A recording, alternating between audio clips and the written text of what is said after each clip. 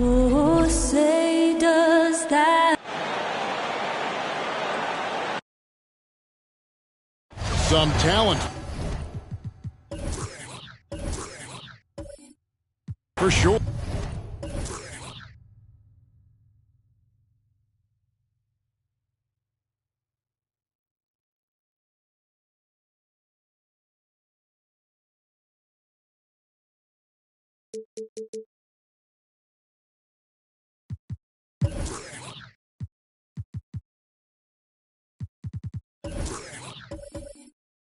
In the back.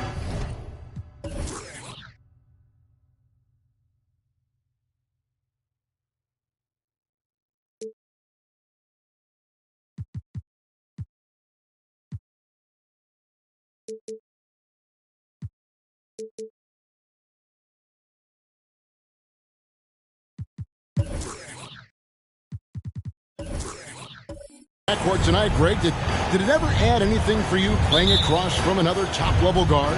No, it always raises the stakes, and you want to rise to that challenge. But in the end, it all comes back to winning as a team. Here are the five for the Clippers. D'Angelo Russell out there with Richmond. Then there's Grant, and it's Thurman in at the pivot, manning the middle. Here's Russell driving inside. One up, one down. 2 points with his first shot this game.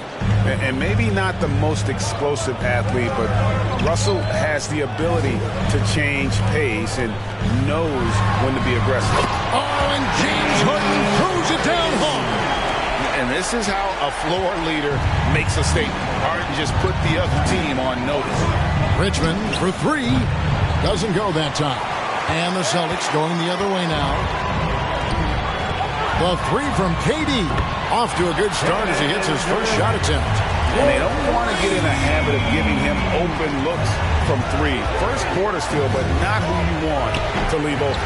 And you could tell he thought that triple was going to fall.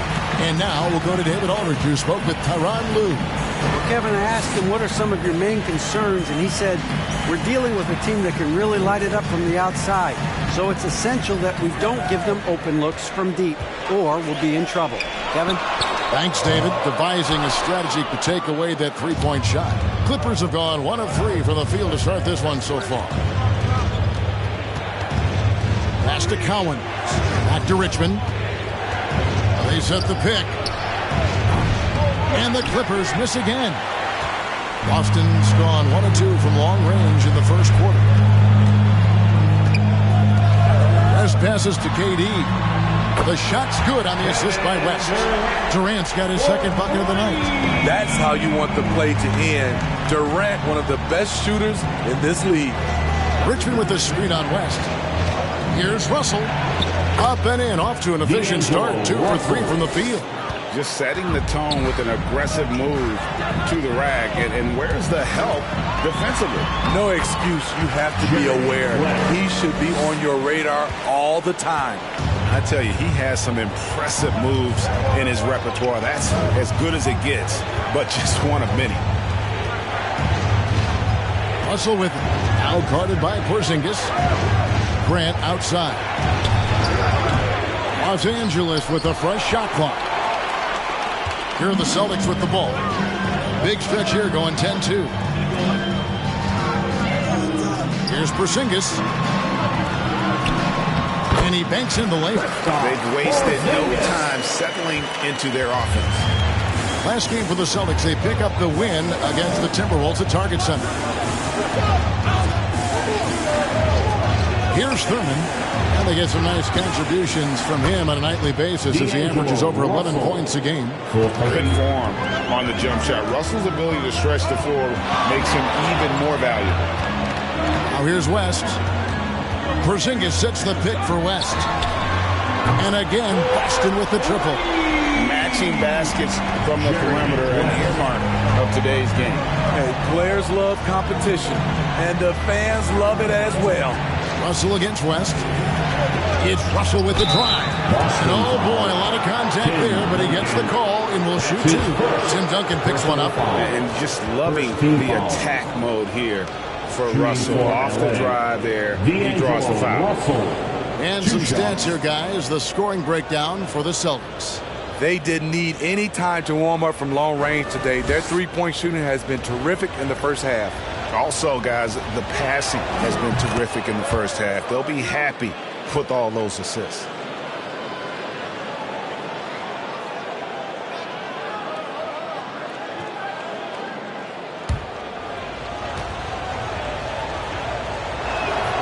And good on the second, so he makes them both. And what an advantage. You really feel like you can always trust him when he's at the line. Harden surveying the D. Can't hit that one. And it's the Clippers taking it the other way. Coming off that loss against Philadelphia. Yeah, a snowball effect in that one. One thing would go wrong, then another. Really the story of the game. I was surprised they put up so little fight. That was not the team I expected to see that night. Now, here is Harden. He's coming off a 22-point game against Minnesota. And he showed again why he is such a sensational playmaker. Some of the plays he made were just remarkable. Now Russell. Jerry West missing from long range. And here's Richmond. He's been quiet so far. Still no points in the game. Shot clock at 5. And the slam dunk by Russell. Displaying superb leaping ability. Russell's electric in the air for someone his size. West kicks to Harden. West outside. Porzingis with a screen on Russell. West, that's good. Clippers trail by 6. Outside Russell, driving to the basket. It's in, and he's a very efficient 5 for 6 on the game. They're still behind, but not because of his efforts. He's been unbelievable this quarter. And it's sent back by Russell. Now here's Grant. Down low. Thurin's shot is off. West against Russell. West dishes to Harden. Durant inside. Grant on him. Porzingis finds Harden. Porzingis with a screen on Richmond. 2 on the clock. And it's Porzingis that time on the assist from Harden. Porzingis has got 5 now. The reflexes on Porzingis can surprise me. For a big, he plays with great quickness. It's T-shirt time. All right, look who's coming on up to the court.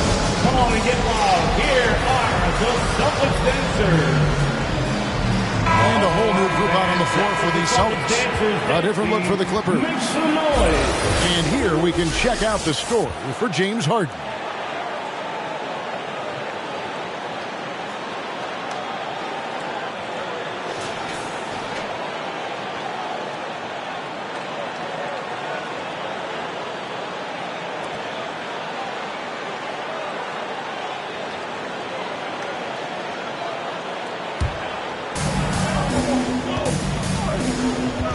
Rubio with it.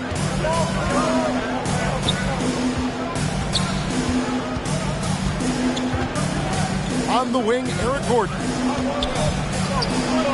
That's in, coming off an assist from Rubio. And of the last 6 baskets, 5 have come on the interior. This is just smash-mouth, physical basketball, guys. Now, here's Cunningham. Lopez sets a screen for Cunningham. And he's off on his first shot of the game. Decent look from mid-range, but there may have been a better option for them in that set. Rubio, the pass to Cousins. On the wing, Williams. Some nice ball movement by the Clippers. Just 5 to shoot. Chris. No good on the triple. Hard to figure out how he doesn't knock that one down. No defender in sight. And, Steve, we saw Chris fighting some injuries, but he has shown he has grown as a player. His decision-making, Kevin, has improved. He's always had the tools to succeed. It took him some time to figure out his spot in the NBA. Up top, Rubio. He's been patient so far. Nothing on the scoreboard yet. Off to a good start as he hits his first shot attempt. High percentage look inside. Rubio always looking to maximize the value of the possession. Cunningham kicks to Ross. Here's Kuzma. And it's off from three-point range. Clippers trail by 5. Rubio outside. Now the pass to Gordon.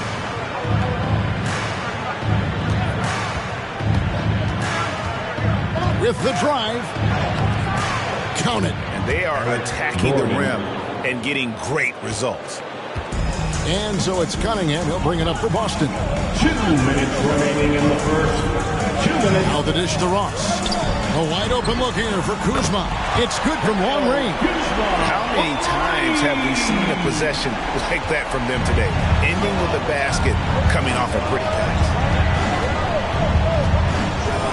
Rubio dishes to Gordon. Inside. Here's Cousins.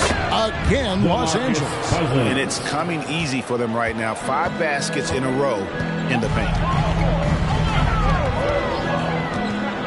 Cunningham looking it over.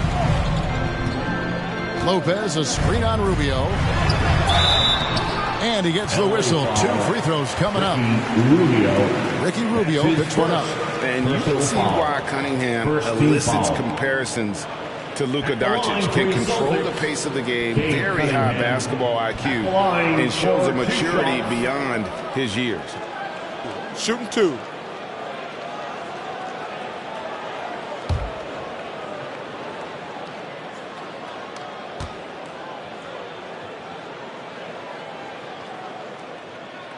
That's good from Cunningham.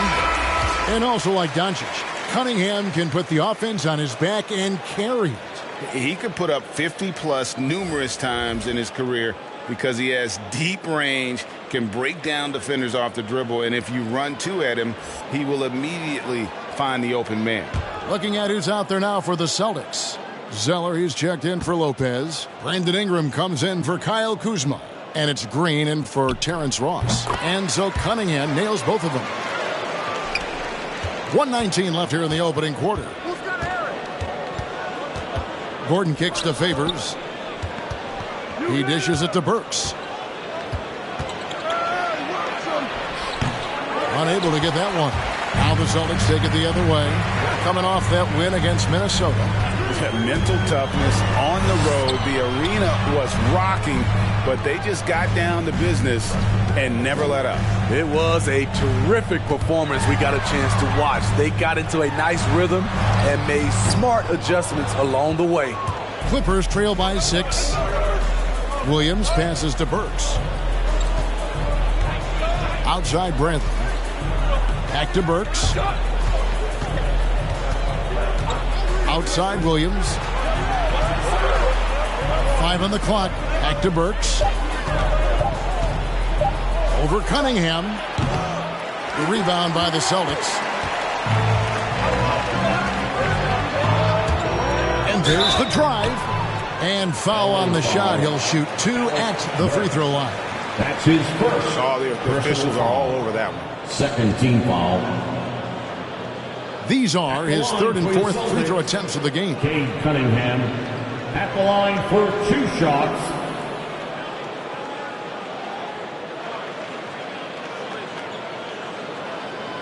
shooting 2.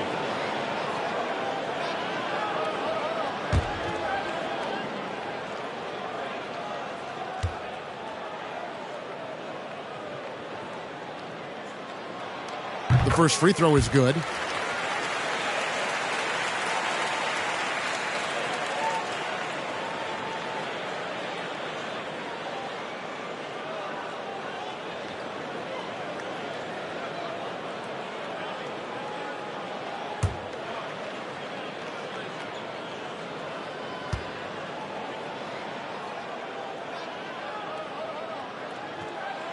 And so Cunningham nails both of them.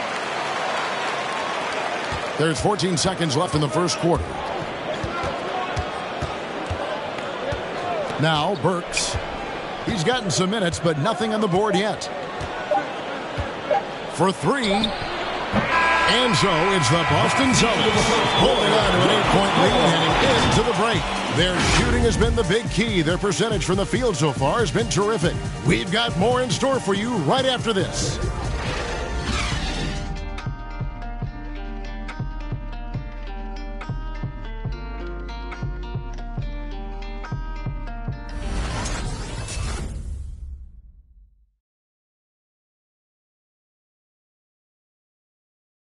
The hunger to improve defines all competitors.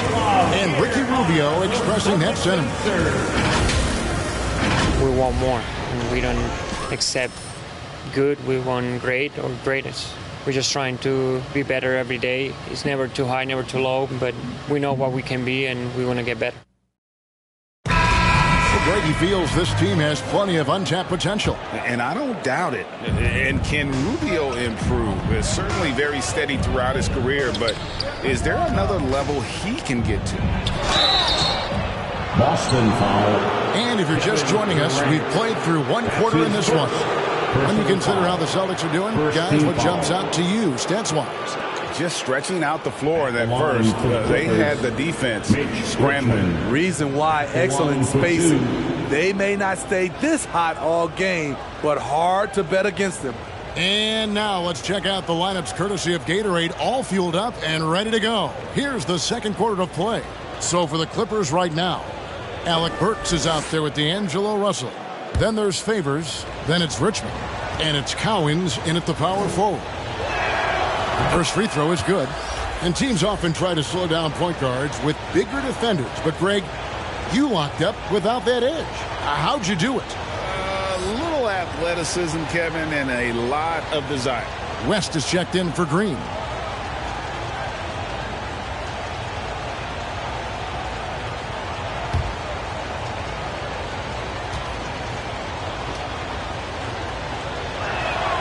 And so Richmond nails both of them.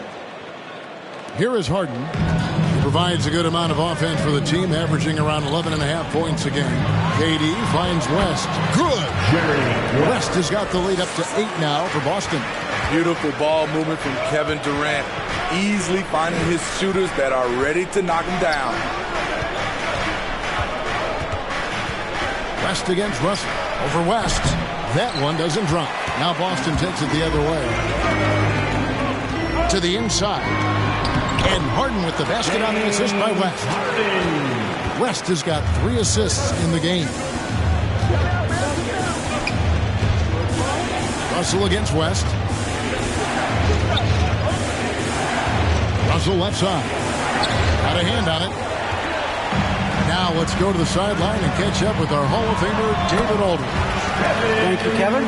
Kristaps Porzingis is returning to form after his knee surgery. He says making sure it's strong and stable is nonstop work.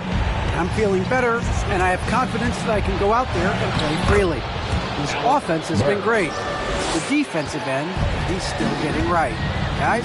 Well, we know he can be a presence, DA, and I think eventually he's going to be what he wants to be. Thank you. And it's Ingram missing. Clippers trail by 10. Here he goes. Burks can't get it to go. And so it's Ingram who brings up the ball for the Celtics. And Harden wide open. He shoots. And a miss there on the triple. And on an open look like that, he's very gifted at making the weak coverage pay. Back to Burks. Pass to Cowens. Kicks it to Favors. Passes it to Cowens. Good ball movement here by the Clippers. Russell, no good. Boston leading by 10. Ingram dishes to West.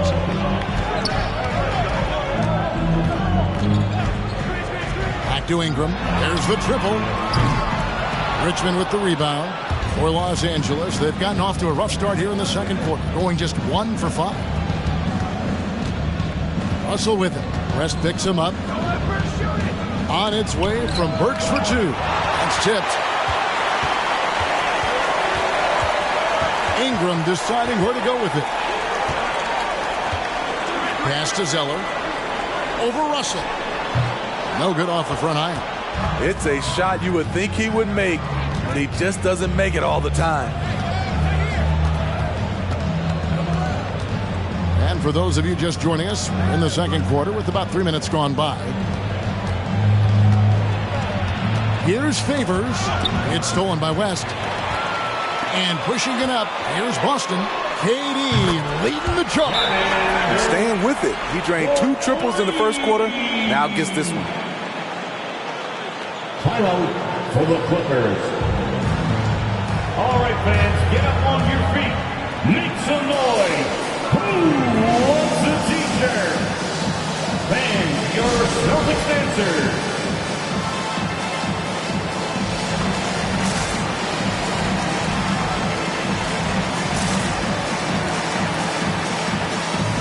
And some changes here for the Celtics. Robin Lopez is checked in for Zeller. Duncan comes in for Kevin Durant. And Kyle Kuzma is subbed in for Ingram.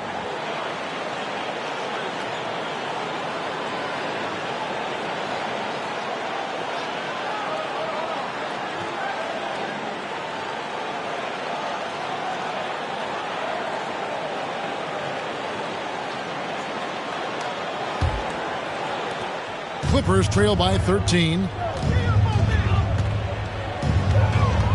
Richmond outside. Shoots over Kuzma. Richmond no good. The defense ready for him on that possession. They had to be because he is so strong in the paint. Well, Smitty, he is a self-professed gym rat. For Kyle Kuzma, hoops was his ticket out of Flint, Michigan to make a better life. And he's done that. He has, overcoming the odds. Wasn't the most touted prospect, a late first-round pick, but dreams do come true, and he's not done yet, Kevin. And being that close to the hoop, I thought he had enough room to finish that one. Rubio, the pass to Thurman. Screen by Grant. Here's Thurman, covered by Duncan. Great D that time from Duncan. Boston leading by 13. From deep, Harden. Again, the miss by the Celtics. The defense got lucky there. That's one you expect him to drain. It's stolen by West.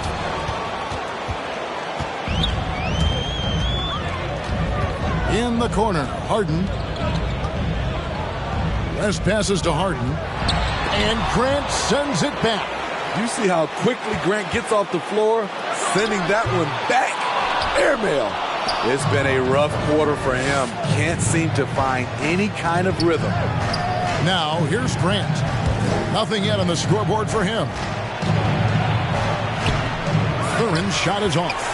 Woo, blown opportunity right there. Won't get many chances easier than that one. Hands it from downtown. The ball movement on this run has been fantastic and is a big part of why they've been able to get these good looks. Kuzma against Richmond. Another miss, and they desperately need a bucket. West dishes to Harden. The Clippers grab the miss. He's tried to get it going, but the shots simply have not been there. Nothing seems to be falling. Rubio against Lopez. And there's the pass to Grant. Stolen by Harden.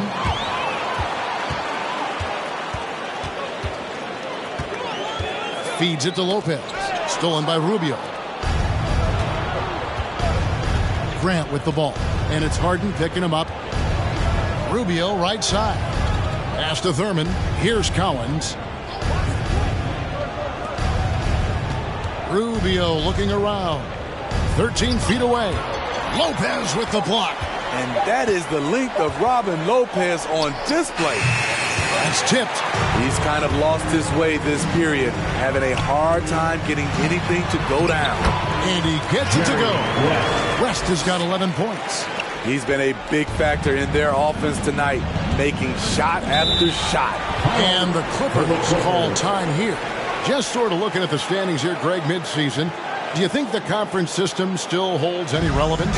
Listen, I think for travel distance, it makes sense to continue to have divisions and conferences. But in the perfect world, I think we'd love to see, hey, let's just see them 1 through 16 and determine who's truly the best.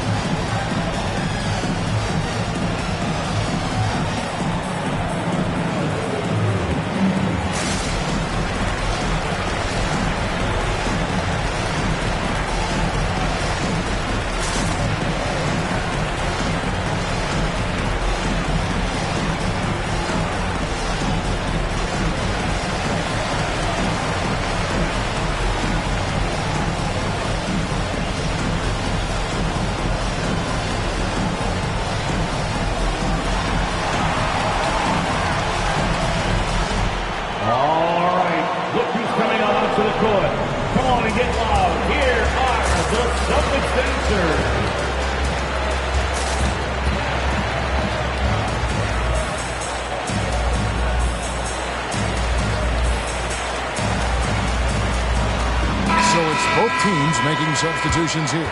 And it's getting closer. The All-Star voting with just 7 days left.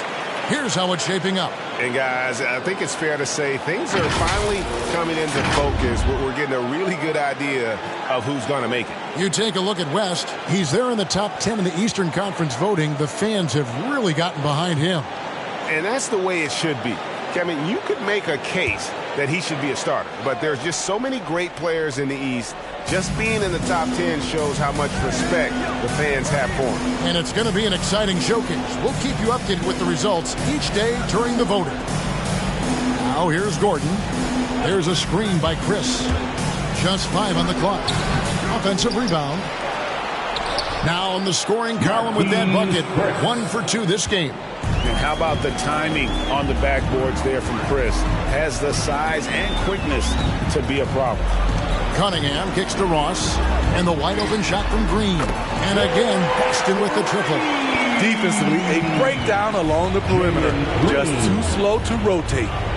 They've been struggling here on offense. Yeah, a bit of a dry spell for sure. Plenty of daylight on that shot. Chris has got 4 points this quarter. On offense, here are the Celtics. They're on a 17-6 run.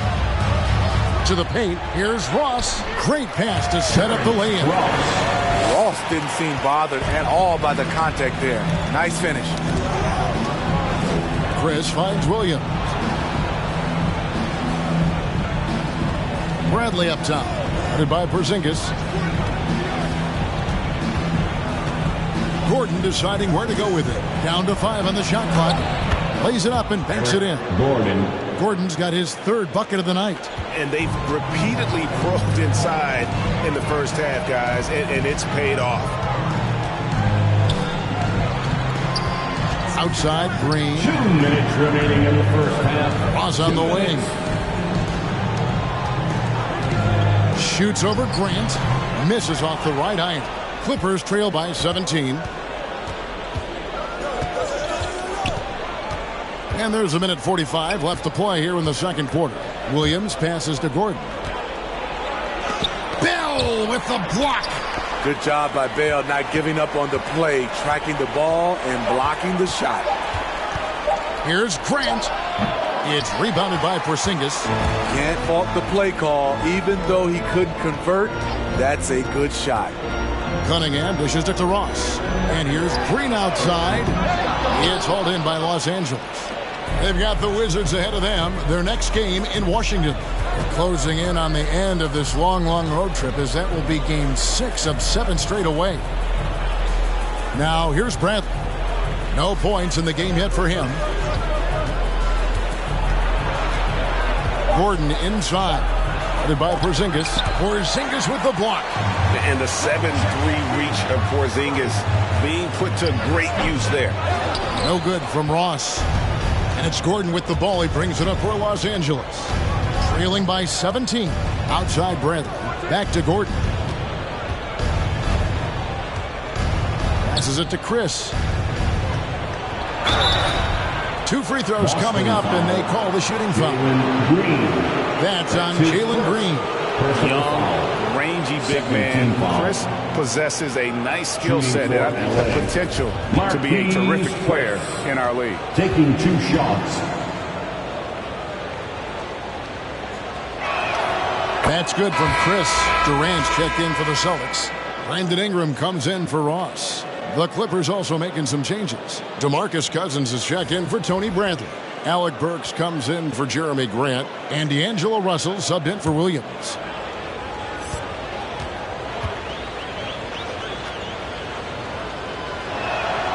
And he makes the first but misses the second. And they're getting to the line a lot in this quarter, guys, and it hasn't been by accident. And it's Green missing. Clippers trail by 16. The drive by Gordon. Strong move to the 10, trying to get his guys going. Hard not to get motivated, GA, right when your teammate makes that kind of play. The problem is your opponent is making big plays as well.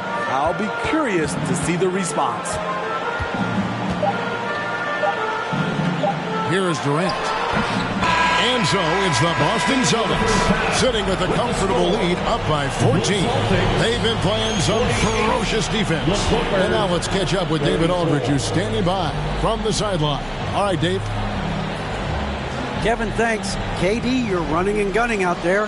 How much fun is it when the offense is flowing like that? Well, I think this team is very well disciplined, and they do all the details, and we just wanted to play harder, man. And I think we got some steals, got some fast break points, and we playing together, everybody touching the ball. It's just fun when we playing like that, so we got to continue to do that. KD, thanks for your time. Back to you, Kevin.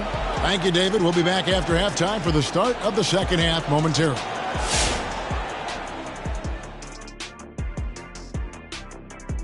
Welcome, everybody. The story at the half could be summed up as a dominating performance for the Boston Celtics. Their passing was clearly superior in the first half. They were playing a team game, not one-on-one basketball. Good player movement, good ball movement, and they have a healthy lead to show it. Okay, now we'll look at some of the players who could be a part of the dunk contest during All-Star break. Watching highlights from this year, it's a preview of some of the dunks I think we'll see in the contest, adding in some props, of course. I hope they jump over you, Kenny. But every year, the bar gets raised higher, and the guys do something we've never seen before. It's unbelievable. And that about wraps it up. And as the third quarter is about to begin, we go to Kevin Harlan for the call.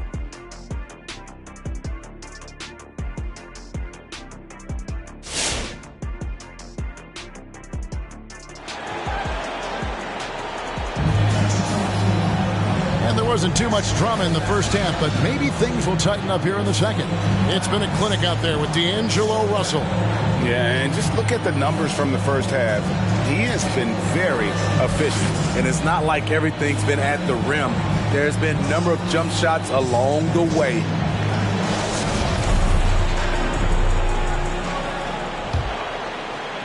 And here is Los Angeles now. It's a 14-point game. We've got Harden. Porzingis is out there with Durant. Then there's West. And it's Duncan in at the 5 spot. That's the Boston 5. Richmond kicks to Russell. Fires from 14. Off the left rim and out. Boston leading by 14. It's Durant with the drive. It's tipped. And here is Grant. Still looking for his first bucket in this one. West against Russell. Out left of the wing. Here's Thurman, and the rebound goes to Duncan. Duncan's got rebound number 7 for him tonight. And we've got an update here, so let's check in with David Aldridge reporting from the sideline. Thank you, Kevin. The Celtics made the Eastern Conference Finals 3 times over 4 seasons, but last season, injuries and COVID protocols knocked them down a peg. Ownership and management are patiently staying the course. And with their young star talent, this team still has room to improve from within. Guys, back to you. Well, their upside in a lot of people's view remains. David, thanks. Now here's Richmond. Following the miss by Porzingis. Here's Russell. That's his 6th field goal today. That makes him now 6 for 11. And this team's struggles are not his fault. He's putting in work at the offensive end. Porzingis kicks it to West. Over Russell. They grab their own miss. Porzingis passes to Duncan. Richmond with it. He's picked up by KD. And if you're wondering where the points are coming from here tonight, here's a breakdown in the scoring between the front court and back court tonight for the Clippers.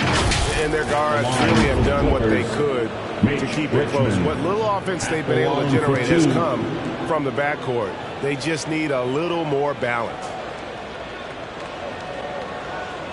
Shooting 2.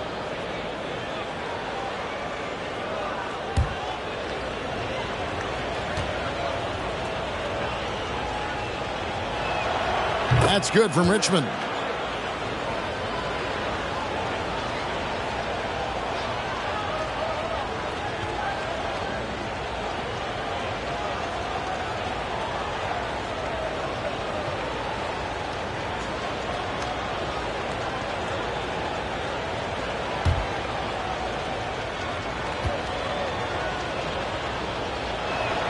And so he makes both from the line.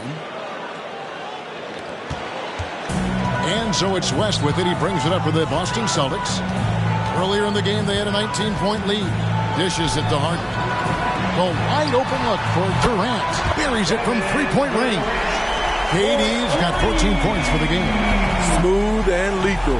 This offense is fortunate to have someone like KD stretching the floor. Here's Grant. And oh, what a play. He just palms the block.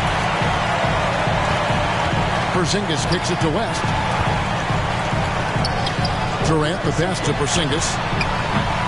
His 3-pointers off the mark. And even without that 3-ball dropping for him, the defense should have done more on that last play. Pass to Russell. Over Durant. And Durant sends it back. KD's 7'5" wingspan in action. Swatting that one away. And the Celtics making a change here. Zeller's checked in.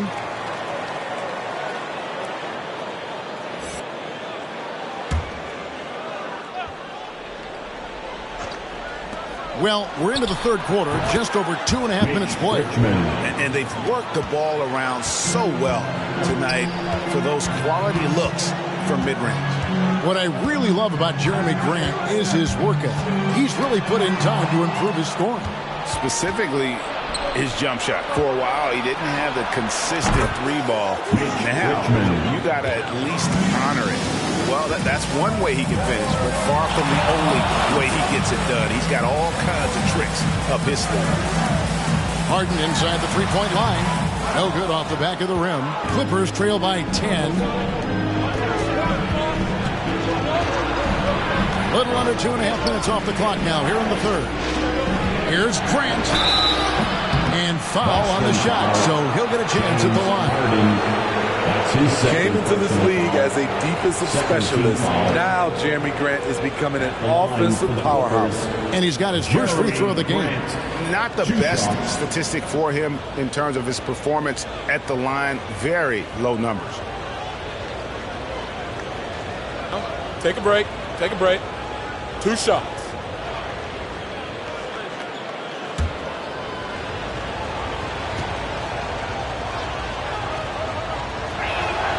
The first one falls. Some changes for Boston.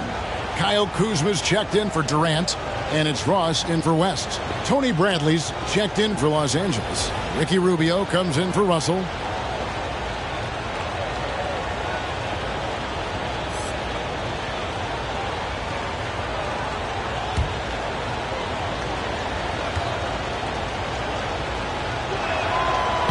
And Grant drops them both. And even though they're down, they are putting on a show at the free throw line. Harden the pass to Duncan. Back to Harden. Over Rubio. Again, the miss by the Celtics. Clippers trail by 8. Grant kicks to Rubio. The pass to Grant. Rubio outside. Grant sets a screen for Rubio. And Ricky Rubio gets the whistle that time. That's foul number 2 for him. Oh, great defense there. Anticipated the play and got there first. Jordan Bell's checked in for the Celtics. And the Clippers with a change here, too. Williams is checked in. Ross against Richmond. Ross passes to Kuzma. And here's Harden. Hits it from three-point range. Harden's got 10 points in the game. And this is Harden doing what he does best. Finding a hole in the defense and exploiting it. Here's Richmond. That one goes. Counted. Boston leading by 9. Pass to Bell. And the foul called on Kenrich Williams. That is his first foul of the game. Robin Lopez is checked in for Zeller. Derek Favors checked in for the Clippers. Clippers substitution.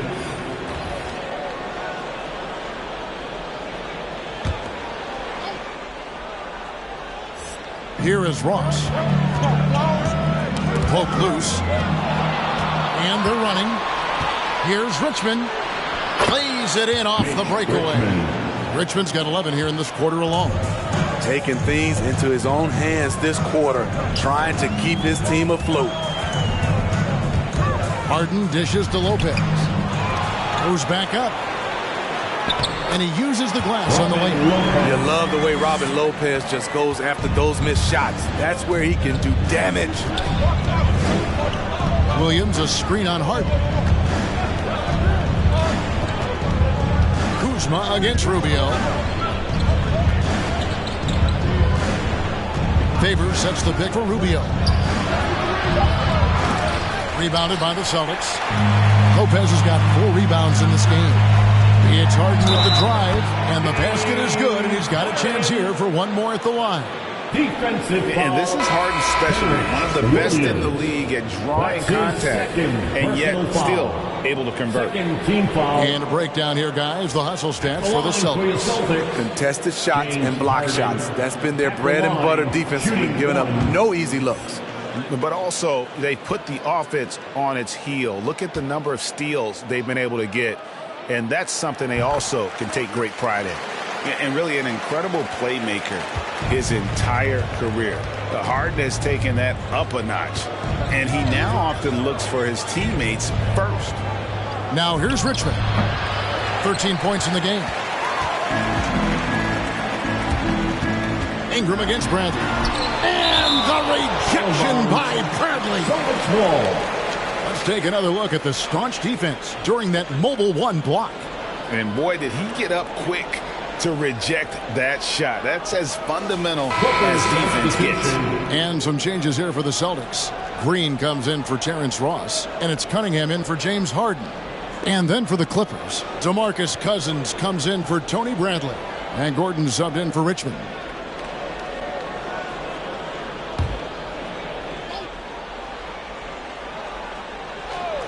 Here's Cunningham.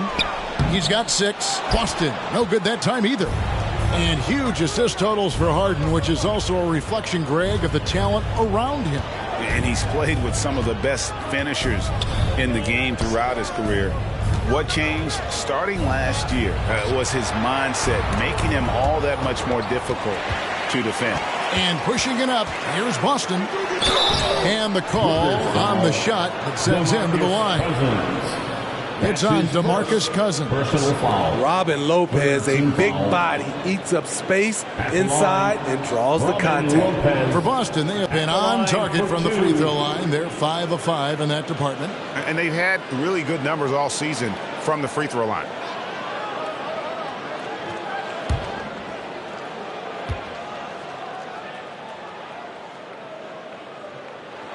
That free throw missing. Probably a little draft in the arena tonight. He's the last guy you expect to miss the mark by that much. Absolutely. Zeller, he's checked in for Boston. And then for Los Angeles, Marquise Chris, he's checked in for Favors. And D'Angelo Russell subbed in for Ricky Rubio. Good on the second free throw. Man, Robin Lopez has a lovable personality. He's someone his teammates really enjoy playing with. Russell with it. He's against Cunningham. Russell no luck. Boston leading by 13. Now here's Cunningham. He has 6. Ingram finds Zeller. They kick it out to Green. Lopez, a screen on Burks. Green, and the ball goes out of bounds. Last touch by Cousins. All over that one. DeMarcus gets himself in position, times the block beautifully. Boston making a switch here. West is checked in, and a switch here also for the Clippers. Richmond, he's checked in for Gordon.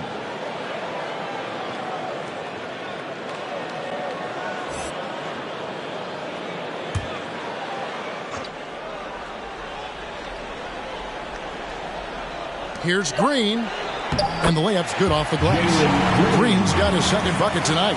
Great look there from Robin Lopez. Rare to see a big man with that kind of playmaking ability. Knocks it loose. To the middle, looking to end the run. Count it, and the Celtic lead has been cut down again to 13 points with the basket from Burks. Nice job. Those passes have to be right on the money around the painted area. Zeller setting the pick for West. No good from outside. Got the defender off his feet with the pump fake, but couldn't knock it down. Cousins with it. He kicks it to Burks. Green with the ball. He's picked up by Russell. Inside, here's Ingram. That one a little long. And when you can't get anything to fall, it definitely gets in your head. And his rhythm, it's been way off. The goal now might be to get him something easy at the rim so he can just see the ball go in through the net, and that helps. Now, here's Burks. Brandon Ingram missing his last shot. And there's the call on Cody Zeller. That's his first foul. Yeah, that's a tough call right there, and really a tough break for the D. Porzingis is checked in for Boston. Kristaps Porzingis.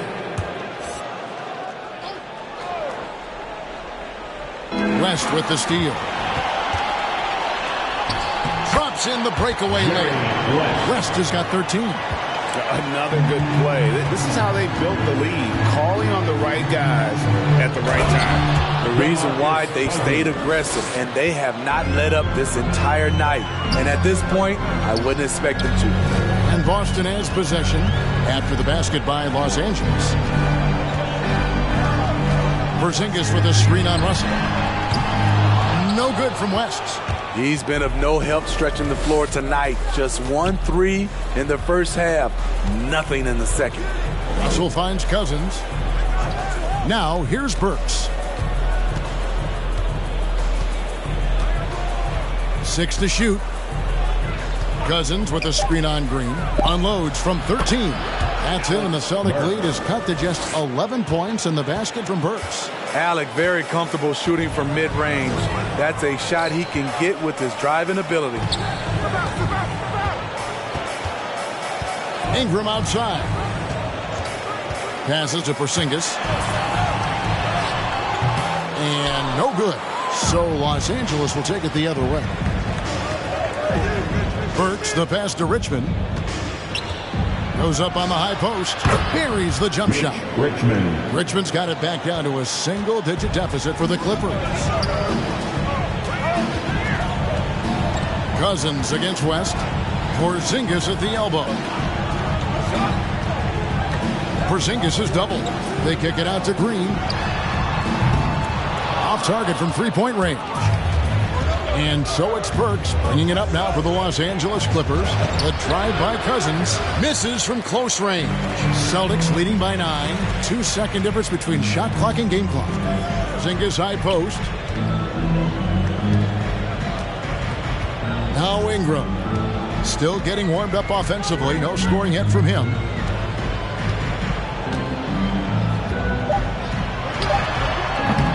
for the key jumper, no good. And so it's the Boston Celtics ahead by 9 as the quarter comes to a close.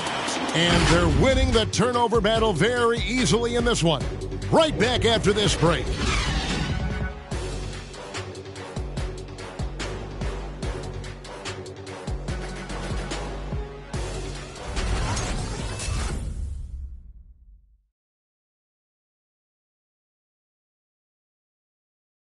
And now we have a moment to reveal our State Farm assist of the game.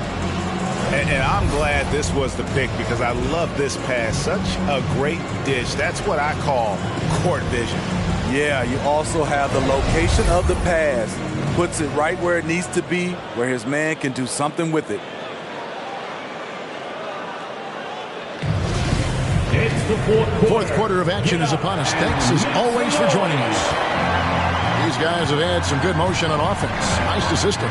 And when everyone's involved offensively, it has a way of helping you on the defensive side as well. Taking a look at Los Angeles, we've got D'Angelo Russell.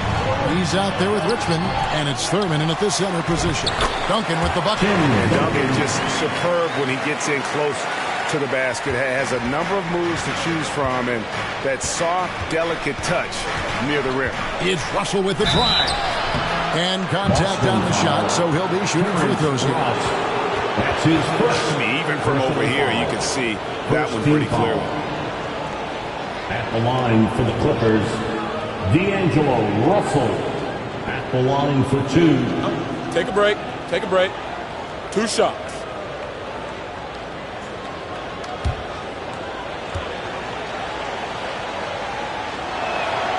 And the first one drops. Being a lottery pick often comes with high expectations, but Russell has shaped into a quality NBA player. Celtics making a switch here. West is checked in, and so Russell hits them both. Celtics leading by 9. West outside. Fades. KD's shot is off. That was the best he could do. Just fade a little bit, try and get a clean look, but the defense was right on him. Duncan with the block. And that's part of his game. Love seeing Duncan just sky up there to reject shots. Does a great job of utilizing that wingspan along with his timing. Clippers trail by 9. Here's Grant. Wow, came this close to a 4-point play. Went to the line for 3 free throws. Personal foul. Yeah, there was definitely some contact there on the 3-point attempt. At the line for the Clippers, Jeremy Grant taking 3 shots.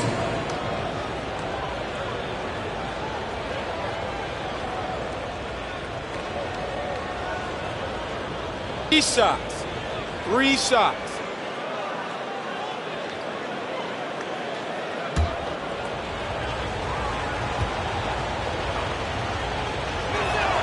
The free throw drops for Grant.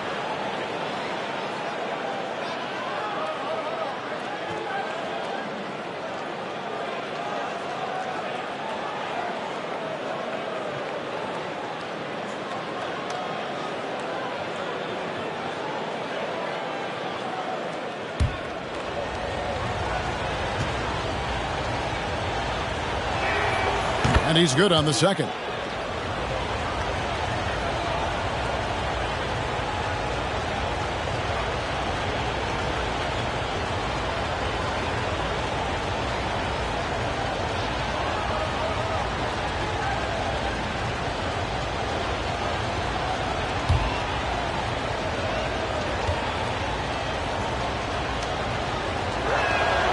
And he nails the third. A little over a minute of the fourth quarter gone right now. Rest outside. Boston again missing. Clippers trail by 6. Here's Russell. The rebound by the Celtics. Duncan's got 9 rebounds now tonight. Porzingis against Grant from 10 feet out. Here's Duncan. Banked in off the glass. And the Celtics lead by 8.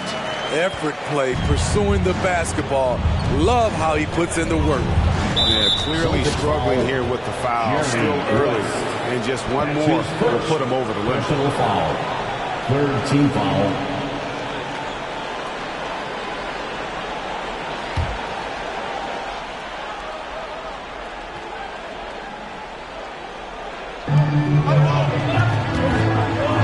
Collins passes to Grant. West against Russell. Pass to Richmond. Shooting foul as the whistle blows. He'll shoot 2 free throws. That's his second. It's on Kevin Durant. And just a physical bull is Richmond. Also, he has the explosiveness to go with the physicality. That's a good recipe for drawing fouls.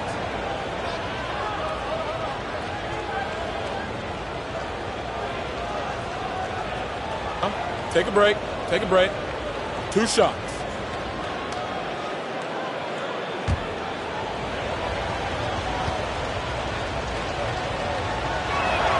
And he knocks down the first one.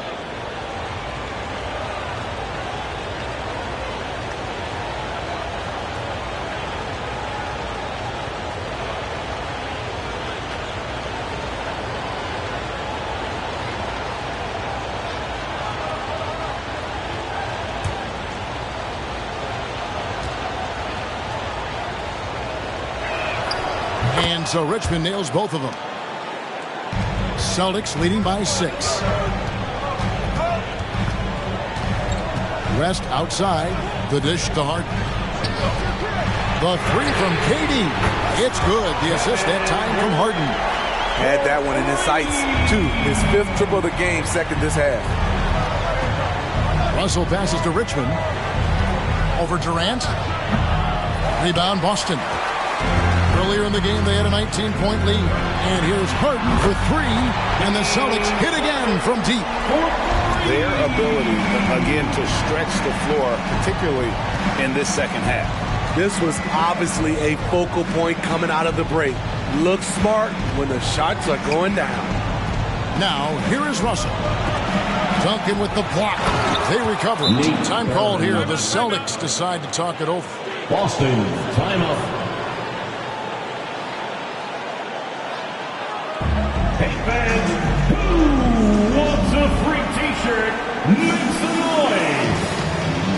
Fans, your Celtics dancers.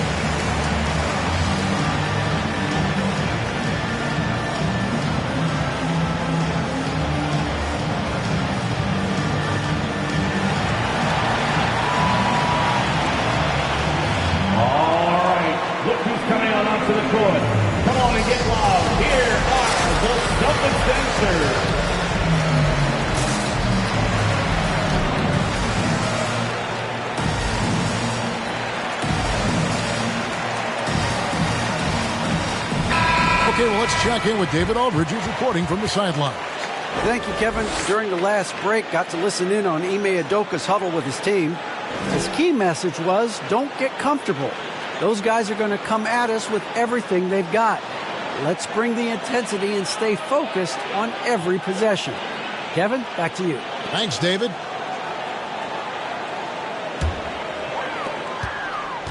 And it's Harden with the ball for the Boston Celtics. 10-point lead. Clippers foul. Mitch Richmond. That's his first personal foul. First team foul.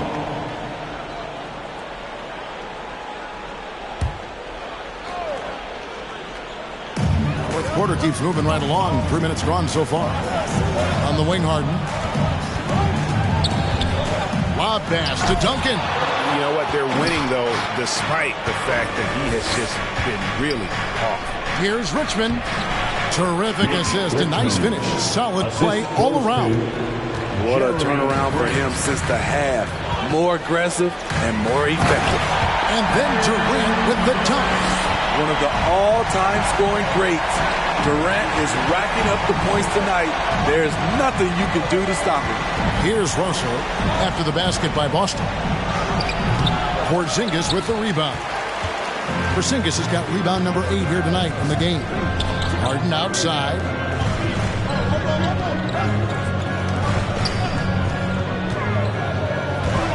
From outside the arc. A rebound by Thurman. Thurman's got his 7th rebound here tonight. Grant against Durant. Grant the pass to Cowan. It's a nice passing here by Los Angeles. And the pass to Thurman. 6 on the shot clock. Now here's Richmond. Guarded by Harden. Duncan with the block.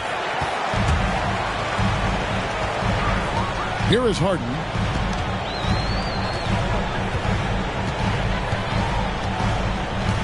Duncan, a screen. Good as the jump shot falls. And it's a 12-point Celtic lead. And Harden is a nightmare in the pick and roll. Just a clever combo guard who is completely unpredictable.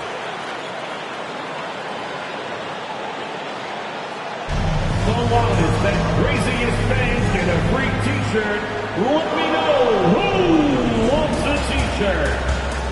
Fans, your Celtics dancer.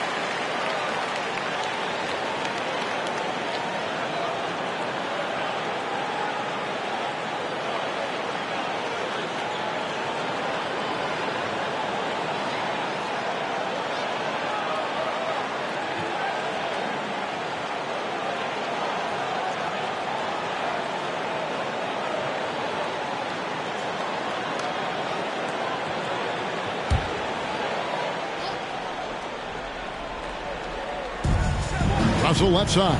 It's stolen by West. There's the 3. And it's Cowens with the rebound. Clippers trail by 12. And here's Richmond. And Boston with the rebound. Harden's got his 5th rebound in this one. Porzingis passes to West. West draws the double. And here's Duncan. He's covered by Grant. And Duncan throws it down. Yeah, and at 7-1, Duncan is a problem in the paint. Outstanding with his extension there, just hammering it home. Los Angeles with another miss. And there hasn't been anything easy for him in this period. And you've seen they've made numerous attempts to try to get him going. Shows how valuable he is to this offense. Here's Russell. Jerry West making his last shot. Here's Richmond. Offensive rebound.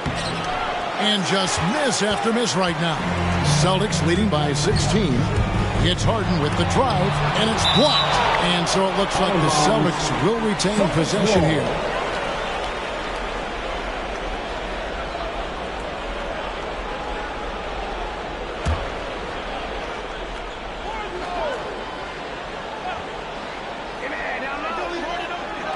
Over to the left wing. KD passes to West. And he could not get that one to go. A lot of contact, and he'll go to the line for 2. And you look at all the things this man brings to the game. The focus, the resolve, a winner's mindset. I mean, there's a reason why they call him the logo.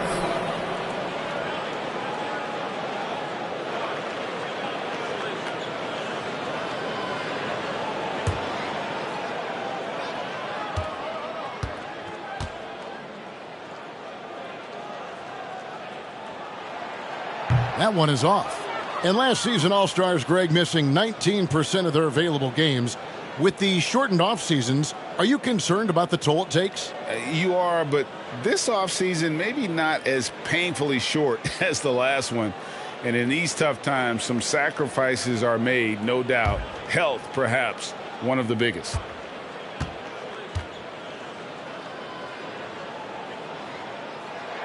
And he sinks the second.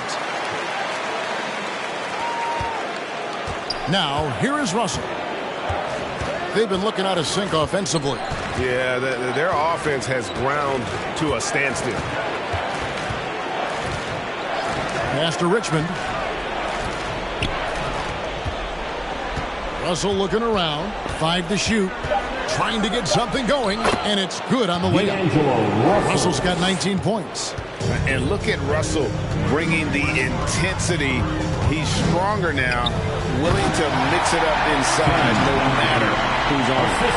Oh, such a beautiful pass to set that one. Yeah, the pass might have been pretty, but the finish was angry. Now, here is Russell. And 2 free throws coming up, unable to get that one to go with all the contact. It's going to be on James Harden. And that's pro. Russell gets his man a little out of position and draws the foul. D'Angelo Russell at the line for 2. Take a break. Take a break. 2 shots.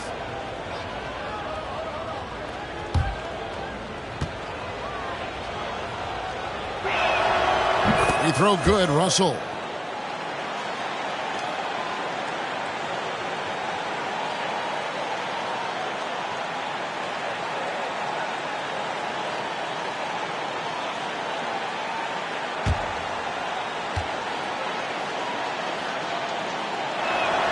And so Russell hits them both. Celtics leading by 15. West outside. Harden outside. Launches a 3. A three-pointer is right on target. Harden's got 14 points here in the second half. Heavy incoming from beyond the arc, a key part of their initiative this entire fourth quarter. Interesting approach coming down the stretch, looking to rack up points in chunks. And Russell gets it to go. A jack of all trades, Jeremy Grant also has a strong feel for when his guys are uncovered. Back to West. The feed to Duncan. And oh, the block shot grabs it out of the air. Richmond the pass to Grant. And he's fouled pretty hard on that shot, but he's got the chance to pick up the points at the line. I mean, beautiful stroke on the jumper, something Grant didn't bring into the league, but he's got it now. At the line for the Clippers, Jeremy Grant. 2 shots.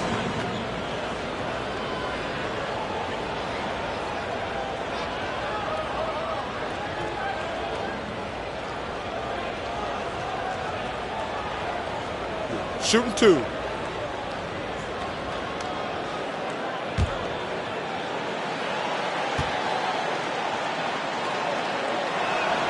And the first one at the line is good.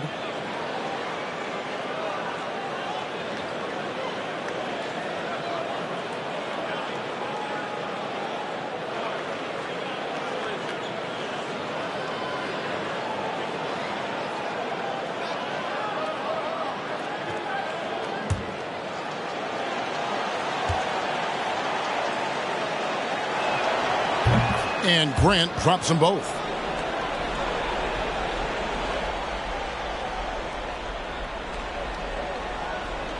West with the ball. If they want to, they can milk the clock just a little bit here. Yeah, that's the best option. Lob pass to Duncan. Oh, what a pass. And then he lays it in with the circus move. So smooth. And the Clippers call time here. One of the stories here, James Harden getting it done today. Yeah, they're going to have to find a way to run him off his spots out there. He is rolling. Make some noise. Fans, your Celtics dancer.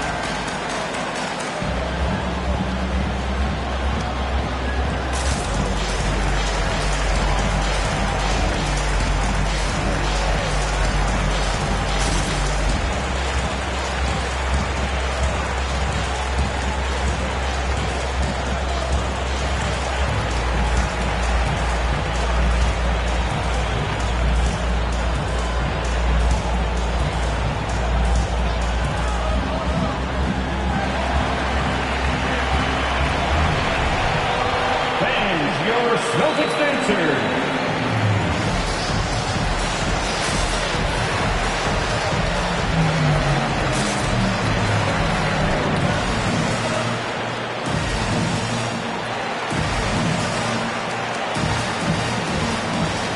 And now we present our New Balance Player of the Game, Jerry West. And he's up over 50% from the field here tonight. And that speaks to how solid his shot selection has been. Nothing forced and really no bad decisions. Just good, smart, offensive basketball. Coming into this game, he had been having a tough stretch. We all know that, but not anymore. He's back at his best. I think it's safe to say that slump is over.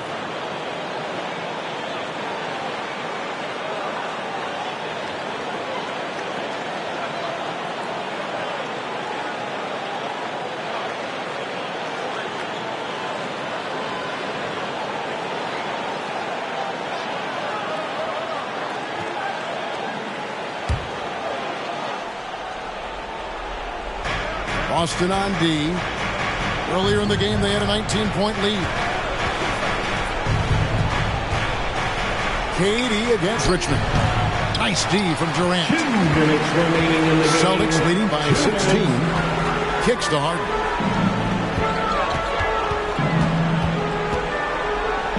.151 left in the fourth quarter. Over to the wing. Clock at 4 for 3. West. Nice D from Russell. Just not feeling it from beyond the arc. Sometimes that happens. He's trying to shoot his way out of it. Here's Richmond. And it's good off the back of the rim and in. Richmond's got 21. And look at how quick he was to bite on the pump fake. Left his feet way too soon. And so it's West with it. He brings it up with the Boston Celtics. It's a 14-point game. Driving in, and it's sent back by Russell.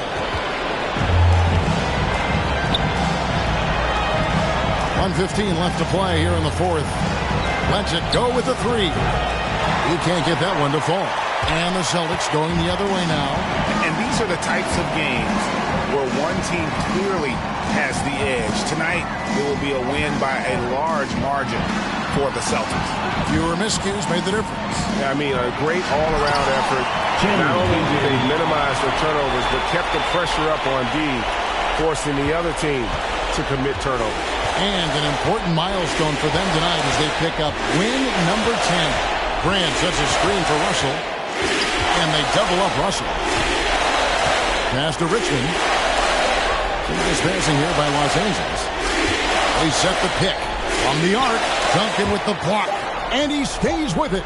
And a deep 3 from Russell. It's hauled in by Duncan. About 3 seconds between shot and game clock. Lob pass to Duncan. Oh, a nice defensive play to disrupt the alley-oop. Harden against Russell.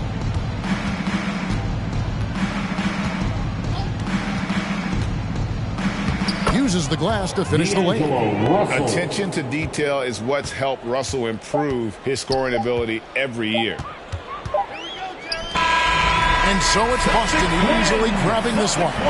Some good moments throughout this one, but they have the clear advantage down the stretch. Yeah, I mean, I love the way they executed on both ends of the floor, completely under control for the vast majority of the game. And whenever there was a misstep, they just didn't allow it to fester, and that's why they're going to walk away with the win. And now we'll send it over to David Aldridge, who is standing by courtside. David. Thanks very much, James. You have seen every type of defense from opponents over the years. What do you enjoy about that back-and-forth challenge? Just every single game I'm trying to figure out what they're doing and how can I be aggressive and attack it. You know, I love playing a game of basketball. I love, being crafty and just trying to compete at a high level every single night. It takes a lot, but I'm built for it, and I'm going to just continue to keep going. Well, you won the chess match tonight, man. Congrats on the win. Back to you. David, thank you as always. Thank you for joining us. That'll do it for now. For David Aldridge, Greg Anthony, and Steve Smith, and the rest of our terrific 2K Sports crew, this is Kevin Harlan saying thanks for watching, and we'll see you next time.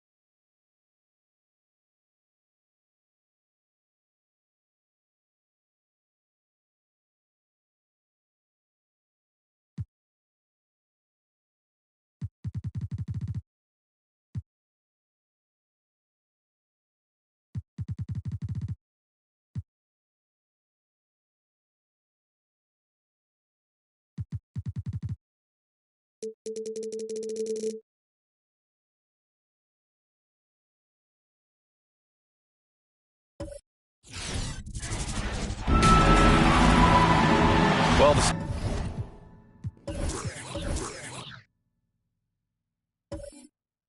That's my...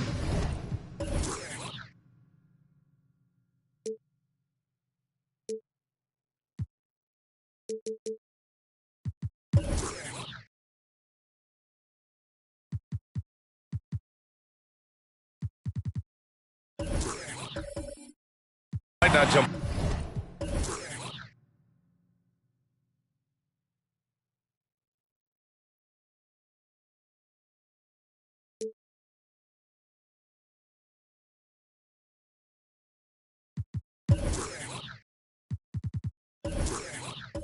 Attitude for Candace. OG Anunoby is a player that makes a big impact on the court. He is ready when his number is called, and you remember in the bubble, hit that buzzer beater in the playoffs. He's a guy that's going to defend, going to get you extra hustle plays. He's a guy you want on your squad. Ooh, the OG, talking about OG. Like that, BA. Here's the starting group for the Milwaukee Bucks. And once Morant spots the open man, he's automatic. He doesn't waste time overthinking. He just lets it go. Drops in the three. Defensively, you have to stay connected to him on the perimeter. Pass to Barry. And here's Butler.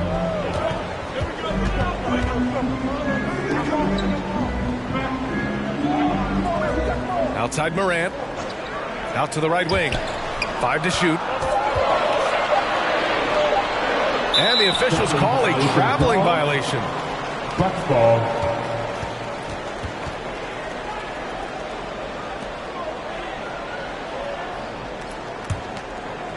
Here's Milwaukee. 4-3. And the Bucks hit again from deep. Starting to find his rhythm. He's cooking, and he knows it. And you know what? They're going to keep using him. I mean, he'll be the centerpiece of their offense today. You can bank on that. Here's Barry, a dependable player on offense, giving them over 13 a game. Here's Robertson. Pass to Parrish. And a two-handed jam. Oh, nothing soft about that. Was not going to be denied. Just took the dunk that was right in front of him. Well, you know, if nobody's going to put a body on him, then that's going to be the result. We've watched Morant get so good at this. Instinctively spots the opening and feeds a really good shooter. And the basket by Hield. Just taking it right to the rim, and no one was there to greet him. Well, this early, they should be showing a lot more energy on defense. It's not there. And the Raptors franchise had a great run for a few years, Candace. 7 straight playoff appearances, 1 NBA title from 2014 through 2020. And it's that guy, Kyle Lowry. I'll tell you that. Took a lot of hits early on. Could he be a champion? Could he be a point guard on a championship team? And boy, did he shut everyone up by just doing that when they won a championship. Lead the North. Got to do more than this to slow Morant down. He's superb at fighting through physical defense. Again, the Bucks, good for 2. First quarter of ball, almost 2.5 minutes in. The drive by Morant. Pass to Barry, takes a 3. Parrish with a rebound. The Bucks have gotten 5 of 7 shots to fall. Here's Lanier. It's stolen by Halliburton. Here we go. Morant with it. And in the first quarter, about 3 minutes played. Here's Olajuwon. Puts the move on. The shot off that time. Milwaukee goes the other way with it. They defeated Washington in their last game. They were so consistent from the three-point range in that one. And that's a nice weapon to have as a visiting team. Yeah, you know, the defense had no answer for them. To do that kind of damage on the road, impressive. And it's the Raptors with the ball, following the score by Milwaukee. Pass to Barry. And here's Halliburton, guarded by Hield. Butler on the wing. Shot clock at 6. Blocked. Anunoby against Butler. Here's Robertson. Fires from deep. Drains the triple. He's got 11. Well, Candace, your versatility as a player is just tremendous. Let's talk about the parts of the game that took a little work, though. I know there were parts of your game that came easy to you, but what about those aspects of your game that you had to really focus on and work on and improve as you became a professional? Believe it or not, defense. That has been just in terms of just staying steps ahead. I think defense takes a lot of IQ. It takes a lot of, being ahead of the play before it happens, being in the right position. So I think defensively is something that players underestimate the value of. It'll be a Raptors time. Who wants the t-shirt? Ladies and gentlemen, your North Side Crew.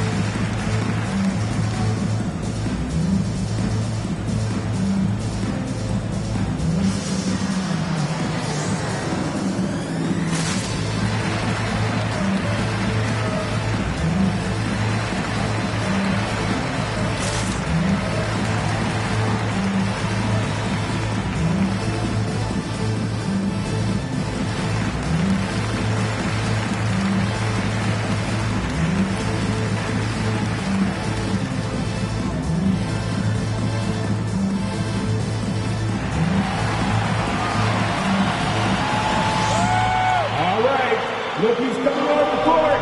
Come on and get loud for your Northside Crew.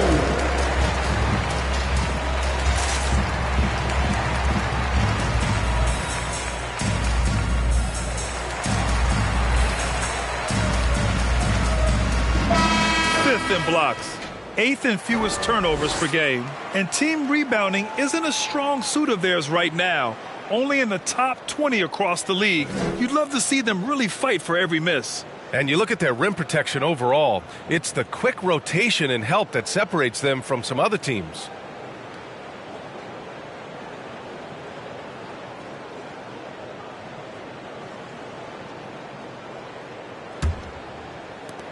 The Raptors have gone 4 of 9 in this one so far. Well, some time now has passed since the WNBA bubble, Candace. Looking back at that time, what stands out the most to you? Well, for the last 6 or 7 months, we weren't allowed to say bubble in my household. It was a unique experience, one that I am very happy to have been a part of. Just in terms of what that season meant to the WNBA and just in sports, social justice, everything that the country was going through at the time. So to be a part of that was great, but just one time, BA, not again. Well, the WNBA crowned a champion, and maybe most importantly, as always, a leader in the social justice movement. Butler can't get it to go. He's as surprised as we are. Most nights, that bucket is automatic. Here's Parrish. Turned in an outstanding game against Washington.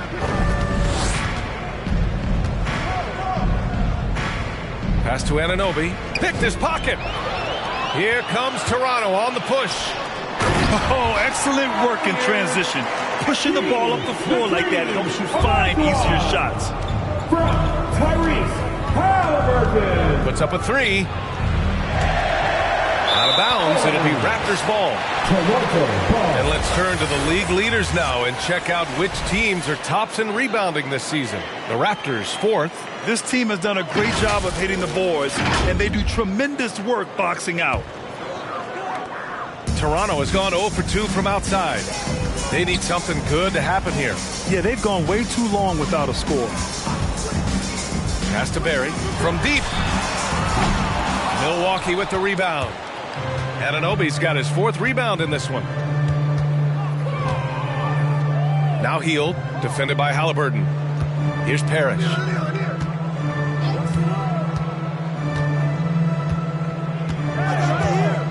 On the take. Shoots over Haliburton. Just 5 on the clock. Lets it fly. Barry pulls it in. Toronto shooting just 38% so far in this one. And with the new CBA, the WNBA reducing free agency restrictions for players. Candace, what effect do you see that having? Well, this is going to empower players to be able to go and play for organizations they want to play for. It's very important to understand that this is a job. This is exciting, and it is important to be a part of an organization that you want to. And so I think that this will just continue to empower players. And it doesn't hurt to have a little buzz around players going from one team to the next in the offseason. The assist, Buddy Hield. Toronto with the timeout. Which loudest section wants a t-shirt? All right, nobody's coming on the court. Come on and get loud for your North Side crew.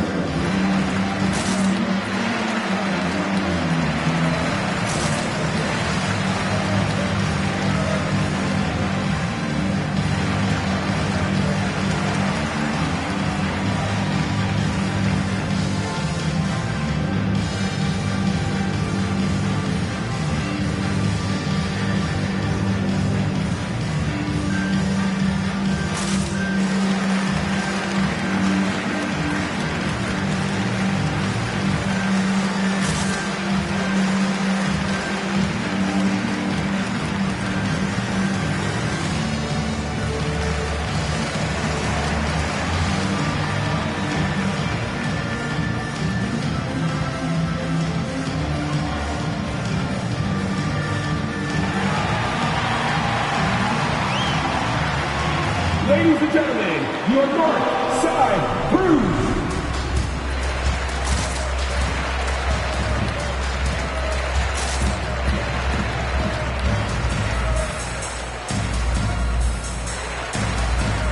A line change here for Toronto. A different look for Milwaukee.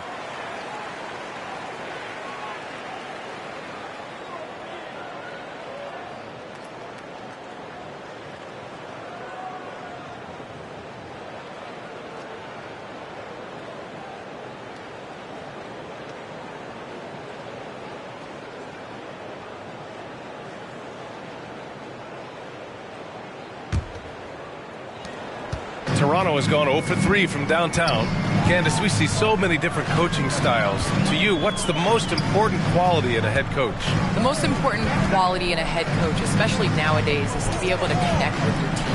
You have to be able to connect to know what they need on a nightly basis. You know when to push, know when to bring them back down into reality, and how to set the tone. So I think that is so important, especially in this generation. Hey, when you're as big and strong as Jordan is, you expect to get hit. You expect contact. And Jordan doesn't let it bother him. Now here's Mills. Pass to Nurkic. Back to Mills. Now that we're into the new year, how about a check on the Eastern Conference standings? You take a look at the Bucks. Way down in the conference standings. Lots of ground to make up in the final half of the year. And, of course, there's the Raptors, half a game behind. Well, I think for Milwaukee, when you look at their roster, they're talented enough to turn this thing around. But so far, the season has not come together for them the way people predicted. Yeah, that's the sense you get, isn't it? I mean, the important thing is that they don't panic here. Stick to the basics and work out of this slump without trying to do too much at one time. Gallinari can't hit that one. The Bucks go the other way with it. 2 minutes left. Outside Mills. 2 minutes. Shoots over Gallinari, and it comes off the front of the rim. Well, the Raptors shooting just 38% so far in this one. Outside Jones. Jordan with a screen on Nurkic. Inside, deflects the pass. Pass to Jordan. Outside Jones. Shoots over Mills. He got a piece of it. Now Walker. We've got 1:23 left to play in the first quarter. Here's Najee.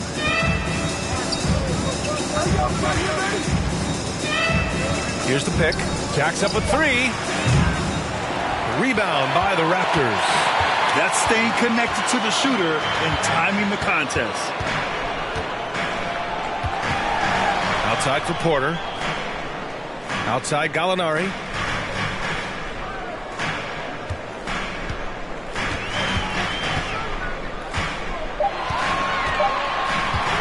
Lets the three fly. Rebounded by Nurkic. And you never want to give a shooter like him a clean look. There's a screen by Nurkic. Pass to Ellington. Here's Najee. Outside Walker. Oh, they need this. Ooh, rejected by Jordan.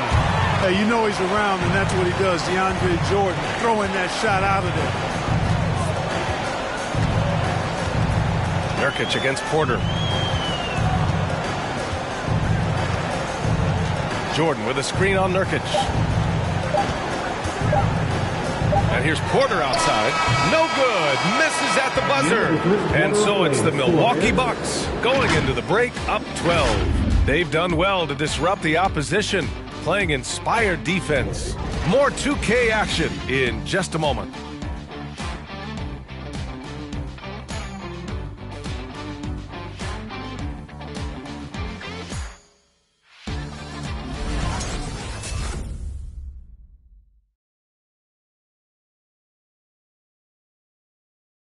Ladies and gentlemen, your north side. And if you're just tuning in, we've got a wide margin on the scoreboard, but plenty of time left for a comeback.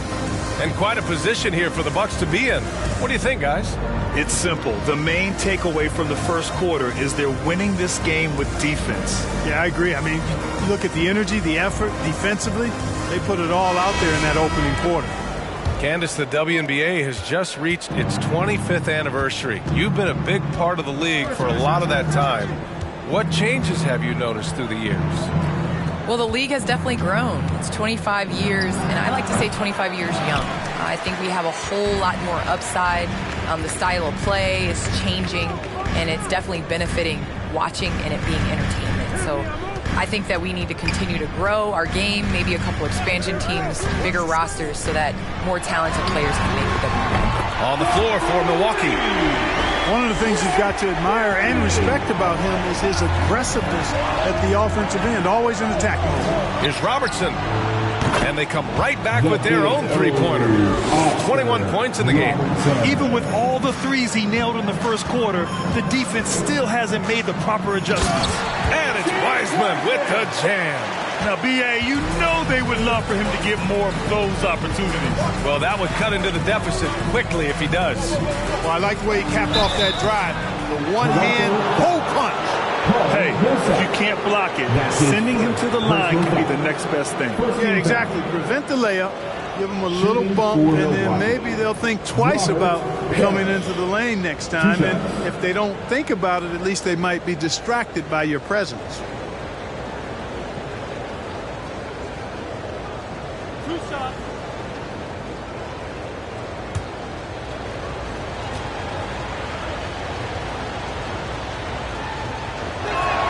First one falls for him.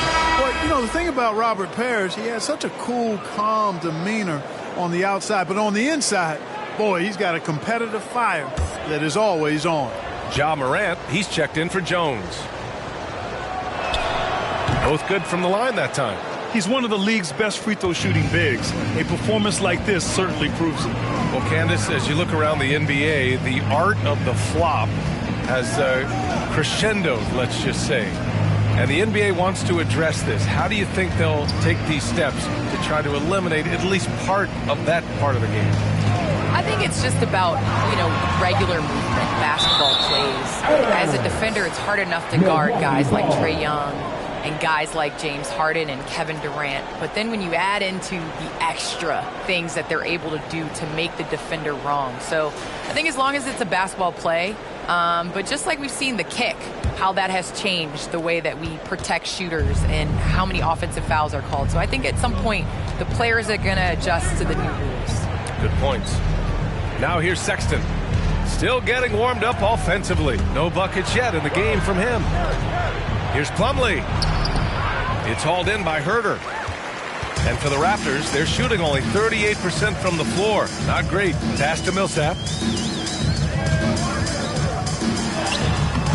Second quarter play with around 2 minutes gone so far. That shot off the mark. Here's Duarte. Here's Parrish. As far as his production, he's averaging about 8 points per game.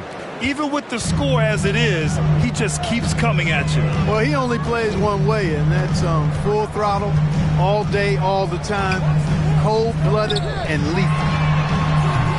Barry misses. It's tough to get open in this league, and when you do, it hurts not to capitalize. On the wing, Sexton. Pass to Robertson. Back to Sexton.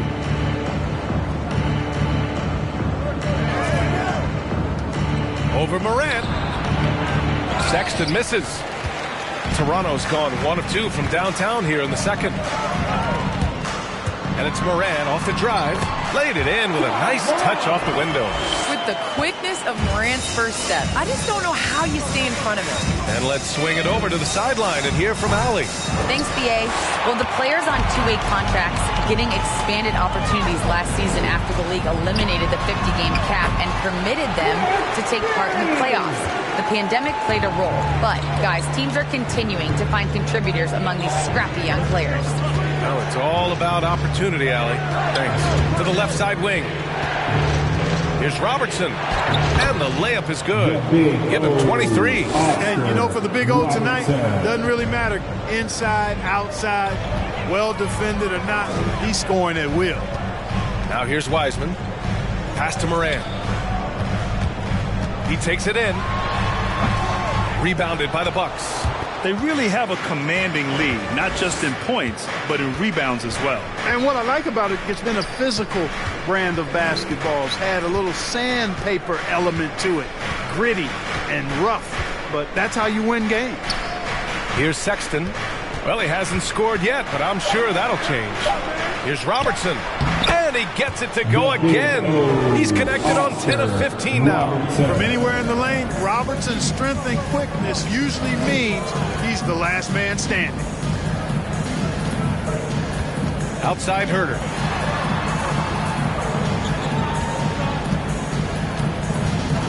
Millsap outside. Pass to Barry from 20 feet. The rebound by Robertson.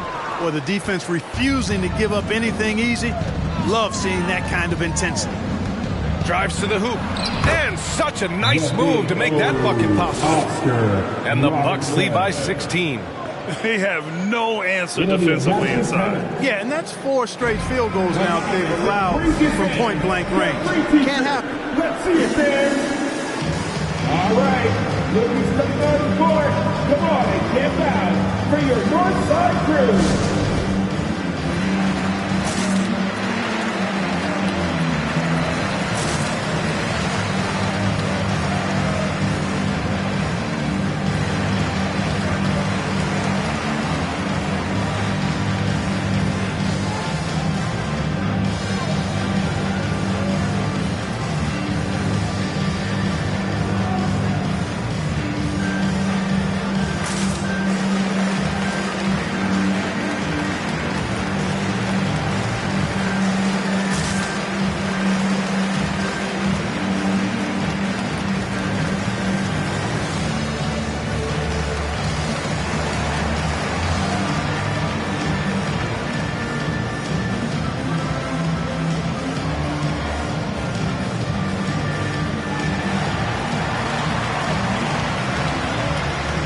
Ladies and gentlemen, your North Side crew.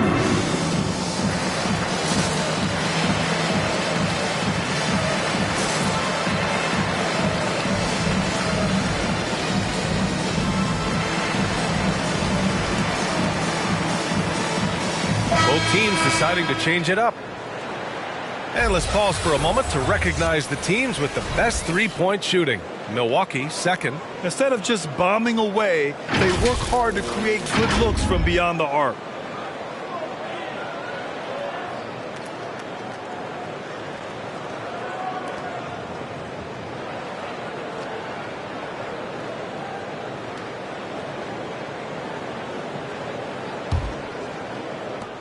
The Raptors have gotten 4 of 8 shots to drop in the second. Out left to the wing.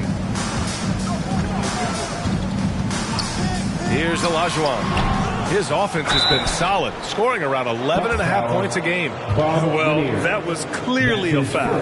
Yeah, he took a shot there, earned those free throws. All right, guys, what do you think about the offensive approach we've seen so far for the Bucks? Boy, the three-point shot has really been dropping for him early on. Something else that stood out tonight is their efficient scoring on the low block.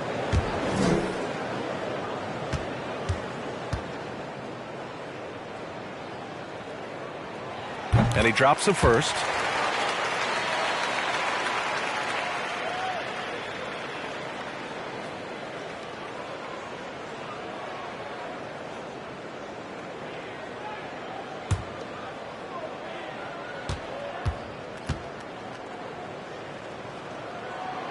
That one falls, so he hits both of them. The Bucks have gotten over 50% of their shots to go. 5 for 9 in the second. Here's Robertson. They get the rebound. Lanier. There's the block. Boy, Olajuwon is a ferocious defender and rim protector. Really excels at slapping shots away. Milwaukee has gotten 5 of their 9 attempts from deep to go. Back to Hield. Shoots over Halliburton. It's rebounded by Olajuwon. Toronto's gone 1 of 3 from three-point land here in the second quarter. Pass to Morant.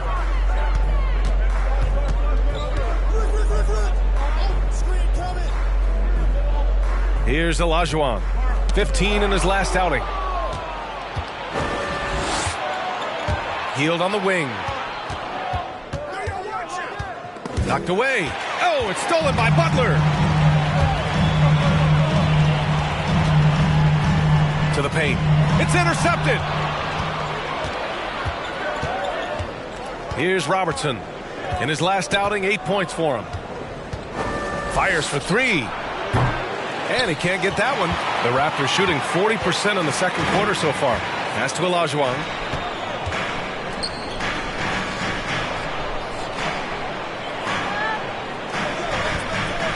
Here's Barry. Going inside. Can't cash it in from close range. Here's Robertson. Hounded by Morant. And here's Anunoby. Hield from outside. Bearing his second of 3 attempts. Long-range shots like that, almost effortless for Hield. Every chance he gets, he'll take that shot. Pass to Barry. Here's Olajuwon. From the low block. The shot that time not on target. He's been just a little off the mark tonight. Really the story of the game so far. Sinks it from distance. Give him 30. He's putting them to the test this quarter, attacking every chance he gets. Here's Barry. To the middle. It's stolen away. Hield against Halliburton. To the inside. And rejected. And he recovers it. Here's Lanier. Halliburton with the ball. Pass to Olajuwon. Back to Halliburton. Here's Morant. No luck on that one. Milwaukee goes the other way with it. This game against Toronto here, it's their first look at the Raptors. And they were the odds-on favorite in this matchup last year, but actually lost the season series. Yeah, and for them, that was a bit embarrassing. So expect them to come back with a point to prove tonight. That's 3 in a row from out there now, so they've got to do a better job contesting. Left side, Butler. And it's Butler with the jam. I'd simply say Butler likes to finish with force at the rim. Show us what you got, Jimmy Buckets.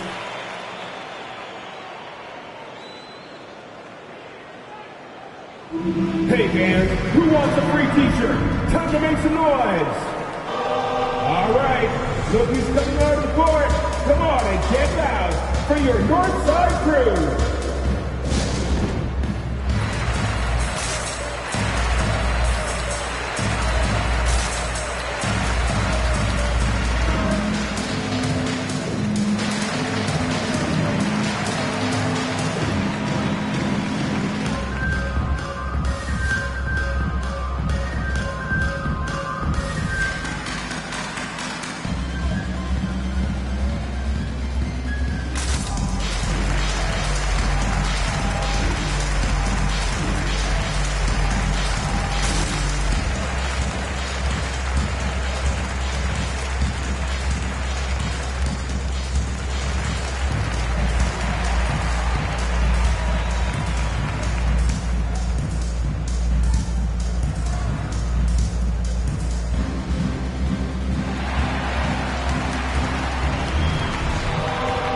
Ladies and gentlemen, your North Side Crew.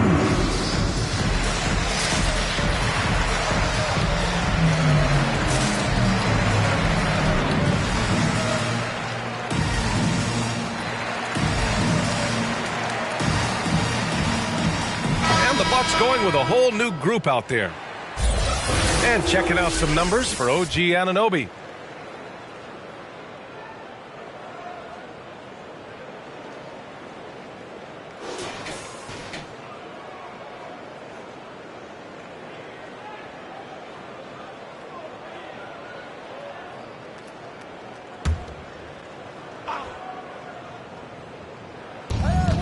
A minute 53 left in the half. Mills with it. Jordan's there. Nurkic inside. And he lays it up and in. Nurkic just got his first 2 points of the night. And the defense has no one to blame but themselves. I mean, they just let him get right to the rim. You know, he should be getting extra attention from the defense, not less. All right, how about our special guest, Candace Parker. Candace, thanks for coming by and dropping some knowledge on us. I appreciate it. Happy to do it anytime, BA. What impresses you about Candace? She's so invested in helping the game grow in a positive direction. Well, you know, I think in an interview she was quoted as saying, do good, be good, give back. Well, she walks that talk, boy, and walks it well. Here's Jones. The Bucks getting their last shot to go. And he misses again, now 0 for 3. Outside Mills. There's a screen by Nurkic. Mills attacking. Oh, it's blocked! It deflects off the backboard. And they get it back. From downtown, Porter pulls it in. Toronto has gone 1 of 3 from three-point land here in the second quarter. Now here's Jones. He's guarded by Mills. Outside Jones. Back to Porter. 5 on the clock. Here's Jordan. Stolen by Mills. And the Bucks pushing it up now. Ooh, rejected by Jordan. And they'll keep possession. Pass to Najee. Poked loose. Robinson with a steal. Outside Gallinari. Launches a 3. And the three-pointer goes. Gallinari's got his first bucket of the game, and he's on the board for 3. He's off on that one. And so it's the Milwaukee Bucks continuing to pile it on, up 22 as we head to the break. And they've been shooting the lights out from the arc. All those threes have this poised for a blowout. More NBA on 2K Sports right after this.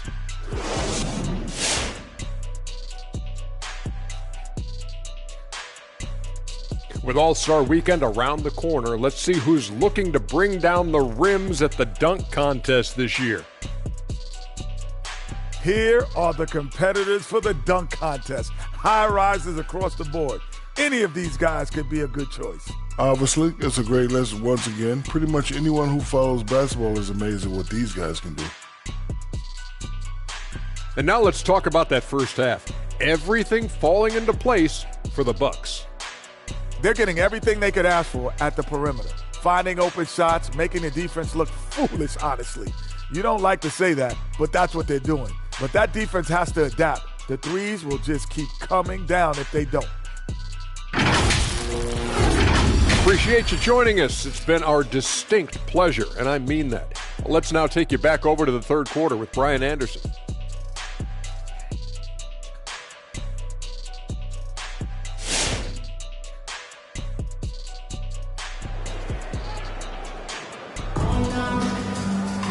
And with the second half upon us, we'll find out if this game becomes the rout that it's threatening to be. And there's a 10-second limit on free throw routines, but we see some players ask for time before they get the ball. Grant, do you think that should count as part of their time? You know, BA, I don't see why not. I mean, it's about keeping the game moving. So asking the ref to hold the ball longer, not exactly compatible. Elijah, that's his first personal foul. First team foul.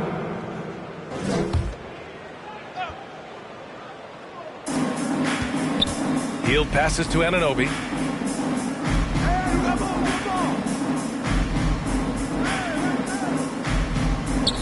There's a screen. Just 5 to shoot.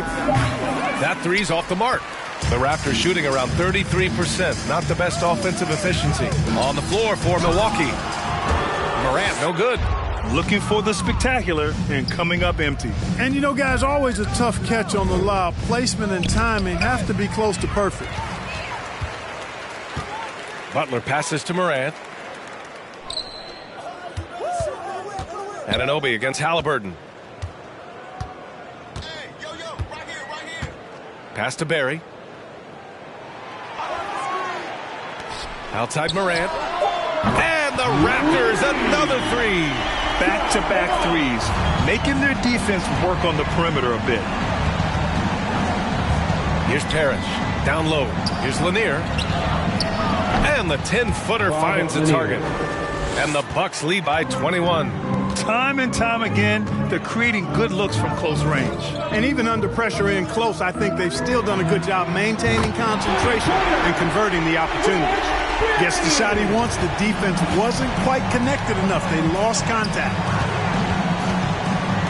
Outside Anunoby. This one for three. Toronto grabs the miss. Here's Barry. 12 points for him. And I like the energy Barry plays with. You can tell he has a real love and passion for the game. Always looking to give it his best. At the line for Toronto, Rick Barry. At the line for two.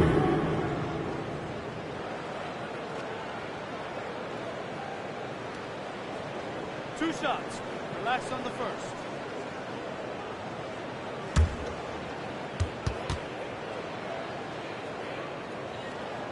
And the first one at the line is good.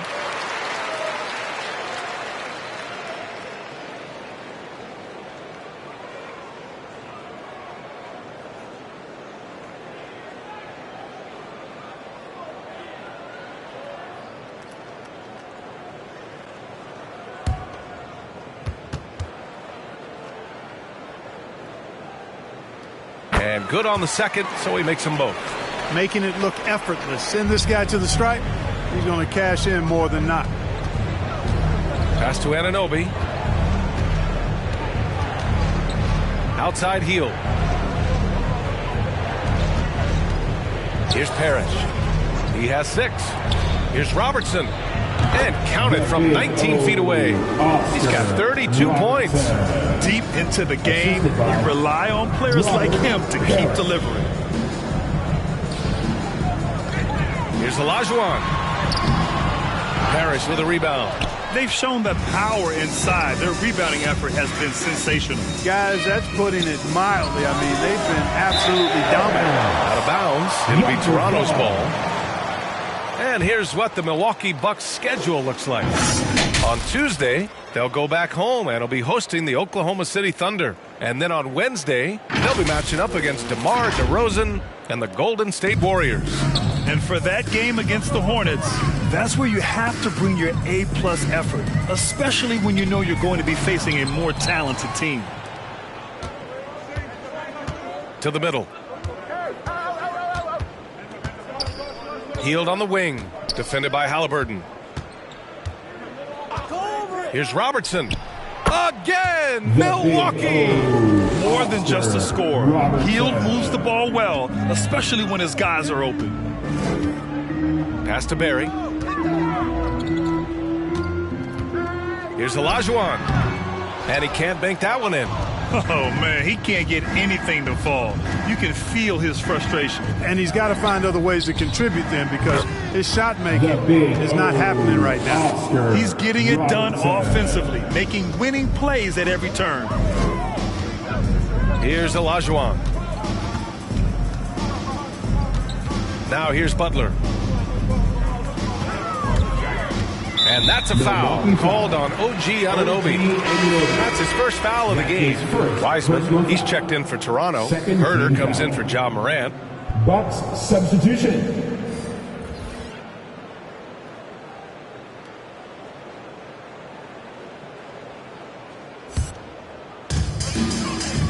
Pass to Butler. Here's Barry. Clock at 6. Parrish with a rebound. Outside Sexton. And he drives in, and he was fouled while in the act of shooting, so he'll take 2 free throws. That's his first personal When foul. thinking about Colin Sexton, the first thing that comes to mind is his burst. I mean, his acceleration is just tremendous. He can go from 0 to 60 like a race car. Shooting 2.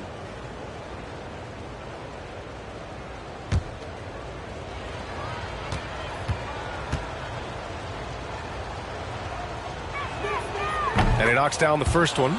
You know, Grant, with Sexton, it's not just that he has speed. He actually knows how to use that speed as a weapon. Yeah, he really does. I mean, defenders have to play out on him because of his three-point ability.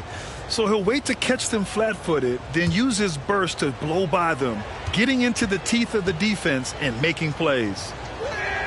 All right, both free throws good from Sexton. Time called here. The Raptors decide to talk it over.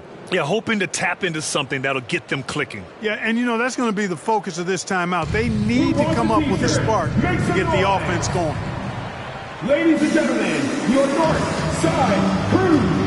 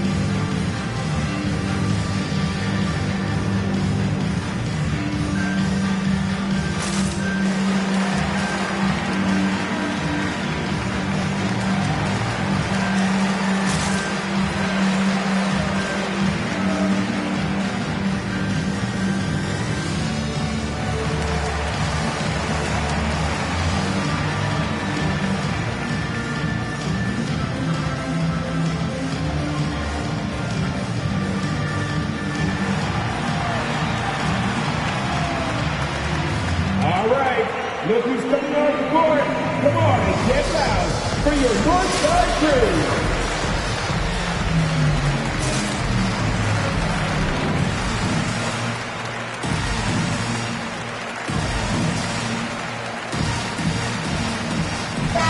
Fourth in rebounding, 7th in blocks. And overall, you like what they've done on the offensive glass, extending possessions. They're top 10 in second chance points. And you love how they've controlled the glass at both ends. It takes a huge effort to out-rebound this club.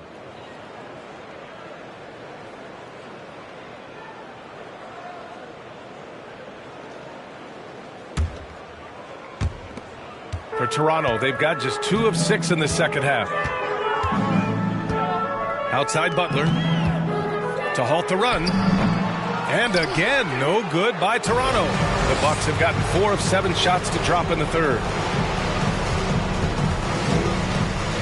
Right side, Sexton.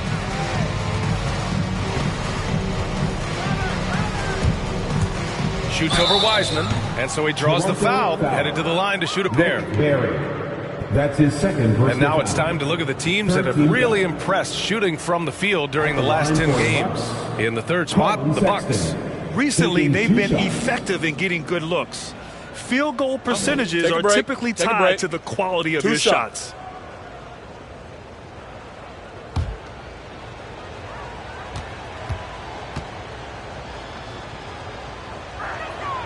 The first free throw is good.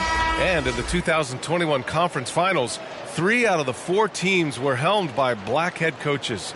Many hoping that'll help create more opportunities moving forward, Grant. No question. The NBA is #1 in embracing diversity in its league. Now, we still have a long way to go, but you have to be proud of the coaches who performed, as you said, in last year's conference finals, but also seeing the steps move in the right direction this summer with a lot of hires who are African-American head coaches. So, obviously, it's a results-driven business, but greater diversity is certainly welcome. Now here's Herter. Boy, he's been patient so far. Nothing yet on the scoreboard. 6 on the shot clock. Tipped. Beautiful thing to watch there. Parrish with great anticipation and timing to get to that shot and deny it. That's his first personal foul. Third team foul. And a chance to catch up on some numbers here. The hustle stats for the Bucks.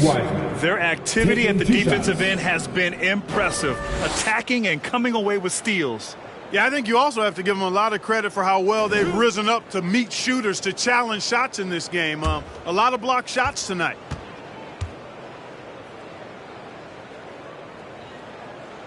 And he makes a first. The Raptors making a switch here. Jones is checked in.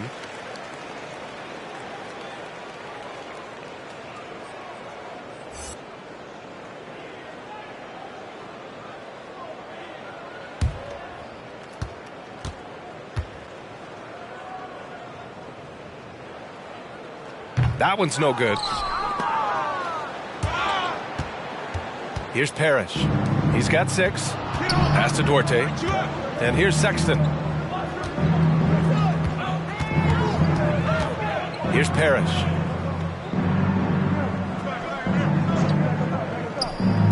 "18 feet out. Not going to go that time. Now Toronto takes it the other way. Here's Barry. 14 points for him. And there's the drive. The layup off target. It hasn't been his best quarter. I mean, he's trying to shoot himself out of the slump. Outside Sexton.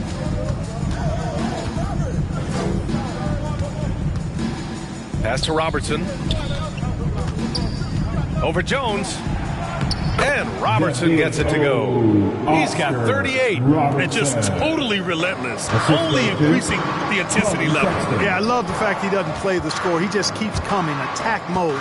He doesn't know how to step off the gas pedal. Barry. And the powerful one-handed slam. And, you know, Rick Barry is excellent at getting all the way inside. He's deceptively quick and uses that quickness and athleticism to finish at the cup. Here's Robertson. He's got 38, and the shot goes. You know, they're looking good, really good right now because of him. He sees this game by the throat, and he's squeezing hard. Outside Jones. Stripped it away. Pass to Plumlee. And count the basket. He was fouled, and he's going to the line for one more. Both teams will make substitutions. At the line for the Bucks, Mason Plumlee. One shot.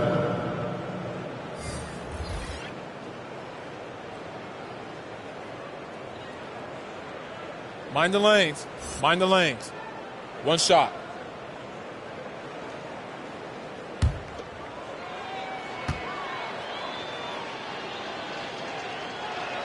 The free throw is off from Plumlee. Toronto's gone 2 for 2 from deep here in the third. Gallinari finds Robinson. Outside for Gallinari. The three-pointer off the mark. For Milwaukee, they've gotten 7 of their first 11 attempts to go in this half. Over to the left wing. Robinson against Walker. And here's Mills from the arc. Yes! Great play by Walker to set it up. Mills has got 5 now. Guys, this is where Mills thrives. He's ready to shoot as soon as the ball touches his hands. Excellent catch and shoot play. Pass to Gallinari. Over Plumlee. Got a hand on it. Shot from the top of the key. And good as it takes a nice bounce off the right iron and down. Mills has got 5 points now in the quarter. Things just don't seem to be clicking for them offensively. Yeah, they really need to find a way to get back on track. Outside Gallinari. Outside Porter. Pass to Jones. Jordan the screen. Jones drives in. Looking to end the run. Basket's good. Jordan's got his second basket of the game. Well, you know, a big part of offensive rebounding is really relentless effort and high energy, and Jordan knows all about that. Right side Mills. Great D that time from Gallinari. You know, even though they have the lead, you can tell he's frustrated with himself that he's not doing more. Pass to Jones. Now here's Gallinari. 2 minutes remaining in the third quarter. 2 minutes. Inside. Outside Robinson. Spins from 12 feet. Misses off the left iron. yet that's another miss for him. They're behind in this game largely because he shot so poorly. Outside Jones, driving inside, and a big finish by Robinson. Adding insult to injury with the dunk off the steal. Nice to see a good play on D. That led to some fireworks. Well, turning defense to offense, we talk about it all the time. Try to hit your opponent at the other end before they can set up the defense. Here's Jones. Rebounded by the Bucks. You know, the number one thing Mills gives you, a confident knockdown shooter from range. Yeah, Brian, that's been his calling card since he entered the league, but I think he's added some other pieces to his game along the way. He puts it on the floor, he creates for other people. He's a much more well-rounded guard now, and I think that keeps him on the floor and in the league. Toronto has gone 2 of 3 from outside so far in the third quarter.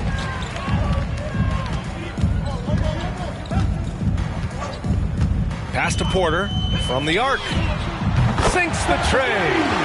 Porter's gotten himself going here. His first points of the game on the deep ball. Milwaukee has gone only 1 of 4 from three-point land in the third quarter. And here's Walker. From deep. And another three for Milwaukee. That's how you up the ante. Come right back at him. A little back and forth from long range. I love it. That's a terrific answer there. Now here's Jordan. 3 seconds separating the shot and game clocks. Some of it's good defense and some of it's just poor shot selection. Either way, he's being shut out. Now Mills. Here's the three. And so it's Milwaukee with an almost surefire victory here. Up 32 at the end of the quarter and dominating. Their efficiency has been off the charts. They're running their sets well with patience and purpose. We'll be right back.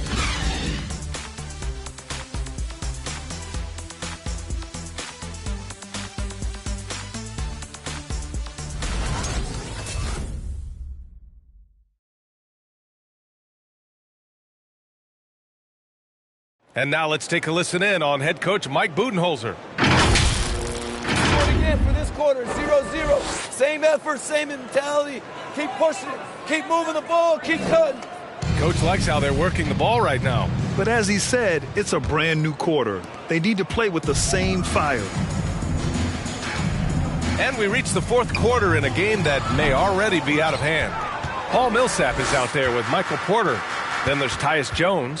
Then there's Kevin Huerter. And it's Wiseman in at the center position. So that's the 5 in the game for Toronto. And here's Jones. And with so much player movement nowadays, Clark, a lot of small market teams nervous about attracting and retaining the stars. You know, B, I played for a small market team, the Indiana Pacers, in the early 80s when I played the short time I did in the NBA, and that's always a challenge to be able to keep your star players in your market because there is more attractive real estate out there when you think about other cities in the league, and players do have a desire sometimes to be in larger markets where the lights are bigger and brighter and there are more people, and I don't know if there's anything the league can really do to keep players from desiring to move on occasion. Tyus Jones at the line for 2.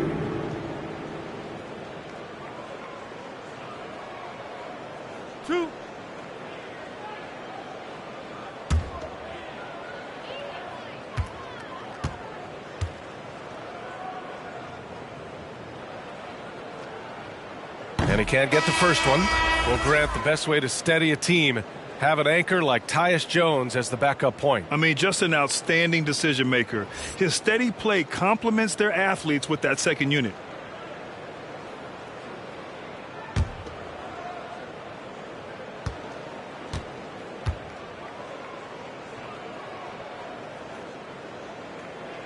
Good on the second one. Milwaukee shooting 52% from the floor so far. Sexton passes to Anunoby. We're just over a minute into this final quarter of play. And that one comes up a bit short. Well, it's a make-or-miss league. Sometimes the Jays just don't fall. It wasn't a bad shot. Pass to Jones. and featuring Kobe Bryant, Tim Duncan, and Kevin Garnett. Is the 2020 Hall of Fame class the best ever, Clark? Well, I'd certainly have to go back and look, but there won't be any classes that would be any better. I would say that. I mean, clearly depending on when some of the all-time greats went in and who were part of their classes in the past, but I would be hard-pressed to imagine or be able to state a class that was better than this particular class. 2009 comes to mind. That had Michael Jordan, David Robinson, and John Stockton. That's a pretty good threesome, too. Now here's Wiseman. To the inside. Here's Porter. Ooh, hits the difficult fadeaway jumper. Offense has been hard to come by so far. A much-needed bucket right there. Yeah, it's been a defensive battle, to say the least, partner. Good to see at least somebody got the ball in the basket. Finally. Here's Jones.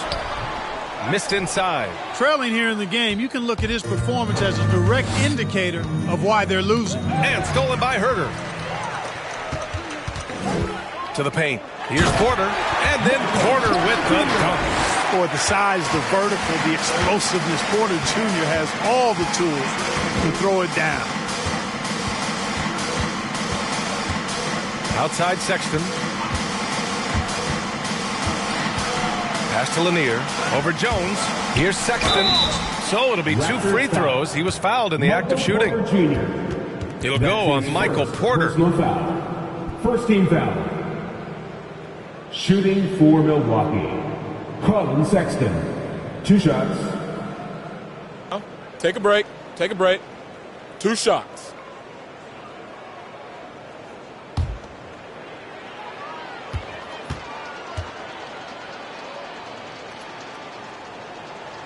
He's off on the first. And they've been so much more aggressive drawing the whistle here in the second half. And guys, I think it's exactly the right thing to do with the lead. Keep going at defenders and find a way to get yourself to the line. Halliburton's checked in for Toronto. Morant comes in for Jones.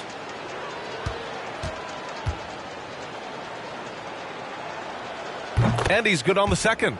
And I think we're all giving more attention to health and well-being. Grant, anything the league can do better to protect player health? Well, I know they've tried to cut down on travel and minimize back-to-backs, but at the end of the day, you're playing 41 road games and 41 home games. That's what it is. It's a marathon. It's going to be hard, and it's an endurance race. And so, yeah, maybe reducing regular season games, but I'm not sure that's an option. So sometimes you just got to grind it out, get through it, and hope for the best for your ball club. Now here's Sexton. Shoots over Morant. They grab their own miss. And the foul on Tyrese Halliburton.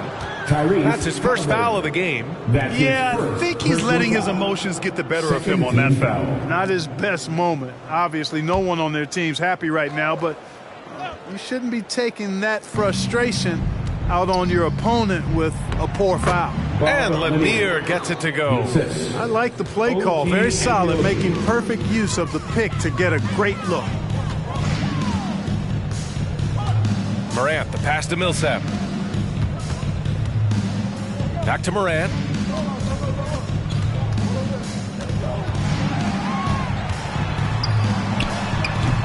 Lanier with the rebound. Clean look from mid-range. Coach will probably want to run that play again. Here's Sexton. Oh, and that one, no question, powered it down. With 2 hands on the rock, he powers it through. Totally in control, protecting the ball the whole way. And he should be. I mean, remove all doubt. Get it down, hard, and simple. Now here's Morant. Oh, there's Morant with the slam. The quick feet of Morant. He's so dangerous when he's cutting to the rim. Sexton against Morant. They set the pick. Sexton, that's good. That's a nice play there. Not going to miss many from there. And it's Toronto's ball. They've allowed just 7 points here in the fourth. Pass to Millsap. Outside Morant. Wiseman, a screen on Sexton. Here's Morant. And Nurkic with the block. Showing off the timing and awareness defensively. Better think twice before challenging Nurkic. Here's Duarte. Here's Sexton. Powered down after the assist led him to the lane. He can really read the floor. Precision pass in rhythm. Offensively, it's been a struggle for him. Yeah, they need to string together some shots to have any kind of chance. Herter into the lane. And he got the whistle on the way up. So he'll be headed to the line for a pair.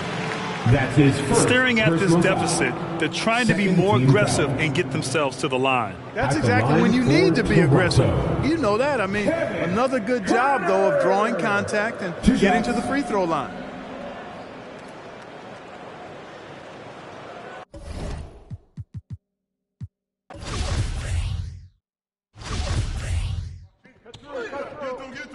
Give me that.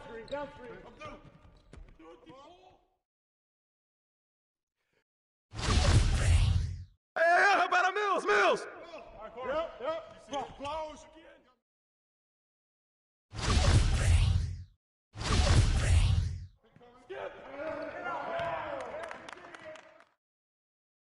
And a foul!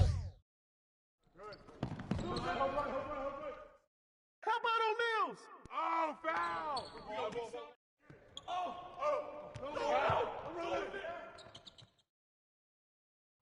Get him.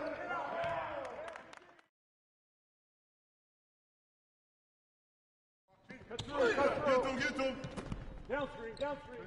That's what the ring room for. Ah! And one. No.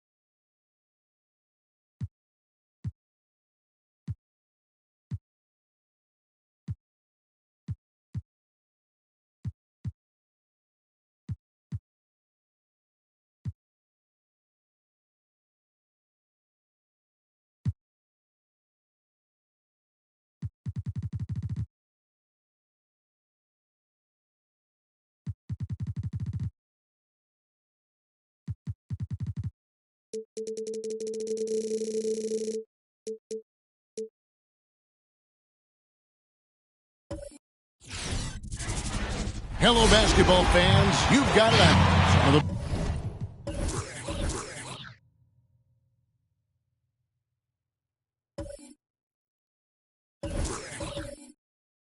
Best in the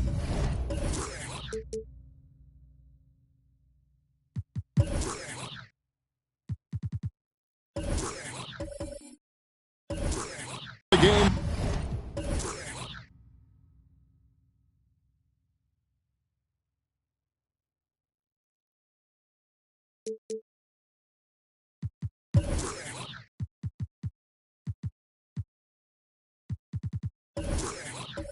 Go at it here tonight, Chris. What an incredible guard matchup we have here in this one. There are some of the all-time greats playing at the guard spot these days. I mean, this is going to be a fun matchup to watch. And the starting lineup for the Pelicans, we've got Petrovic, Reddish out there with Ben Simmons. Then there's Andre Drummond, and it's Kidd in at the point. And it's Frazier with the ball for Portland. Defeated by the Hornets in their last game. They'll try to put that one behind them. Yeah, and the second chance points, guys, mean a lot over the course of the game. And they just had so few opportunities. I think that was their Achilles heel. And second chance points. It's another great indicator of which team won in the hustle department. And tonight, they didn't win that battle. David Aldridge had a chance to catch up with head coach Chauncey Billups. Dave, what do you have to say? Thanks, Kevin. Well, it's no secret that speed is this team's strong suit. And their coach thinks that they're going to play to that strength. He said there's no reason to hold back. We want to push the action as much as possible, dictate pace, and play the game on our terms. We'll see if they can pull that off tonight, Kevin. Back to you. Thank you, David. And so the New Orleans Pelicans get the first points of the ballgame.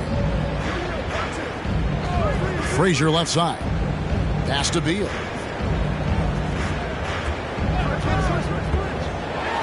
And it's sent back by Drummond. An intimidating big man with physical tools that are hard to come by. Drummond loves to send shots away. Kidd, no good. For New Orleans, their last game a loss to Dallas.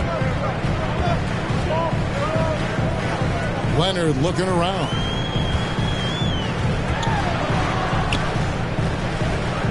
There's the pass to McIntyre. 5 on the clock. And he drew the blocking foul. He'll go to the line for 2. It's going to be on Cam Reddish.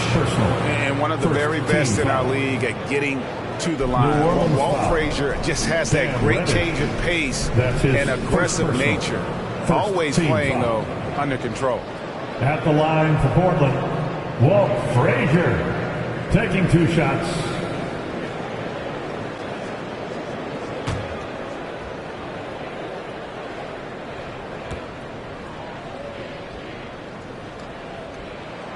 First one falls for him.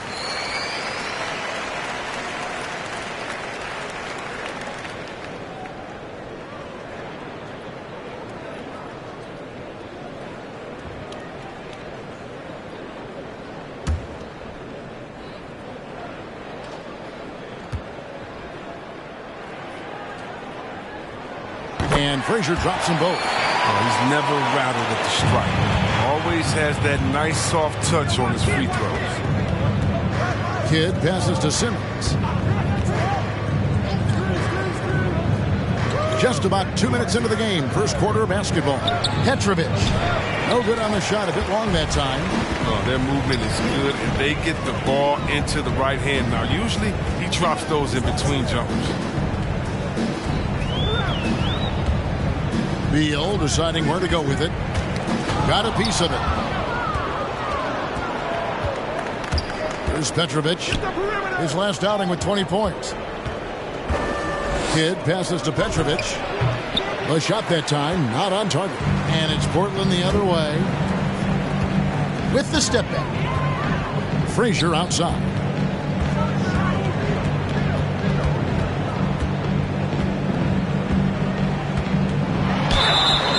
And that'll be 2 free throws coming up. Officials on the call with the foul. I'll tell you what, he earned his money on that foul. Portland, they had gone 2 for 2 in the game at the line. For your Trailblazers, Walt Frazier at the line for 2.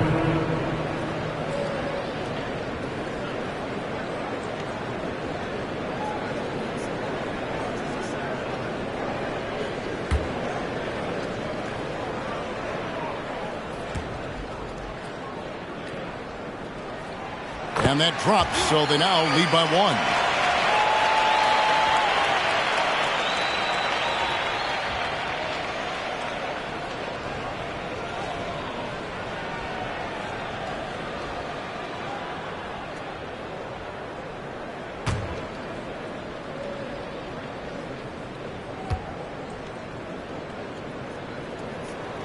And Frazier drops them both. The Pelicans have gone just 1 for 5 from the field to start the quarter. Right side Kidd. Lets the 3 fly. That shot missing. And close to making the defense pay for the lax coverage that time. Frazier dishes to Leonard. Passes it to Beal. Bamba trying to break free. And there's Beal. That's good on the assist by Leonard. He has to be more aware of Beal. I mean, you can't lay off of him in these situations. Kicks to Reddish. Pass to Simmons. Over Beal. And again, no good by New Orleans. Trailblazers leading by 4.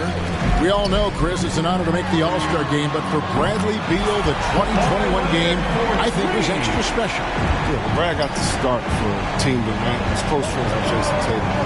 Bill started mentoring Jason from the young age, both growing up in St. Louis and incredibly, both have become stars in the NBA. There's a guy open, Simmons will find him. His incredible vision. I mean, he has the size to sit over the top of defense as well. And there's the call on Andre Drummond. That is his first foul of the game. And still early in the period, and they're only 1 foul away from being over the limit.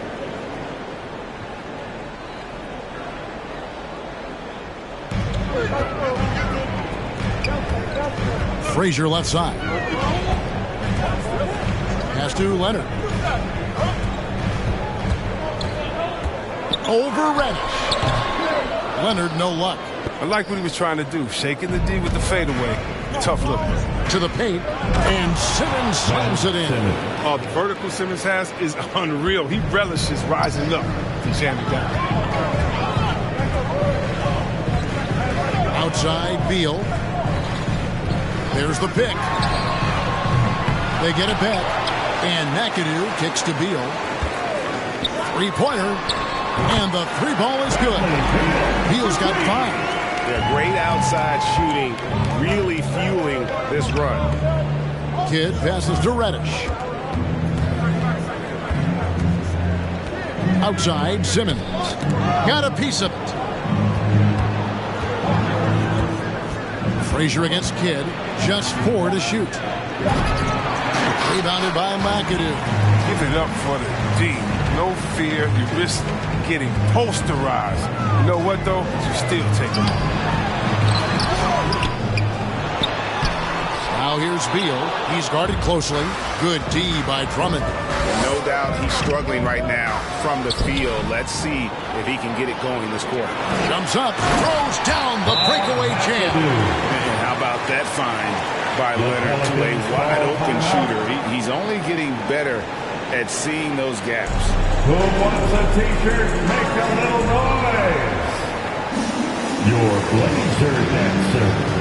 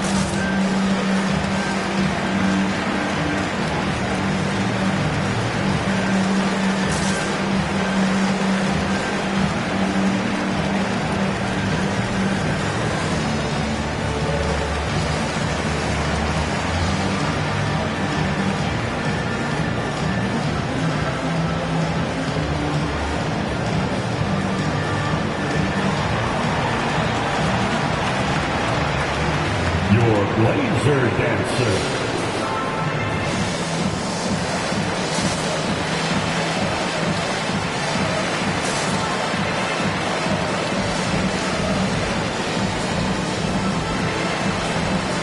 So for the Trailblazers, Serge Ibaka, he's checked in for Bamba.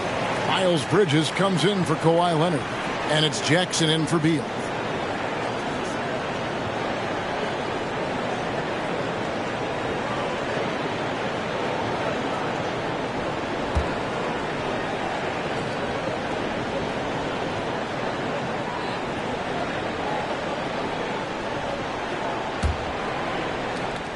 Pelicans trail by 8. Here's Hagan. Taking a look at his stats, he's averaging around 9.5 points a game. And again, New Orleans has no luck. And that one gives them a +5 rebound advantage, Kevin. Frazier outside. To the inside. Ibaka, and Ibaka slams it in. Excellent all-around performance so far, hence the big lead. They've come out of the gate strong at both ends of the floor, just in total control so far. And didn't do anything fancy there, but didn't need to. Nope, his only concern right now is getting the points on the board, and I don't mean style points. Now here's Frazier. 11 points for him in that last game against Charlotte. And you can see the defenders afraid to kind of get in his way a lot of times when he's on his way to the basket. But on that one, they were there. A nice shot by Hagan. They said he was done. Beautiful pass by Melo, spotting the open man. Now, here's Bridges. He's still scoreless so far in this one. Count it, good. He has his choice of finishing. Love that he picks the finger roll. Grace before power. Burke, the pass to Carmelo. And it's sent back by McAdoo. And Tate gets it to go. And that's exactly what he's looking for, draining the triple. Here's Frazier. Gets that one to fall after missing his first two. 1 for 3 from the field. And their post play has been really solid right off the bat. Anthony sets the big for Burke over McAdoo. And that one hits back iron. Trailblazers leading by 7. And foul on the shot. He'll shoot 2 at the free throw line. That's his first. It's going to go on Trey Burke. And really the defense fouling there to prevent the layup, but that's exactly what you need to do. And a moment to look at the scoring approach in terms of where the points are coming from for the Trailblazers. Well, they're just a team in sync right now. Their passion in the first half has been outstanding. And also, it's been a positive to watch that they've attacked the paint offensively as well. It's really been about the balance that they've shown. And he makes the first. And, Greg, some players say they watch the standings. Others say they ignore them. Which side were you on? You know, at times I did a little of both, but I typically wanted to watch, especially when my team was relevant. There was a couple years where I had no desire at all to see where our team was because I knew we were pretty close to the bottom. So he gets them both. And they've clearly been the aggressors here early on, drawing fouls and working themselves to the line. Tate, boom, he jams it straight down. Assist from. Nice there, getting the reverse. Love that. And the fans got a little bit of a show there. Guys, that one definitely had a little something extra on it. Jackson kicks to Bridges. His shot is good, making him a perfect 2 for 2 from the floor. Pretty much all of their buckets coming from inside the paint now. To the left wing, here's Hagan. 2 minutes remaining. No good on the 3. 2 minutes. Trailblazers leading by 9. Bridges with it, and Allen picks him up defensively. And it's slammed in by Bridges. Displaying intensity right off the opening tip, especially on the offensive end. Yeah, they've been very aggressive, and they've taken early control of this game. Nobody near Allen. Off target with his 3. Portland's gone 2 or 3 from deep so far in this game. The pass to Frazier. Pulls up. And Portland again with the bucket. This quarter expending tremendous energy at the offensive end. And he's not slowing down. He's still calling for it. Allen surveying the D. Doesn't go for him. Bridges with some nice defense. Here's Frazier. And they get it back. Hachimura the screen. And a quick look at the numbers for Frazier. He's putting up about 12 points a game, just over 2 steals and 4 assists. And you love his anticipation. All those steals, he's always a step ahead, reading plays before they develop. His nose for the ball has never been better. I mean, his transition defense really stands out. If you get careless in the open court, he'll make you pay. The first free throw is good. And I feel like Josh Jackson is proof that the right mindset can go a long way for a player who wants to improve himself. Oh, yeah, Greg, I think he took criticism about his game to heart and looked for ways to grow. Then he put in the work, and now he's performing at a higher level because of it. Korkmaz, he's jacked in for the Trailblazers. Devontae Graham comes in for Frazier. And doing a good job getting to the line and capitalizing. It's Allen on the wing. To halt the run, hits the three-point bomb. He doesn't play around. If the bucket's there for him, he's going to get it. Into the lane. And he gets the whistle. 2 free throws coming up. And Greg with Devontae Graham, you know he's going to shoot it. He has no hesitation letting it fly. I mean, he's a solid three-point shooter who believes he can make any shot. About 2/3 of his shots all come from outside, so you know exactly what you're getting with him.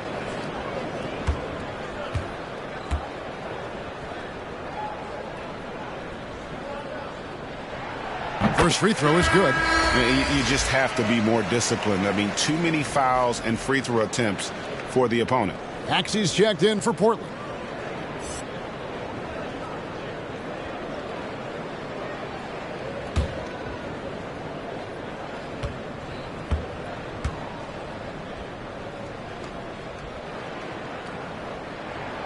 And Graham drops them both. And there's no question Graham has a ton of talent. I mean, no one doubts that. I mean, you can tell he wants to keep improving, too. Picked off in midair. 8-second difference between the shot clock and the game clock. And blocked. That one goes careening off the glass. They've been sensational on the backboard to start this game. Hagan passes to Allen. Here's Mann. Still looking for his first bucket in this one. There's a good screen. Clock at 6. Good work defensively by Hachimura. And so it's Portland sitting with a comfortable lead, up by 14. They've been putting on a clinic in the paint. Shots are falling with regularity, and they are pounding it down low. We'll take a quick break and then back to the action here.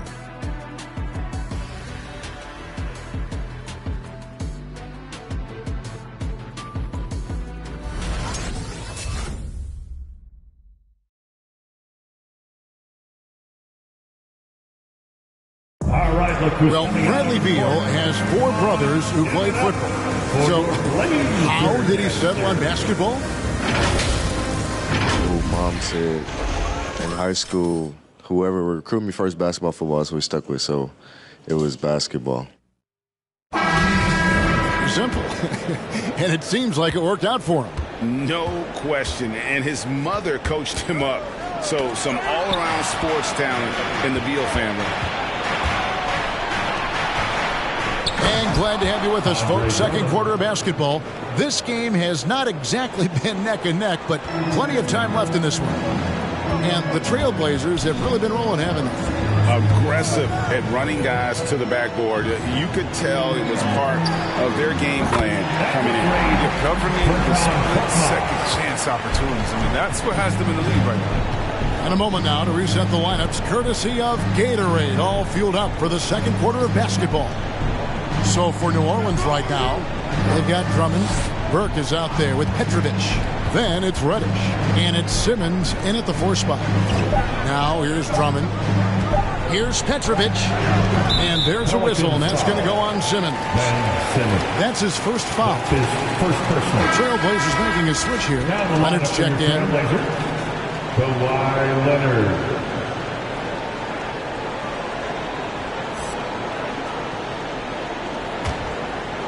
And so Ibaka will bring it up for the Portland Trailblazers. They lead by the biggest margin of the game, 15 points. Outside Leonard takes the 13-footer. It's rebounded by New Orleans. Drummond's got 4 rebounds in this game. Reddish with the ball. He's against McAdoo. And it's Drummond missing. +8 in the rebound differential. One more reason why they're in control. Leonard, that's for 2.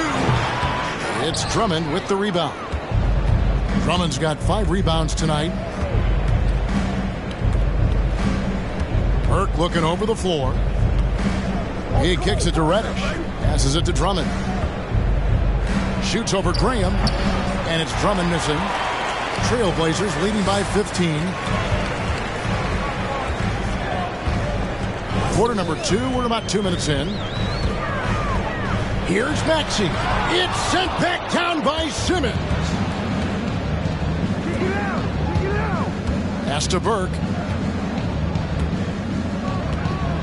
Here's Petrovic. Here's Simmons.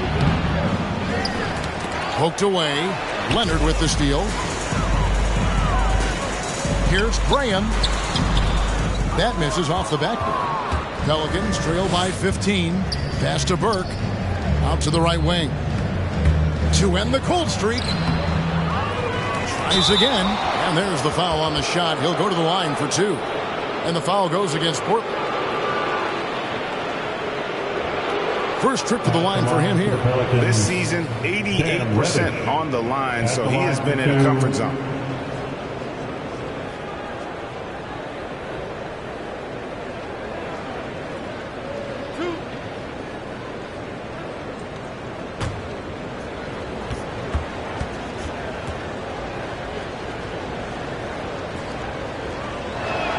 And the first one at the line is good. And Greg, you had a lot of success playing in college and the NBA, but what was the most fun you ever had playing with a team? That's a tough call, Kevin. I mean, winning tends to be the most fun, so I'd have to probably say my UNLV team, but we had some great teams with the Knicks, and don't forget about my Blazers. They were also a really competitive team. Good on both. We're just over 2.5 minutes into the second quarter. Outside, Beal.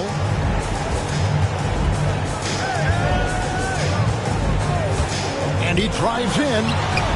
Simmons with the defensive effort. Pelicans trail by 13.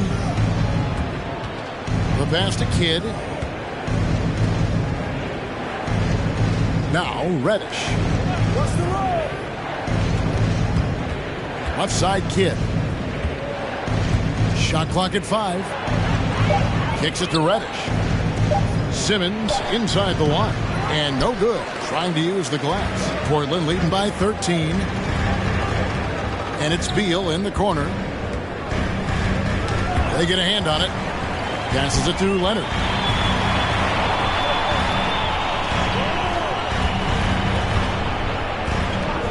On the wing. It's rebounded by New Orleans. And this game, the first chance they've had to see Portland.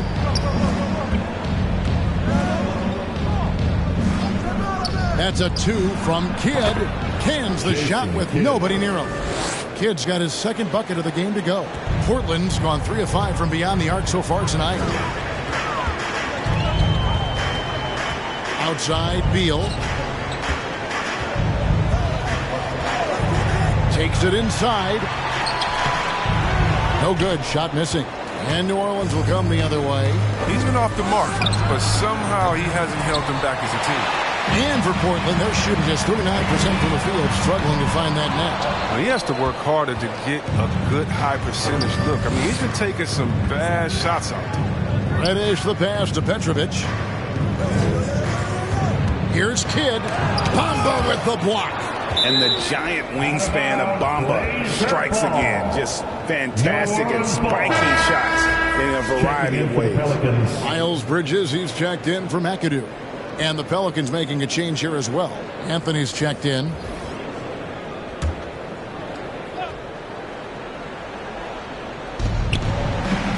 Pass to Petrovic.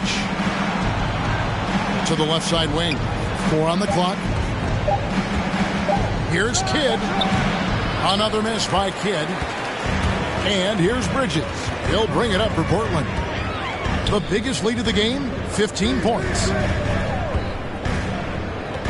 Back to Leonard.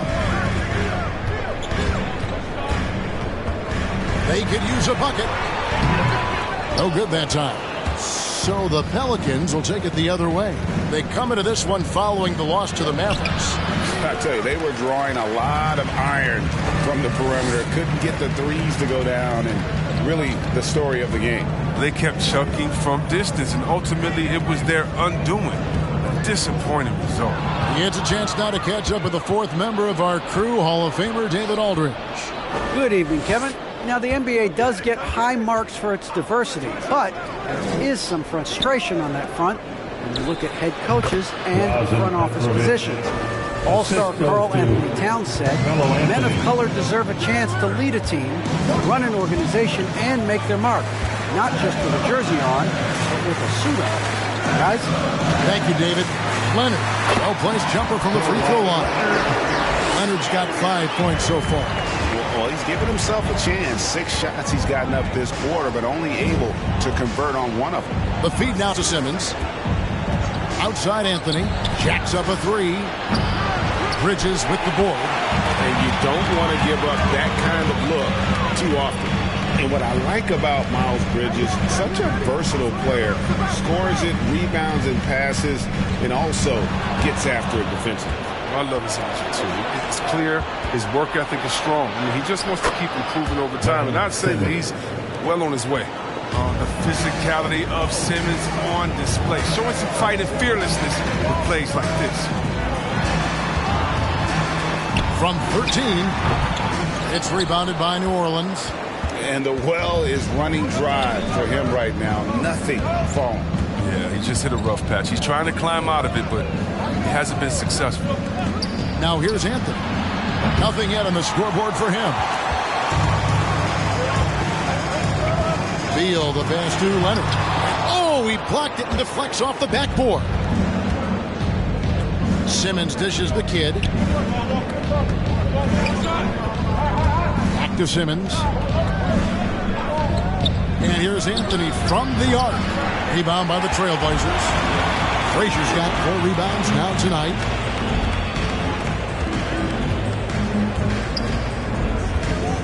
Pass to Leonard. Anthony against Frazier. Portland needs to get off a shot. A 3 from Leonard. Simmons pulls it in. Simmons got his 5th rebound in this one. There's the pass to Petrovic. Up and in on the layup. Petrovic has got his 2nd basket of the game. And guys, they continue to put a lot of pressure on the interior defenders with their work down low. T-shirt bonanza, make a little noise. Your Blazer dancer.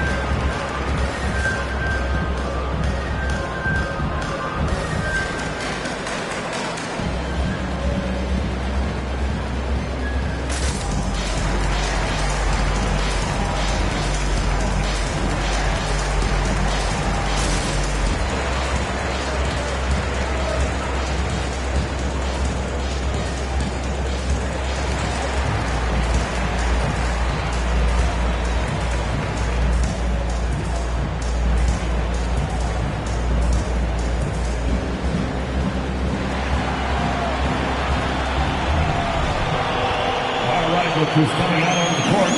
Come on, give it up for your Blazer dancer.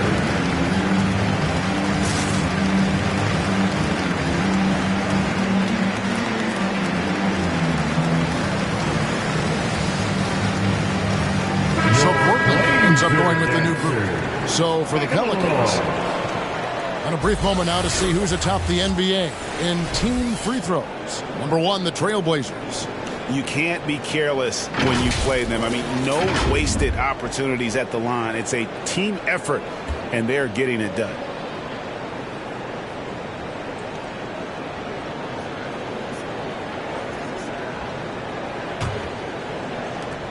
Trailblazers leading by 7.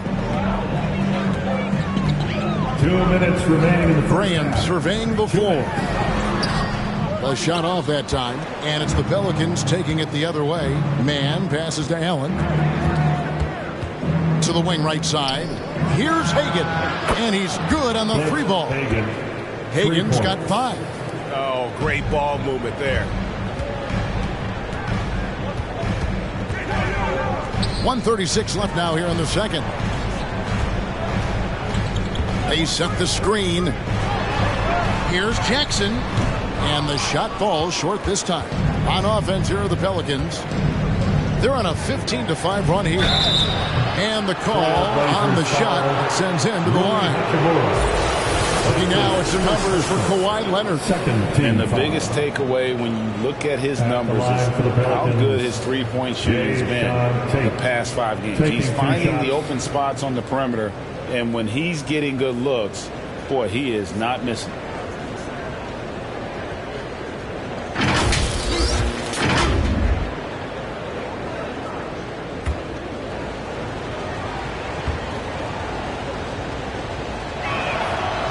Free throw good from Tate.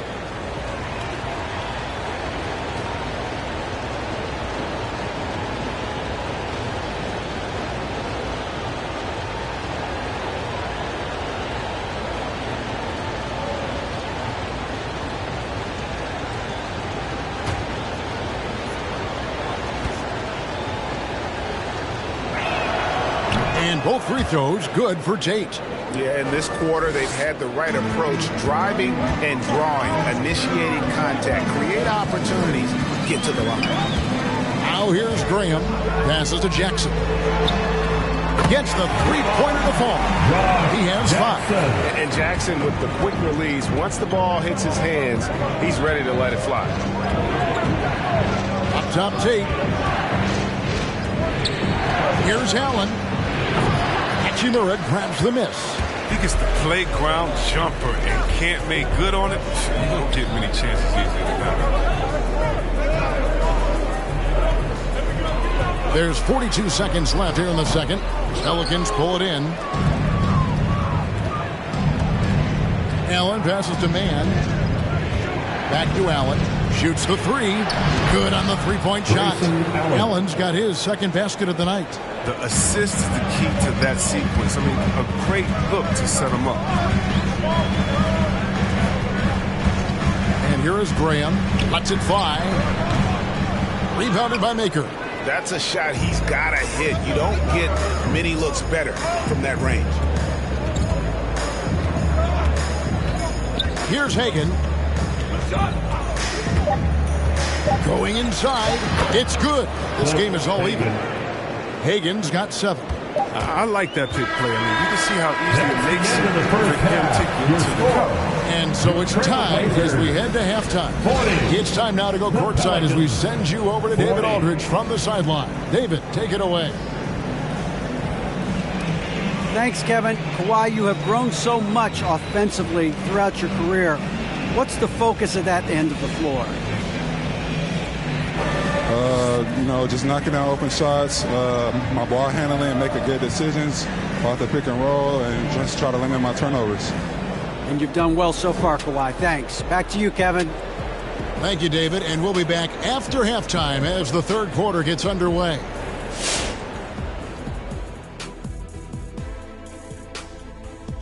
Hey everybody, it's Portland Trailblazer basketball on tap in a game that's proven to be a healthy matchup through the first half. The differential is the free throw attempts. And that's one of the big stories in this game tonight.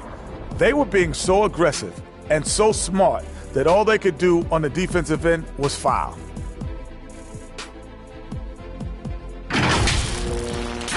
All right, now we can take a quick look here at the upcoming schedule and what the matchups will be. And that game against the Warriors, it's one they expect to win, but can't take for granted. It's hard to sustain your focus when you're playing a lesser team. That said, if they approach this game the right way, they should have no trouble. And that's all for us. Now it's time to send it back to Kevin Harlan for the beginning of the third quarter.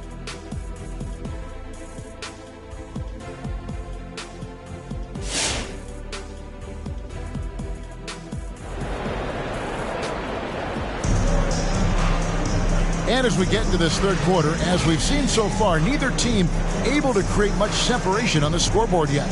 Have to like what we've seen so far from Walt Frazier. Man, how about the amount he's contributing in the scoring column through 2 quarters? He has been terrific. This game has his fingerprints all over it. Now looking to replicate what he did in the first half. And we've got second half action for you. Thus far, a pretty evenly contested game. Frazier is out there with Bradley Beal. Then it's Bamba. Then there's Kawhi Leonard. And it's McAdoo in at the power forward position. That's the group in the game for the Trailblazers. Here's the screen. Here's Beal. And contact on the shot, so he'll be shooting free throws here. When talking about Bradley, we're not just talking about one of the league's elite shooters. We're talking about one of the league's elite scorers. And if you don't hear Beal mentioned in the same breath as some other NBA superstars, you should. He's capable of putting up a 50-piece on any given night. This is no specialist. This is an absolute superstar.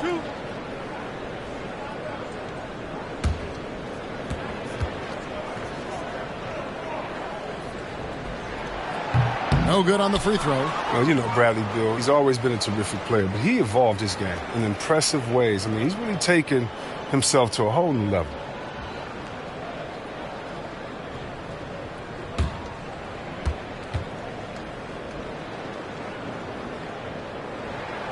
And the second free throw, good. A little bit shaky at the line there. I mean, he did the important part and got him in front. Kidd against Frazier.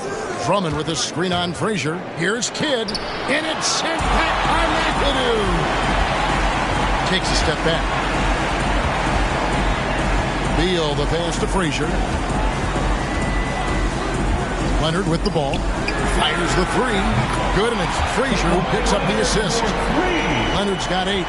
And you have to get out on Leonard. His three-point shot is lethal. Reddish the pass to Petrovic. Dishes it to Reddish. He takes it in. He can't get that one.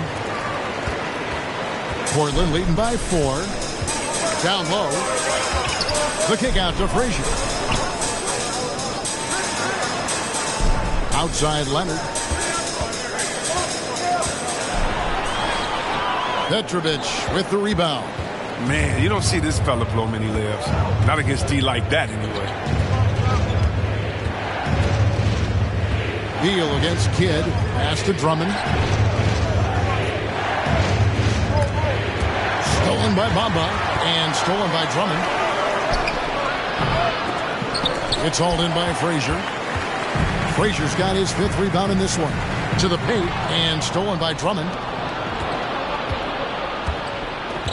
Inside, deflects the pass, and it's going to be out of bounds. The Pelicans will retain possession. And checking out some numbers for Ben Simmons. Some nice work from him over the last 10 games. He's right around 9 points a night, 6 assists and 7 rebounds. And he has been passing the ball like a virtuoso. That's what really stands out about these recent performances. Hey, every symphony needs a conductor. He unifies his teammates, sets the tempo, and they make some sweet, sweet moves. That time from Leonard. And so it's Leonard with it. He'll bring it up for the Portland Trail Blazers. They haven't given up any points here in the second half. Here's Beal. Ball's knocked loose. Pelicans trail by 4. Right side Simmons. New Orleans moving the ball around. That is the pass to Kidd, and good that time. And it's 6 points for Jason Kidd. And Kidd using that size well inside. Fantastic with the read of the D there and exploiting the weakness. Now here's Frazier. He's got 10. Drives to the hoop. And yes, it's good. Frazier's got 12 in the game. He'll take advantage of that kind of soft defense every time. Just give him a chance to attack the basket, and he will. Pass to Petrovic. And there's the block. Just stops it cold and takes possession. And the pass to Beal. A 3-ball. Pelicans with the rebound. Drummond's got 6 rebounds now in the game. He's lucky his teammates have picked up the slack for him. I mean, his shooting has been horrific. Petrovic's shot is off. And the shots just continue to say no in terms of falling. Left side, Beal, taken away by Kidd. Second half here. We're just over 3.5 minutes into it. And so it looks like the Pelicans will retain possession here. Now a timeout called by New Orleans. And they just can't seem to get going offensively. Yeah, they might be pressing a little bit, forcing some things. This is a good opportunity to calm everyone down. All right, look who's coming out on the court. Come on, give it up for your Blazer dancer.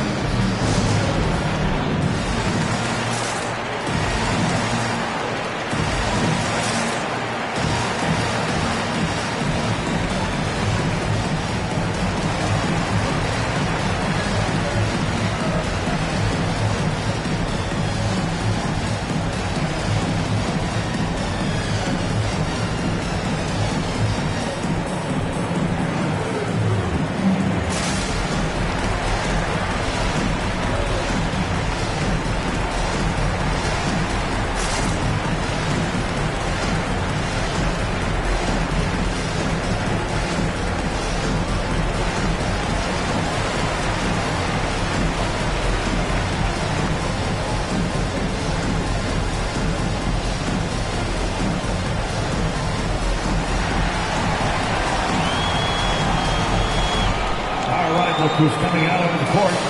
Come on, give it up for your Blazers youngsters.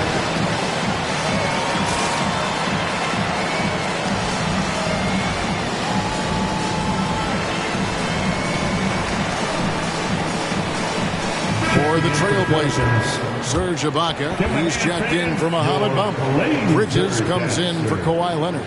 And Maxey subbed in for Bradley Beal. Trey Burke's checked in for New Orleans.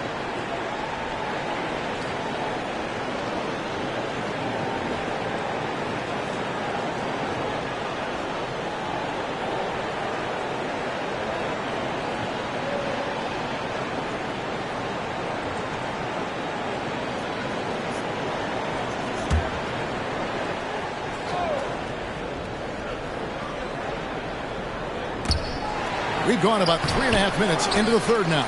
Drummond drops in the layup for 2. He's a phenomenal rebounder. You almost need 2 players to box out Drummond. Now, here's Maxey. He's gotten some minutes, but nothing on the board yet.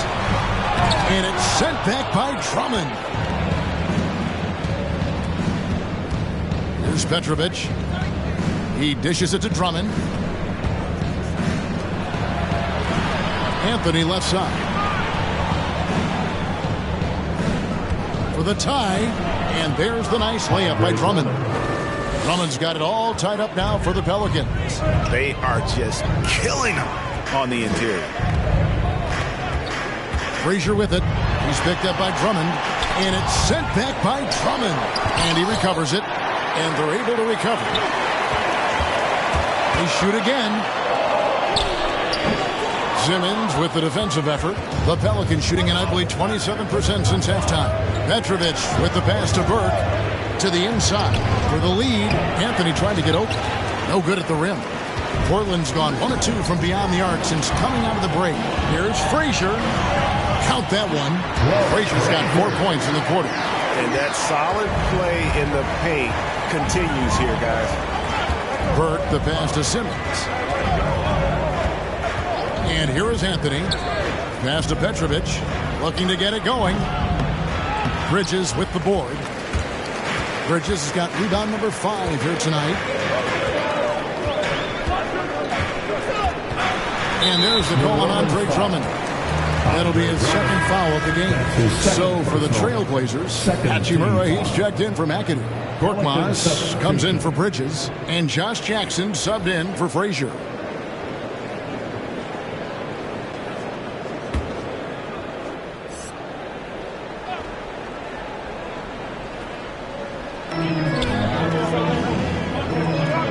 Some nice ball movement here by the Trailblazers. Here's Maxey. Laid in with a nice touch off the glass. And the Trailblazers lead by 4. And guys, the D has to show a little more fight on the interior than they did on that trip. And the foul called on Korkmaz. That's his first foul. Ken Burks is checked in for the Trailblazers. And New Orleans also making a change. Tate, he's checked in for Carmelo Anthony.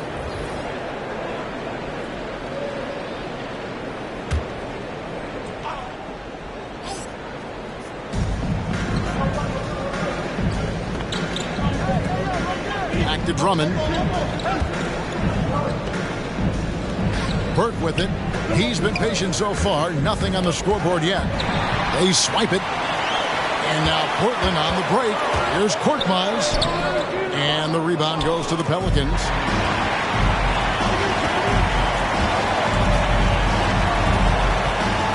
And the call will go against Grayson Allen. That is his first foul of the game. And Portland making a change here. Graham's checked in. Checking in for the Pelicans.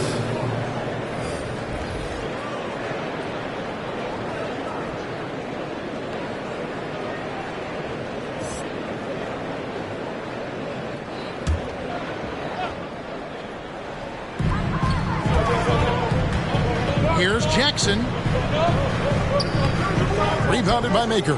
Pelicans trail by 4. Allen outside. There's the drive. The shot, no good. Now Portland takes it the other way. The biggest lead of the game, 15 points. Up next for them, the Grizzlies at the FedEx Forum. That'll be the first half of a 2-game trip. Now here is Hachimura. That one falls. Well, he feels the contact and converts regardless. That type of effort will energize Hachimura's teammates. And let's quickly check out the scoring breakdown here for the Trailblazers. They base their offense around the three-point shots there. That was the right move. It's been a huge weapon for them. Yeah, and the other thing that they've done well is they've really attacked the gaps of the defense with quick, decisive drives down the lane.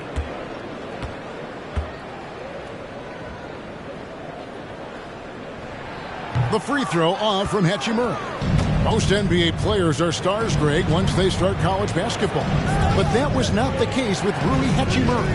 And coming over from Japan, there was an adjustment period for Rui, averaging just 2 points per game as a freshman. But he really grew his game in college. As a junior, Hachimura was a Conference Player of the Year, turning himself into a top 10 pick in the 2019 draft. And a fast break now for the Pelicans. Pass to Hagan. Lets it go from deep. And another three for New Orleans. He'll do some damage if they give him that shot. Don't give him a clean look. Get out there on him. Pass to Hachimura. To the middle. It's tipped. And it's going to be out of bounds. The Trailblazers will retain possession. Let's check out some of the best shooting teams out there. In fourth, the Trailblazers. So patient on the offensive end. I mean, they're not going to force shots, and it's that selectiveness that's yielded such an impressive field goal percentage. Here's Jackson. Off the inbound, no good. It isn't the D that causes that miss. That's just a loss of concentration that time. Here's Hagan. 10 points for him. Fader on the way. Korkmaz grabs the miss. Now Graham. Now the pass to Korkmaz. Inside. Here's Jackson. And the layup falls. Jackson's got 7. How about the composure down low for Jackson? He's showing all the tools in that toolbox, becoming very efficient when attacking the rim. Portland leading by 3. And there's a minute 45 left to play here in the third. Hachimura setting the pick for Jackson. And he drops in the layup off the glass. Jackson's got his third basket of the night right there. That's a perfect setup. Solid screen, defender can't avoid it. Opens up a clear path to the bucket. Here's Hagan. Buries the long-range jumper. Hagan's got a pair of threes now here in the third for New Orleans. Graham, the pass to Hachimura. Some nice ball movement here by the Trailblazers. Graham inside the line. And the Trailblazers getting another bucket right there. And the lack of effort to fight over the screen there makes that an easy shot. We see this all too often. You have to be willing to play. Your Blazer dancer.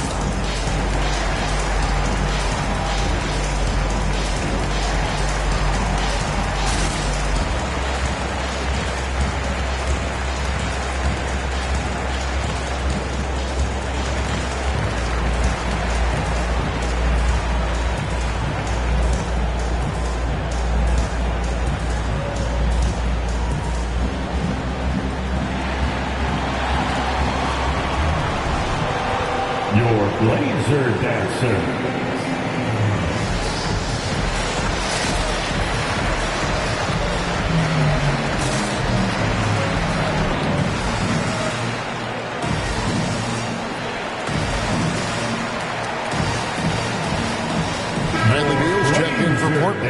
Tyrese Maxey comes in for Devontae Graham.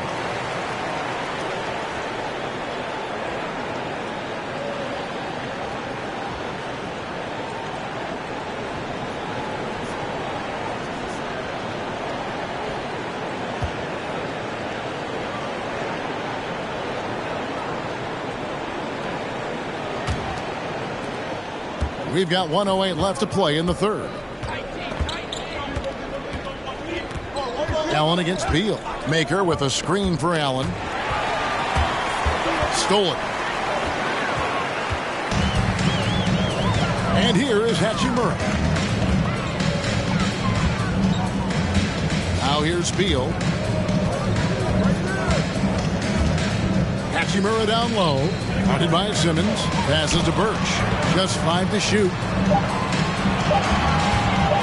Shot from free throw range.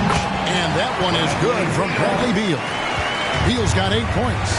From that in-between range, they've been the much better team. We've got 22 seconds left here in the third quarter. And it'll go. And the Blazer lead is cut down to just 4 points in the bucket from Mann. The timing couldn't have been better on that assist. Here's Beal. And Maker sends it back. Proving he could be an active defender. Great hustle from Maker to stifle the shooting. And the wide open shot from Reddish. No good on the last second attempt there. The third quarter comes to a close. Trailblazers out in front, up 4. We're going to step aside for just a second, but join us right back here for the start of the fourth quarter next.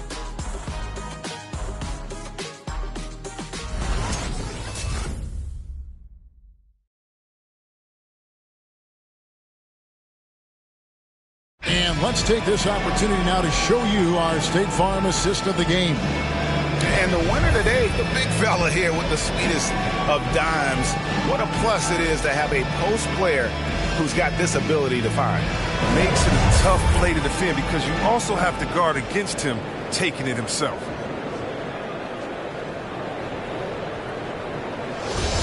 Come on, fans. Well, this has been a great contest so far, and I imagine the fourth quarter could have even more action in store for us. Setting the floor now for the Pelicans. And Simmons is out there with Reddish. Then there's Petrovic. Then it's Jason Kidd. And it's Drummond in at the 5, patrolling the paint. And it's going to be out of bounds. The Trailblazers will take it. Already a lot of talk about who's going to take part in the three-point contest this season. And here's a look at the players most likely to make it. And so many great shooters in the NBA these days. And these guys, quite frankly, the best of the best. I wouldn't be surprised if we see a scoring record broken in this year's competition. Take a look at Leonard. He's going to need to leapfrog quite a few great shooters if he's going to be a part of the three-point festivities in All-Star Weekend. But, you know, maybe he can do it. I mean, anything's possible, especially if he has a few big games from beyond the arc before All-Star Weekend. That'd give him a nice bump in the voting. And it's going to be an exciting showcase this year. Some incredible shooters, that's for certain. We'll keep you updated as we find out more. Yeah, I think we're in for a real treat. I think the increased importance of the three-point shot in today's game has really shined a light on the talent, precision, and really the wow factor of how these guys can drill the long ball. And Portland has possession. The Pelicans make their last shot. Leonard, good, and it's Frazier who picks up the assist. Frazier's got his 4th assist with that last one here tonight. Out to the wing. Outside, Simmons. This one for 3, and it's sent back by Leonard. And just a big-time shot-blocking threat. Leonard's instincts on defense are just mind-boggling. Knows when to go after the ball. Gets a finger on it, but just can't quite come up with the steal. Appreciate the effort, though, making his presence felt defensively. Bamba is checked in for Portland. Final quarter of play, about a minute and a half off the clock into it. Trailblazers leading by 6. Outside Leonard.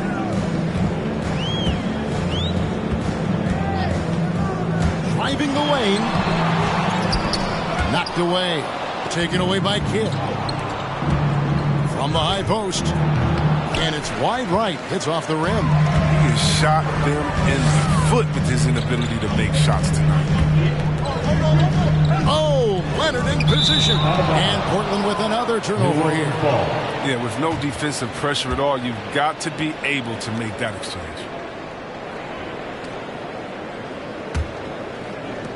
And it's the Pelicans with the ball. They trail by 6. Now a timeout called by New Orleans.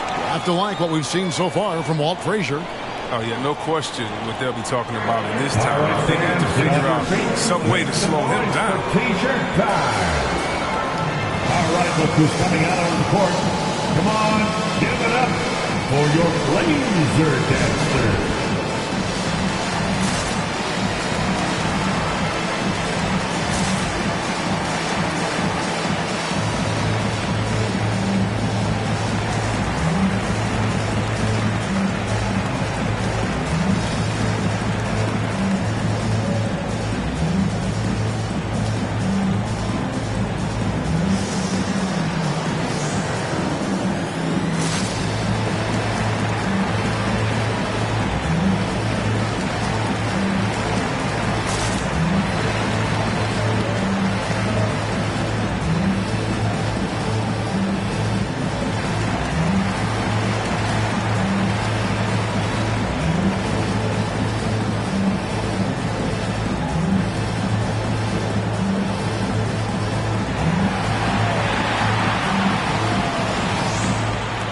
Look who's coming out on the court. Come on, give it up for your laser dancer.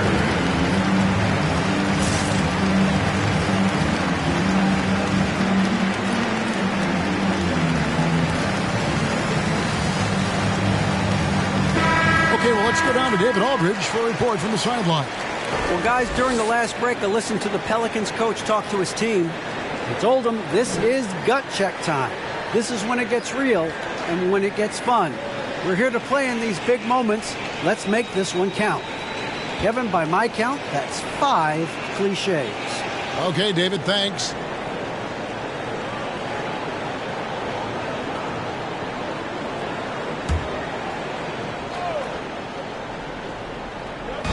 On defense, Portland. A great fourth quarter, just giving up 2 points. And McAdoo gets to Leonard. Just under 2.5 minutes gone here in the final quarter. Pass to McAdoo. Right wing. Portland moving the ball around. Shot clock at 6. Second shot opportunity. And the officials call a traveling violation. Maybe we can give him a pass for that turnover. Only because he's been reliable up to now. Mistake-free. And here's Simmons. He'll bring it up for the New Orleans Pelicans. 6-point game. Here's Kidd, and it's sent back by McAdoo. Yeah, just a solid job on the backboard. They are really controlling the inside. Frazier outside. Here he goes.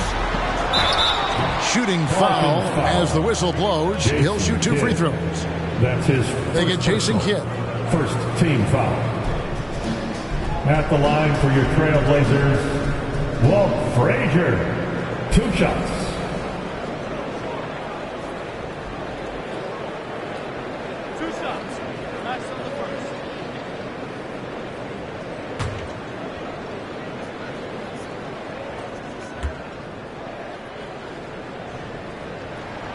Free throw good, Frazier.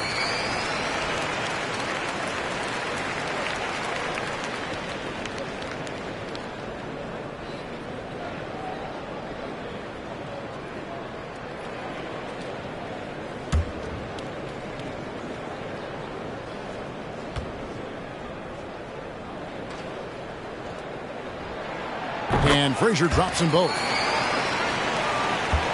Pelicans trail by 8. Outside Kidd. He feeds it to Simmons.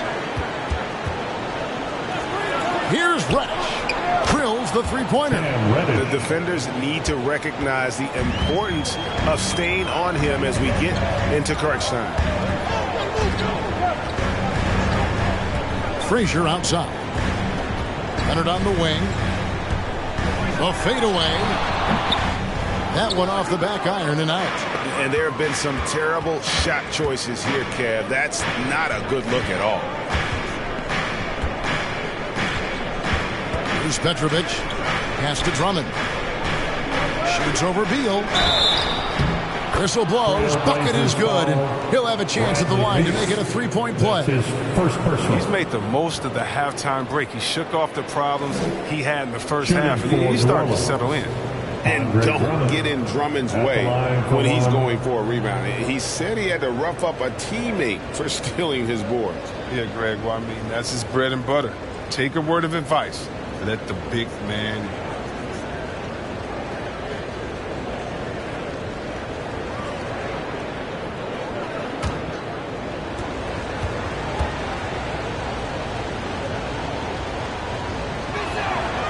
Throw good, Drummond.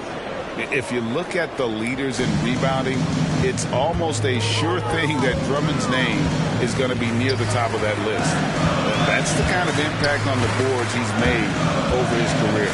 18 feet out, and he gets the friendly spin, and that one drops. Frazier's got 4 points this quarter.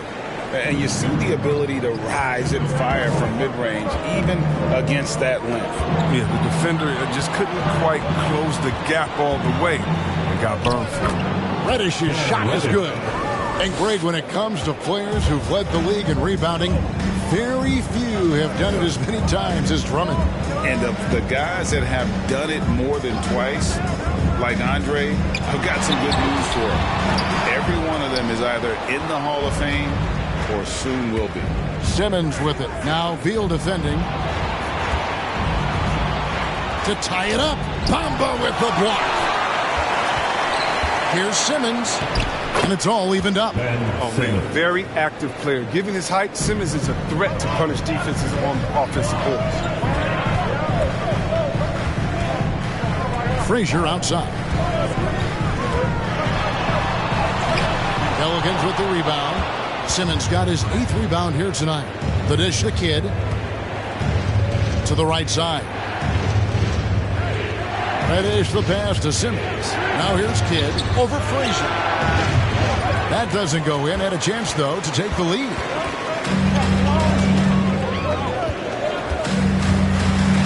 Back to Leonard. Bamba trying to break free. Again, the miss by the Trailblazers. Can't get anything to fall, but it hasn't gotten him down. I mean, he's still gunning. I guess he's still trying to contribute. Now, here's Reddish.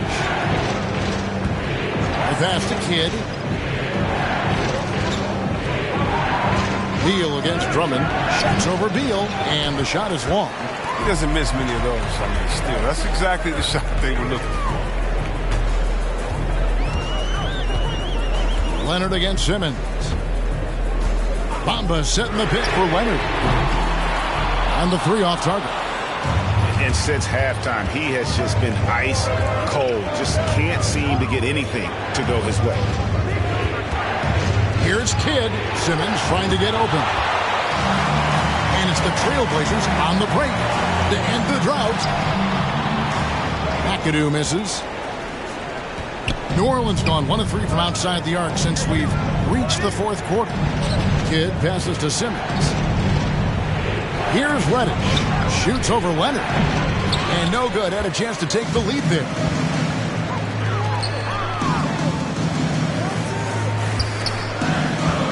Looking to get back on track here. That puts them in the lead. Leonard's got 9 points now in just the second half. What strength from Leonard there, not allowing the defense to get the best of it. It's deflected. It's stolen by Frazier.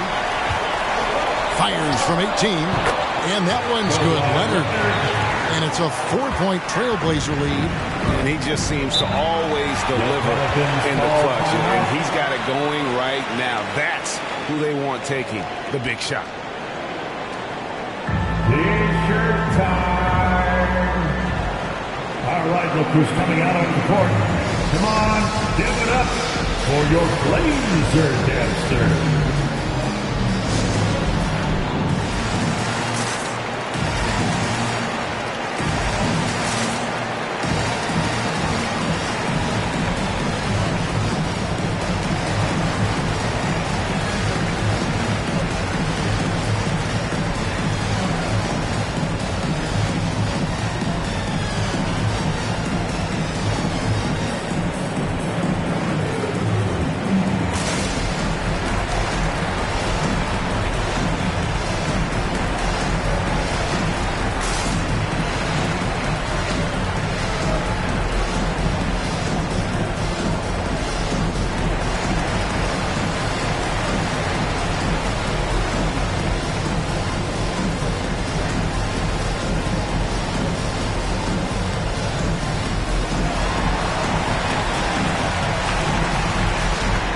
your Blazer dancer.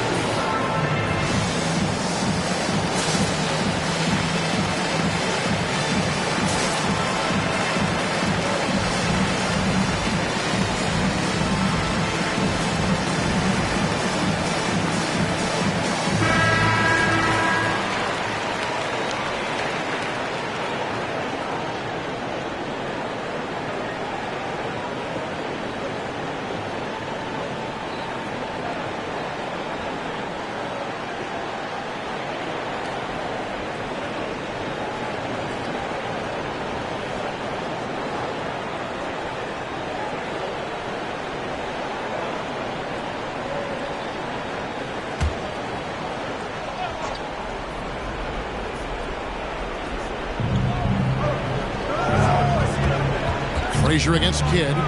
Feeds to Simmons. Out to the right wing. Here's Reddish.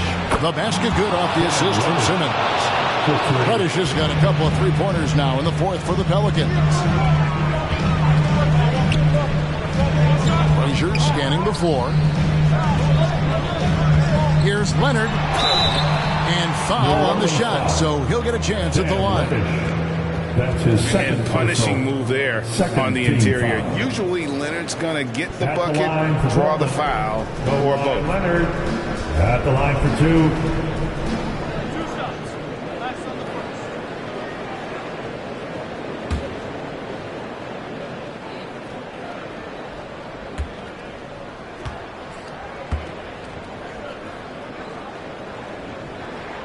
The free throw drops for Leonard.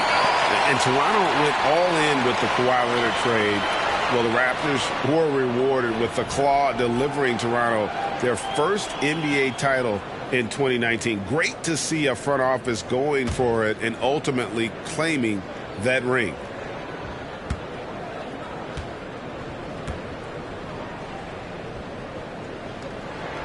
Both free throws good from Kawhi Leonard. Now, that's big free throws from a player they depend on in those situations. Over to the wing. Simmons against Leonard. New Orleans moving the ball around. 6 to shoot. And Simmons kicks to Reddish. Shoots over Beal. A shot by Reddish, no good. Trailblazers leading by 3. Leonard dishes to Frazier.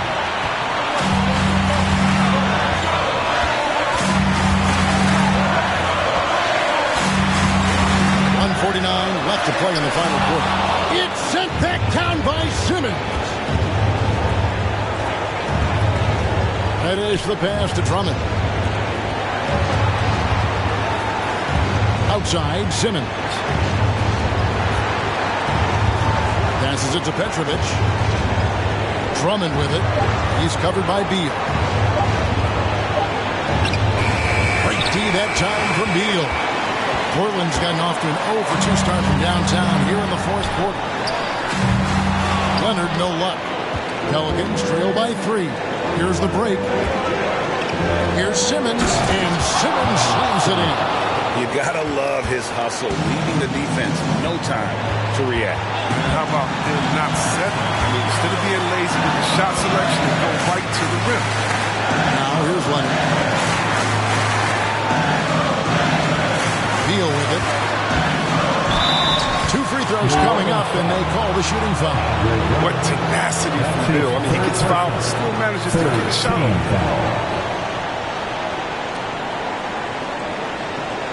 At the line for your Trailblazers, Bradley Beal taking 2 shots.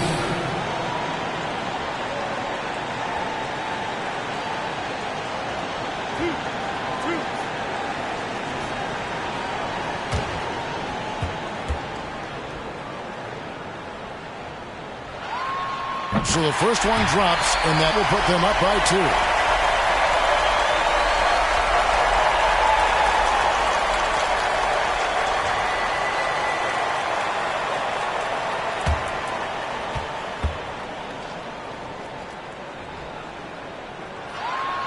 So he goes 2 for 2 at the line, and it's a 3-point game.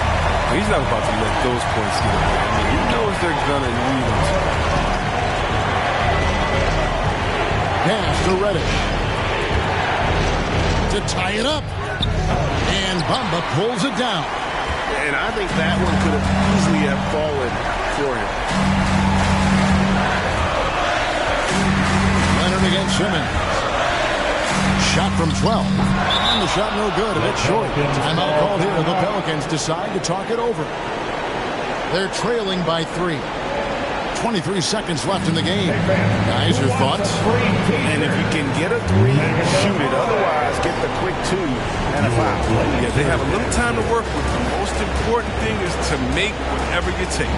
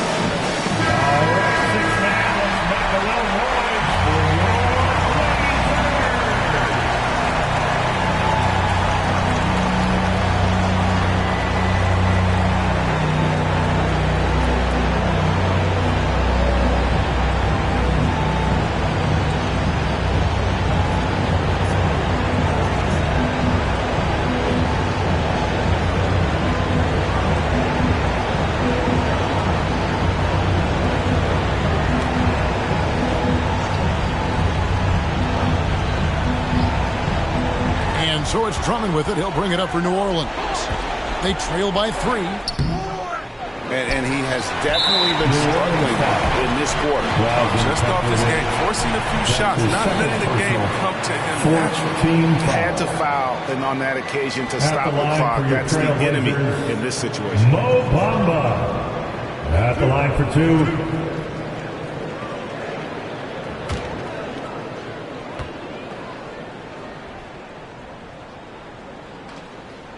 Good on the first, and that gives them a 4-point cushion. The raw talent Bamba has, just so impressive. A shot blocking specialist who also makes an impact on the offensive end. Those are big. I mean, turns into a 2-possession game. No time to waste on this possession. Yeah, they got to get into the play fast and execute. This is only. And he commits the intentional foul. You have to foul, but I'm sure they would have liked to foul someone different.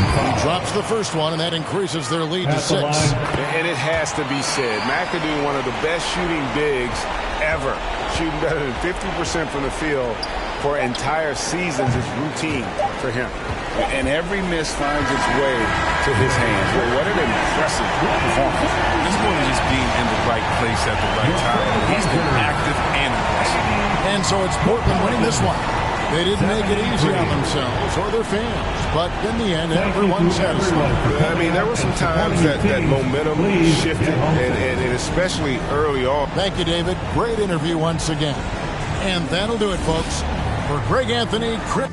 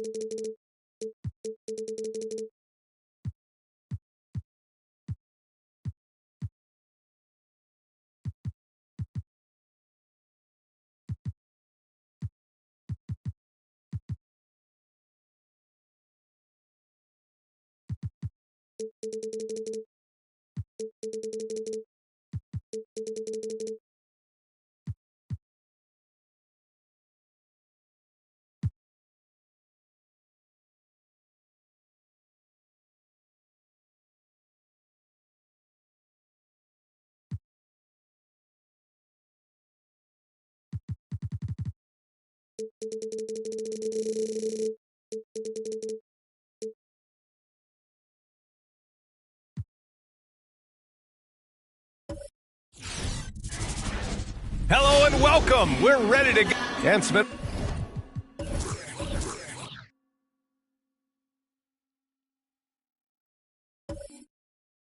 Tonight's game.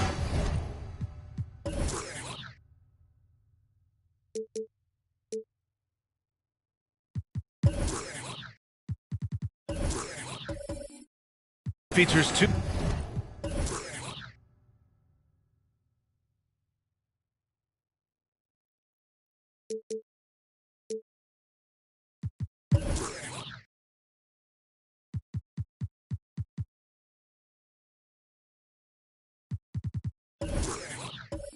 Outstanding front courts. What makes for an effective big tandem, you think? I think the best combos complement each other's talents. Also, they play off one another. On offense, one can go inside, one can go outside. And on the defensive end, if you have both guys that are interchangeable and can guard multiple positions, that's what makes it great. And the Lakers starting five. Now James. He's been contributing over 15 a game. And it's James with the jam. What a sudden drive by LeBron. The defense doesn't get any chance to react. Davis against Ball. Pass to Ewing. James with the block. Davis finds James.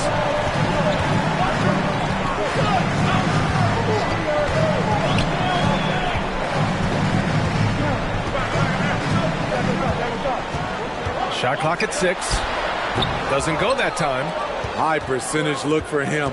But bottom line, they're not all going to go down. Takes a step back. Ball outside. Good work defensively by James. More often than not, he'll cash it in from that area. The defense might have done just enough to bother him. Almost 2 minutes into the first here. Again, the miss by James. Yeah, and the defense has really got to tighten up on him. I mean, he's just too dangerous from the three-point line.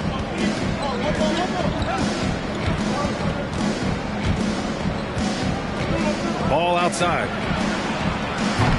Misses the 3. The Pistons have gone 1 of 3 from the floor. Davis, the pass to James. Turner against Ball. Count it. Good. He's taking it right to the rim, and no one was there to greet him. Wow, that's a defensive breakdown. Can't do that against good scores. Well, you need at least 2 stars to win big. It sure helps when they fit together, as well as LeBron James and Anthony Davis.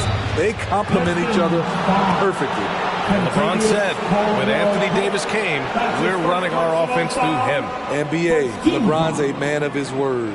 In their first season playing together, James assisted Anthony Davis on more baskets than he had done for any prior teammate, hand and glove.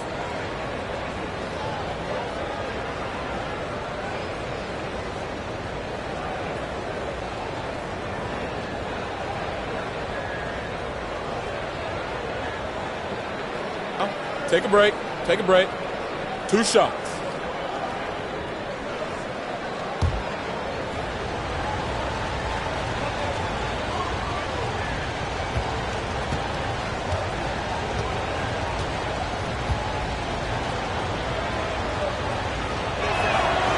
That free throw, no good.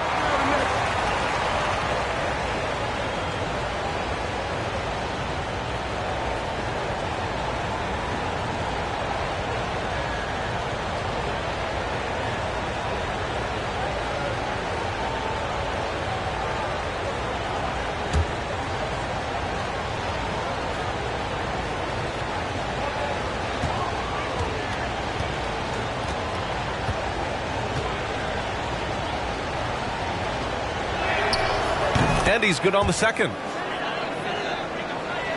First quarter of ball, almost 2.5 minutes in. Whiteside against James. It doesn't go for him. And it's the Lakers the other way. Pass to Whiteside. Shoots a fadeaway. Davis with a rebound. For Detroit, they've gone 2 for 5 to start today's game. James outside. Here's Caldwell Pope. Outside Davis. Fades. Rebound, the Lakers. And this is their first time matched up with the Pistons this year. They should have steamrolled this club last year, but that's not how it played out.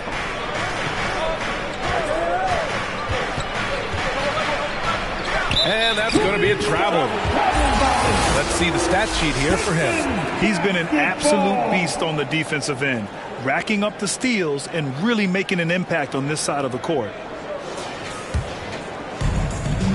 Detroit with the ball. Pass to Caldwell Pope. Back to James.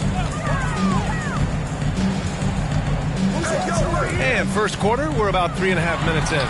It's blocked. And all quarter long, it's been the same story. Inconsistent with this offense. Here's Ewing. Checked by Davis. Here's Ewing.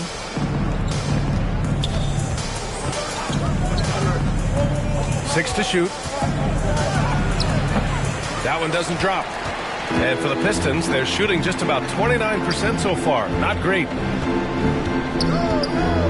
Pass to James. Got a piece of it, and it's out of bounds. They say it was last touched by James. And over the last month, these point guards have been shooting the rock with confidence. Number 5 is LaMelo Ball. It's really simple. As a point guard, it's your job to create good shots for others. These guys also are great at creating shots for themselves. You're right. I don't care what position it is. With percentages like that, get them more shots. There's a screen. Driving in. Second chance effort. And Ewing gets it to go. That's just staying in the moment, keeping with the current possession. The Pistons trailing.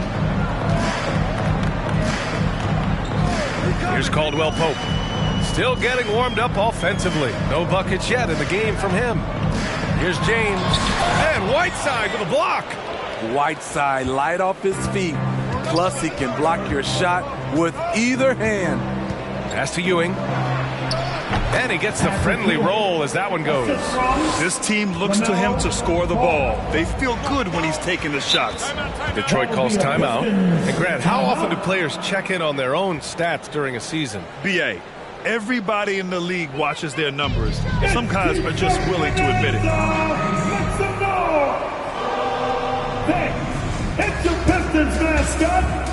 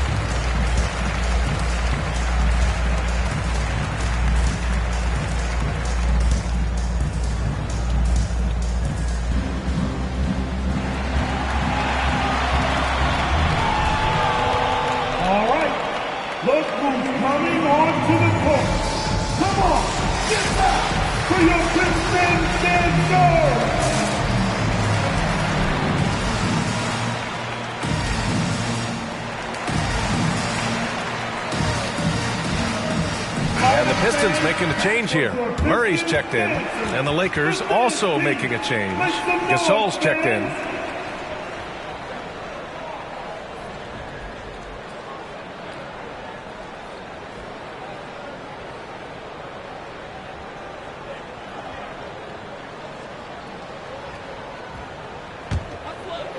Here's Murray. He had 9 points in his last time out.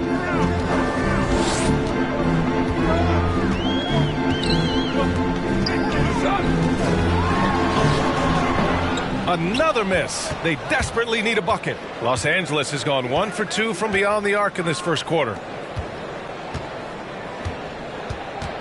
Ball outside. And the foul on Anthony Davis. That's his first foul of the game. And the Lakers making a change here.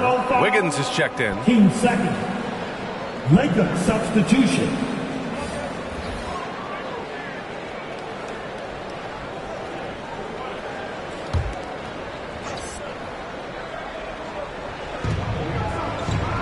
Ball outside. Down low. Clock at 6. Shoots from the baseline. The shot, no good. And it's Detroit the other way. They want to keep rolling here, following the win against Brooklyn. It was a combination of their great defense and their opponent's poor offensive execution. They really played exhausting D out there, just hounding them all night long. Now here's Wiggins. 13 points in the win against Portland. Ball outside. Here's Ewing. Shoots over Johnson. He goes up again, and Ewing gets it to go. He has 6. have to take care of the defensive boards better than that. Reason why, lack of focus, lack of communication, which led to second chance points. Ball against Murray. Ball outside.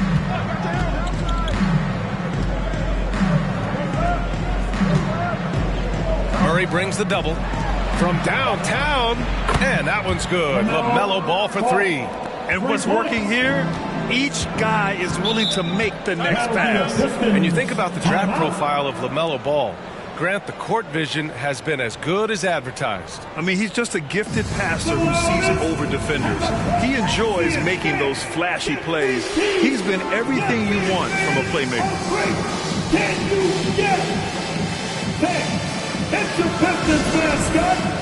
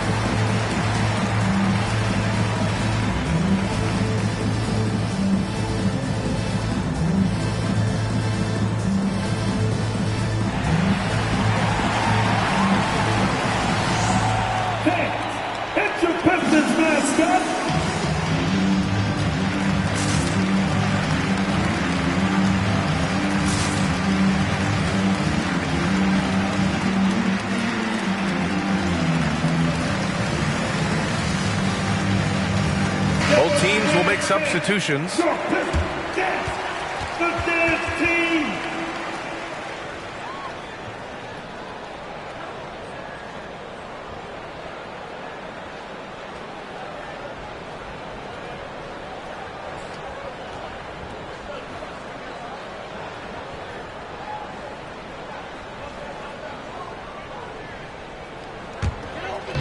The Lakers on D. Pass to Warren. And here's Murray. And we're going to have a jump ball. And for many years, we heard that the great 7-footers went extinct. But you have the MVP in Jokic, Joel Embiid, Anthony Davis. Maybe it was just a temporary lull. Well, it kind of was. I think, B.A., the game went to outside in. And now with these guys, they're making the game come back to inside out. And I am loving it. Again, the miss by the Pistons. So far, rebounding has been a focal point for them. To the paint. There's the steal. Outside Warren. Pass to Murray. Nails the 16-footer. This just comes from repetition. Murray's put a lot of extra hours in the gym, catching and firing. Here's Hood. 11 feet out. Another shot. Camby, that's good. And the Lakers lead by 9. And why go away from attacking inside if the D has no answer for you? Warren with the ball. Now guarded by Hood. Wiggins outside. Outside Hood. Wiggins outside. Back to Hood. Pass to Dunn. Over Murray. Again, the Lakers. And I'm just impressed with their effort here early. They've hit the offensive glass so hard. To the right side. Back to Johnson. Now here's Murray. Inside. Here's Warren. So it'll be 2 free throws. He was fouled in the act of shooting. And now we go to the 2K leaderboard to look at the teams with the most blocks per game over the last month. 5th on the list, Los Angeles. These guys have been so impressive down low on the defensive end, denying shots left and right over the past month.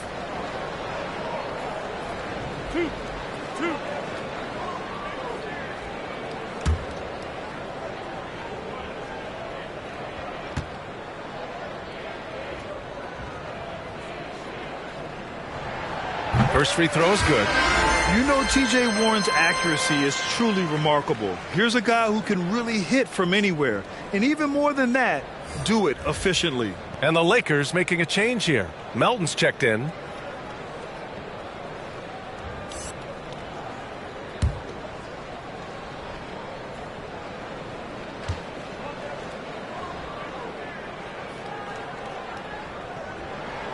Good on both. You know, Grant, looking at Warren's precision shooting, he's used it to pull off some pretty staggering scoring performances. Yeah, a few guys have had over 50 points in a single game before. When he gets in the zone, Warren can have a huge impact. But you know, it's the result of a ton of hard work developing that solid shooting. Already +5 in terms of rebound margin. Pass to Murray. It's Warren on the wing, defended by Hood. Crowder, the pass to Warren. 6 on the shot clock. With the drive. And again, the Pistons missing. The Lakers in the lead. To the inside. And the jam by Bjelica. What a way to begin this game.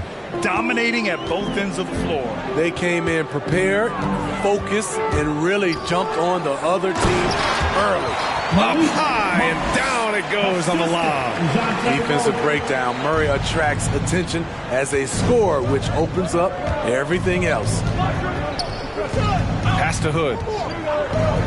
Wiggins for 3, and he's in the books. Now 1 for 2. And excellent perimeter offense so far. Their shooters are clearly in a great rhythm. Murray passes to Monk. Yes, and it's Murray picking up the assist. Monk's got his second basket on the night. And both teams running long-range plays that are working. How often do we see this these days? Clubs answering each other from range. And the shot's good by Wiggins. Their ability to space the floor has been the story of this game. If you love analytics, this is what this is all about. They favor the 3-ball. You can pile up points in a hurry. And here's Murray. Shot on the wing. That shot off. And so it's Los Angeles going into the break up 12. They've had incredible success defensively, taking away good looks and pressuring shooters. We'll be back in a moment.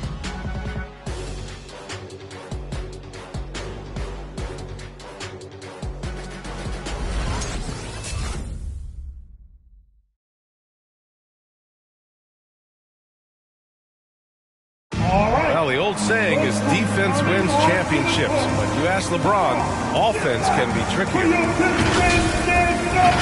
More delicate than defense. Defense, you can make mistakes but cover for one another by just communicating and flying around at times and clean up for your mistakes. Offensive, if you're not all 5 guys at the same time or not moving and cutting, and one pass or one bad screen here or one pass there can mess up the rhythm of an offense. And the best teams work together at both ends, Grant. But which end did you generally feel most in sync with your teammates? Offense or defense? Oh, you're putting me on the spot, B.A. I'll say offense. I mean, I played in Phoenix with Steve Nash, so definitely offense at that point in my career. We welcome you back to second quarter action. Plenty of basketball left to play, but this one has been one-sided so far. And a closer look here at the scoring breakdown for the Lakers.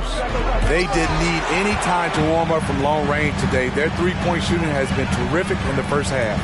It doesn't look like they'll be giving up on any plays tonight either. Their offensive rebounding's been impressive so far. And the Lakers looking at who they've got. Pass to Rice. Here's Ewing. Monk covers. Fade away. And Ewing gets it to go. Give him 8 points now. That's been typical of their performance today. They're sharing the ball and creating good shots. Caldwell Pope with a drive. Outside Monk. Three-pointer. And it's Ewing with a rebound. You have to credit their effort. I mean, they've done an amazing job on the glass. And here's Ball. Here's Rice. Coming off a 16-point game against Portland. And this is what you want to do when you've got a big lead. Must stay aggressive. I'm impressed with their intensity tonight. They've came in focused and they've executed. Pass to Caldwell Pope. Outside Davis. The shot, no good. And it's the Lakers the other way. Coming off a win against the Blazers. And in that game, they owned the glass. Most of the second chance opportunities went to them. They were able to convert a lot of those offensive rebounds. That's the key, generating points off those extra possessions. Here's Monk, following the score by the Lakers. To halt the run, here's Worthy, blocked. And it's going to be out of bounds. Detroit will have another go. LeBron, he's checked in for the Pistons.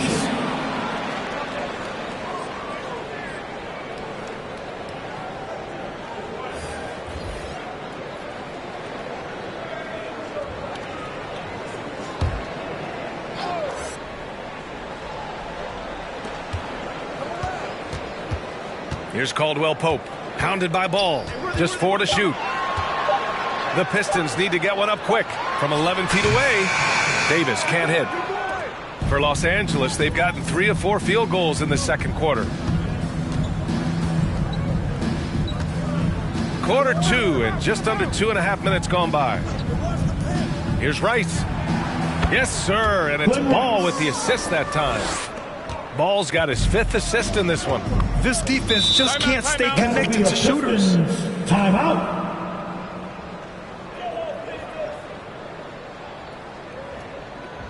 Fans, the Raleigh Celtics get free T-shirts.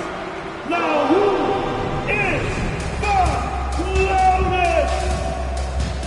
Fans, it's your Pistons mascot.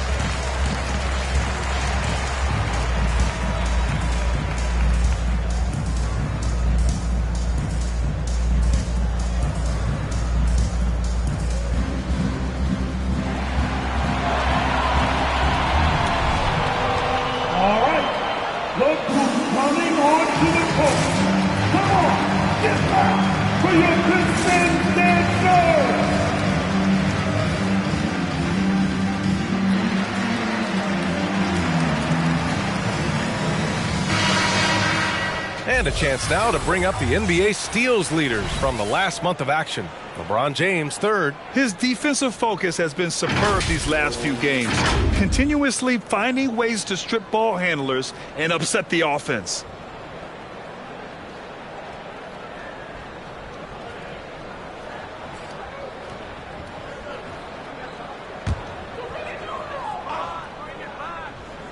And we're now a little over 2.5 minutes into the second.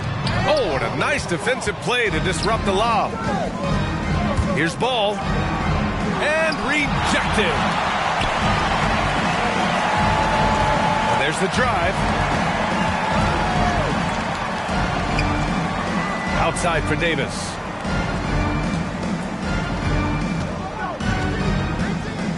Pass to Worthy. Clock at 6. Ball with a steal. Over to the wing. Check by James. Driving to the basket. Hey, when in doubt, run the defender off the screen. And you know, with a result like that, we'll see them run it again. Especially if the defense is going to allow you to do it. Have to switch on that play. Davis can't hit. And right now, they're +8 in the rebounding category. That's helping them run away with this. Pass the ball. Here's Rice. Lets the 3 fly. It's good. And the assist that time from Ball. Ball's got 6 assists in the game. James with the ball. An 11-point game for him in the win against the Nets in Brooklyn. And he wreaked havoc on defense with 4 steals for the game. And this is how you fire up your teammates. LeBron with a 10 on that one. And the Lakers have possession. The Pistons getting their last shot to go. Ball into the lane. It's not going to go for him. Ooh, excellent D there from Turner. The Pistons have gotten only 2 of 8 field goals to go in the second. James with the ball. He's picked up by Gasol. James outside. Here's Turner. Perfect night so far. 2 for 2. It's empowering to play with LeBron because if you get open, he will find you. To the middle. Here's Gasol. Nice assist and nice finish. Solid play all the way around. Gasol's gotten his first basket of the night. James outside. Pass to Davis. Up and over Gasol. Oh, a nice one-handed slam right there. And that's why you don't give up on the glass. Man, his efforts well rewarded right there. Working hard, beating everyone to the ball. He does this night in and night out. That's a good opportunity, but he needs to go up a little stronger, in my opinion. Here's James. That one falls. Coming off Davis' feet. James has got 4 points now in the quarter. Time and time again, they're creating good looks from close range.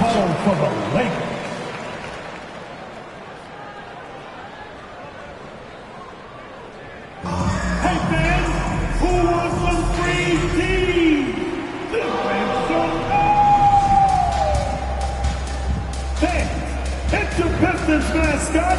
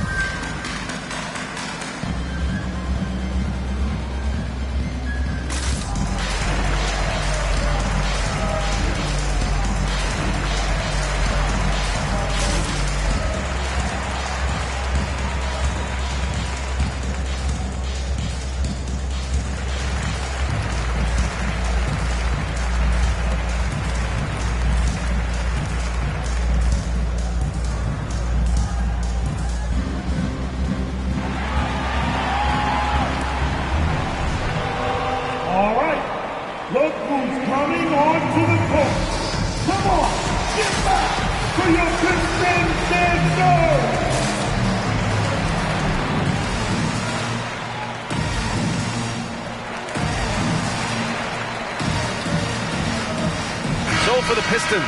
Smith, he's checked in for Turner. Johnson comes in for Anthony Davis. And Murray subbed in for James. And the Lakers making a change here.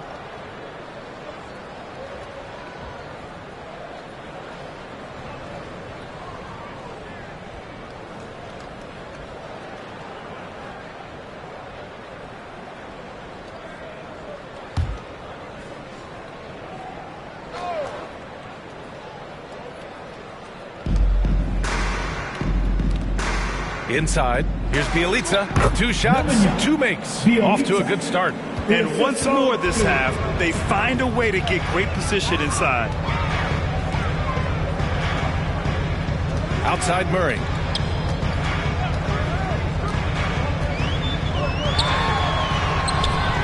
That one is off. Bielitsa with some nice D. I'll tell you what, they've rebounded the ball tremendously well. Here's Ewing. Misses off the left iron. The Pistons shooting only 36% so far in this game. Pass to Smith. From the arc. And another 3 for the Lakers. Hard to win games when you allow clean looks from the perimeter. And the defense of Wiggins, Grant, something that he's turned around in his career. Yeah, you know, B.A., he went from a weak defender to a strong one. He's always had the tools, but he's putting it all together and can now be a lockdown wing. Now here's Bielitsa. Now here's Wiggins. Out left to the wing. Bielitsa with a screen on Murray. The shot by Dunn, no good. Pistons shooting only 36% during the second. Outside Murray. Oh, there's the alley. And an emphatic jam on the lob. Just flawless timing right there. Right? The dish, the catch, the flush, the whole thing was perfect.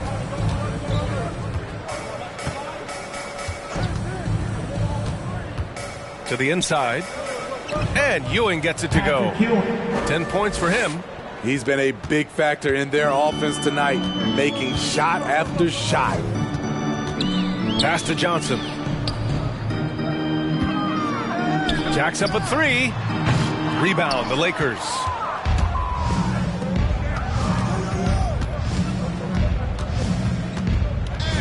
And here's Wiggins.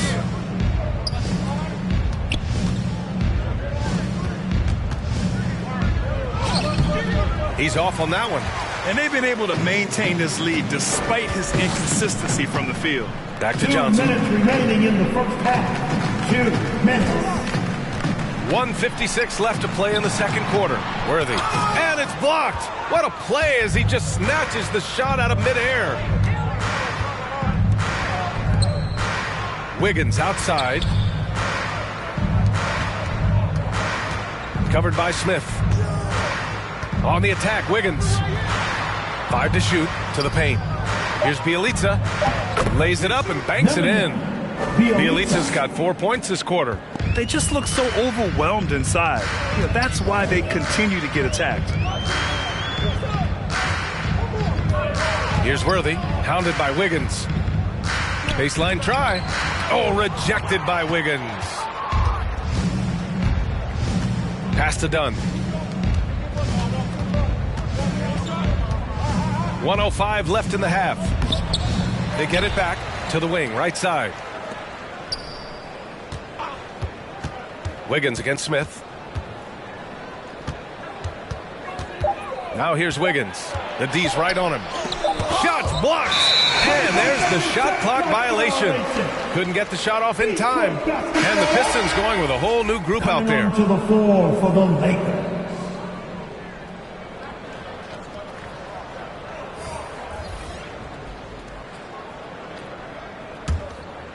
Here's Monk.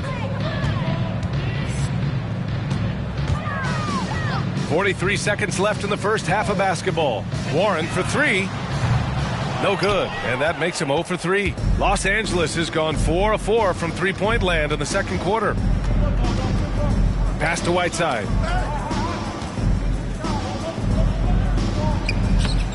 Warren with the rebound. I'll tell you what, I think he thought that was going in. I sure did.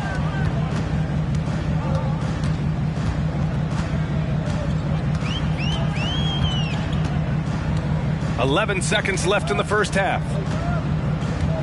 Just 5 to shoot. Tries to snap the cold streak. And so it's the Los Angeles Lakers, already up 26 points as this quarter ends. And they've been shooting the lights out from the arc. All those threes have this poised for a blowout. Well, now we have some time to check in with Allie LaForce. Allie. Thanks a lot. I'm with Frank Vogel. And, Coach, what's going to be critical in the second half to get this win? Just be us. Okay? We got to go on the three-point line, keep them off the free throw line, make them make contested twos. We got to move the basketball offensively. Your expectations are always high defensively. Thank you, Coach. All right, good stuff, Allie. And we'll get back to the action at the start of the third quarter.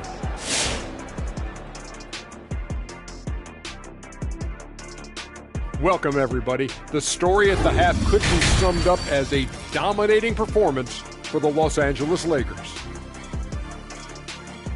They're getting a lot out of their bench. A lot. For the most part, opponents' game plan is to take away the starters.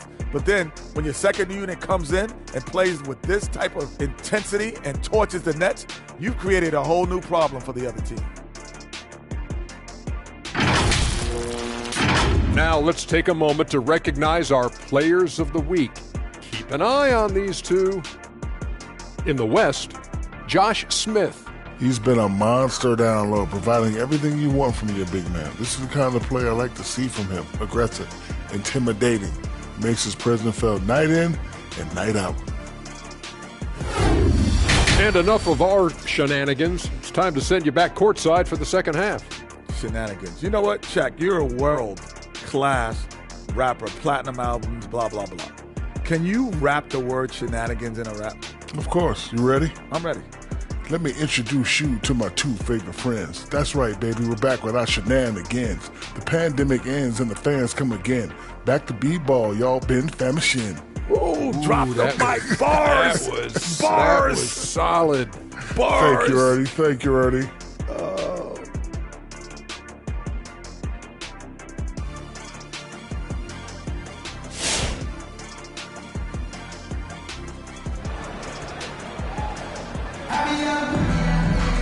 Just about ready for the second half here. A big comeback is needed for this game to be competitive, and it probably has to happen quickly. And due to the coronavirus, many teams played with little to no fans for the entirety of last season, Smitty. Yeah, B.A., I really felt for the players and fans. We definitely missed out.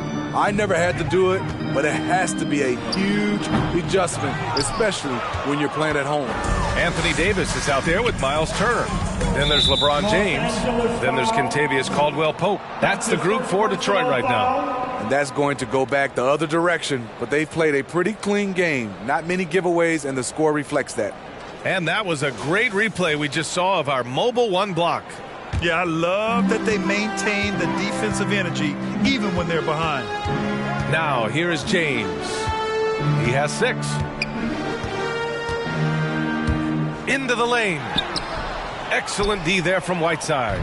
They've shown that power inside. Their rebounding effort has been sensational.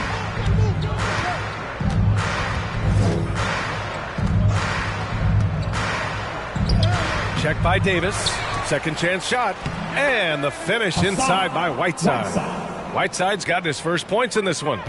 Their interior D continues to look shaky. Not a good matchup for them right now.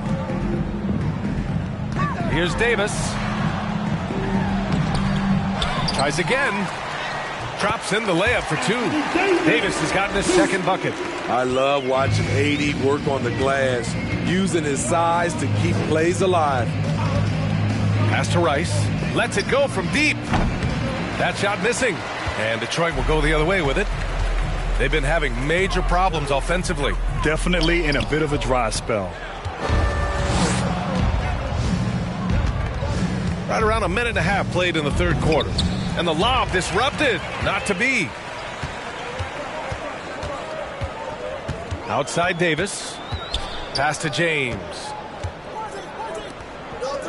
Davis with it. Oh, and makes it with the kiss. Davis has got 6. If you're getting AD the ball in the painted area, your offense is doing something right. The 3 from Ball. Detroit with a rebound. And you just can't afford to give up that kind of look very often.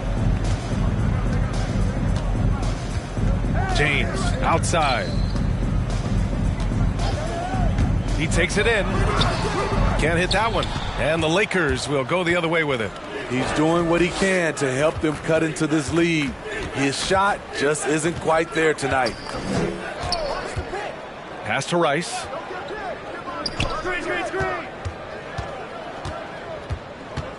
Shot clock at 5.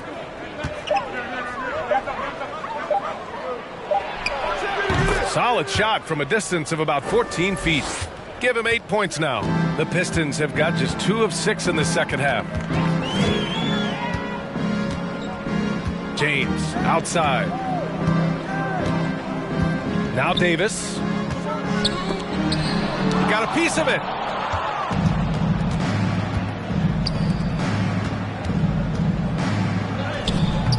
Whiteside down low. He's against Turner.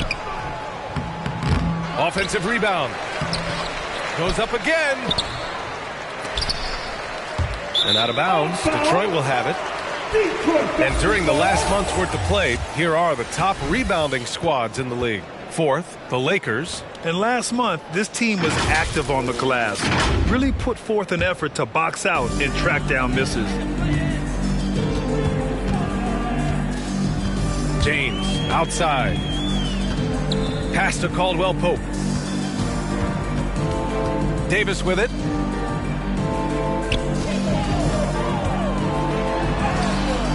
The layup misses. Los Angeles has gone 0 for 2 from outside here in the third. Here's Ewing. Elbow shot. Yes, sir. And it's Ball with the assist that time. Ball's got 8 assists here tonight. Timeout called, the Pistons. The wheels have come off a little bit leading up to this timeout. He is taking some low percentage shots, and it's killing the flow of their offense. More motion, more ball movement, that should lead to better looks for him and for the entire team. Come on, get back for your Pistons dancer!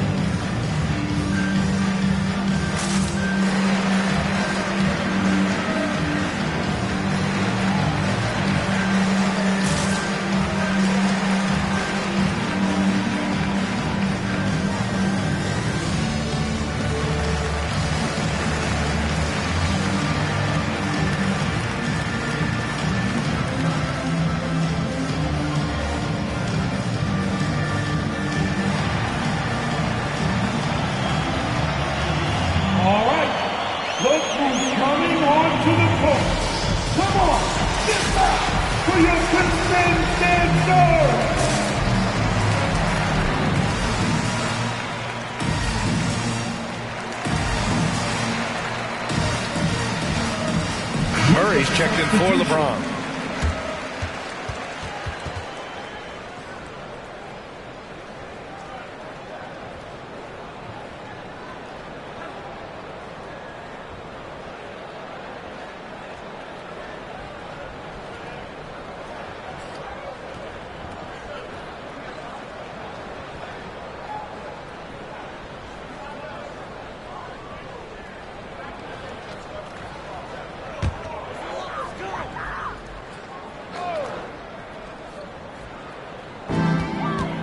Outside Murray. Pass to Worthy. For three. And it's Murray with the three. Murray's gotten his second bucket on the night. The percentages from range aren't there yet for Murray, but his confidence never seems to waver. Murray against Ball. Fires the three. Gets the three ball to go. Ball's got 6. Exchanging buckets from downtown. That's been a staple of tonight's game. Hey, players love competition, and the fans love it as well. Here's Caldwell Pope. Looking for his first basket still in this one. Here's Davis. Got a hand on it. Now Dunn.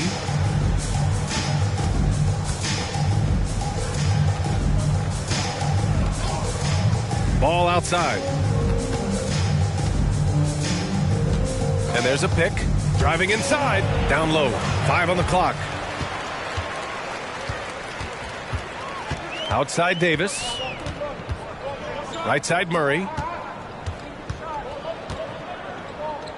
Now here's Turner. Defended by Dunn. Nice shot by Turner. And this is Murray's role. He knows that his teammates rely on him to orchestrate the offense. Pass to Wiggins. Here's Ewing. Check by Davis. Shoots from the elbow. Rebounded by the Pistons. One of the more improved players over the last few years. Murray has thrived in his high usage role. Just wonder how good can this kid become.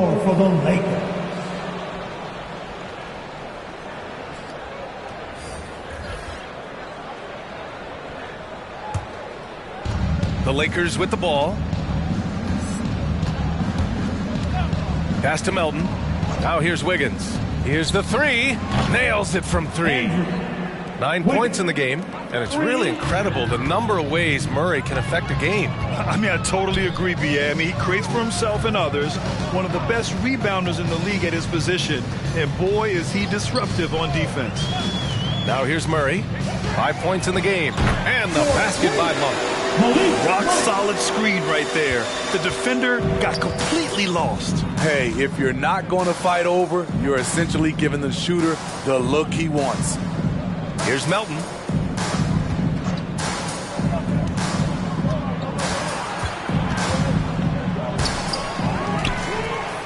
Outside for Bielitsa. Dunn outside. They set the pick. 6 to shoot.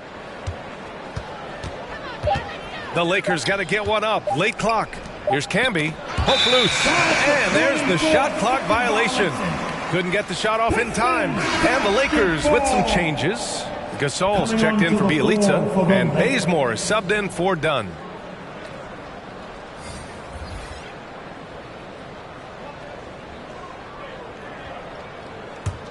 Detroit has gone 2 for 2 from deep here in the third.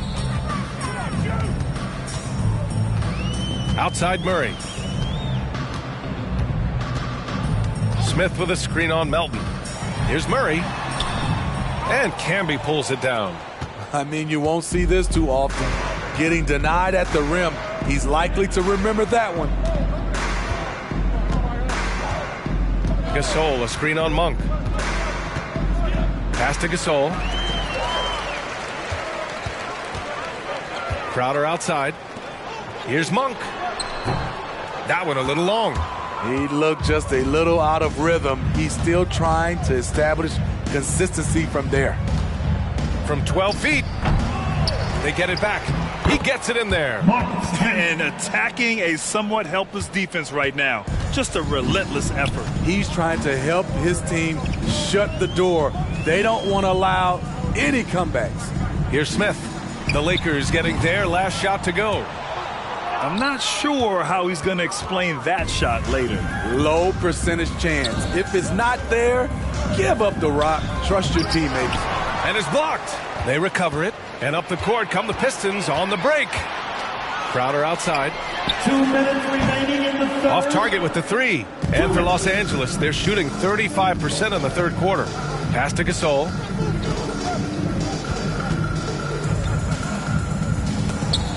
It's tipped. The shot's good. Gasol's gotten his second bucket of the game. The Pistons shooting about 31% here in quarter number 3. Murray finds Crowder. Monk for 3. He drops it from range. The three-point shooting has been on point here in the second half. 1:21 left in the third. Here's Bazemore. Boy, he's been patient so far. Nothing yet on the scoreboard. Not enough on that one as it misses. Outside Murray. Pass to Crowder. Now Monk. Three-pointer. And Camby pulls it down. It's tough to get open in this league, and when you do, it hurts not to capitalize. Gasol with it. Here's Camby. Shoots over Monk. Second shot opportunity. Camby, that's good. He has 6. Woo, just selling the defense on the pump fake. To the paint. Now here's Smith. Tight defense on him. Yes, and it's Murray picking up the assist. Murray's got 6 assists here tonight. There's a 4-second difference between the shot and game clock. Pass to Bazemore. Wiggins for 3. And another 3 for the Lakers. He's been so aggressive on offense, and with the results, you understand why. You know why? Success breeds confidence, and he's certainly been successful from there, time and time again. 3 seconds left. Can't get it to drop. And so it's the Los Angeles Lakers cruising into the next quarter with a 30-point advantage. The hustle they've shown on defense has been tremendous. Back after this.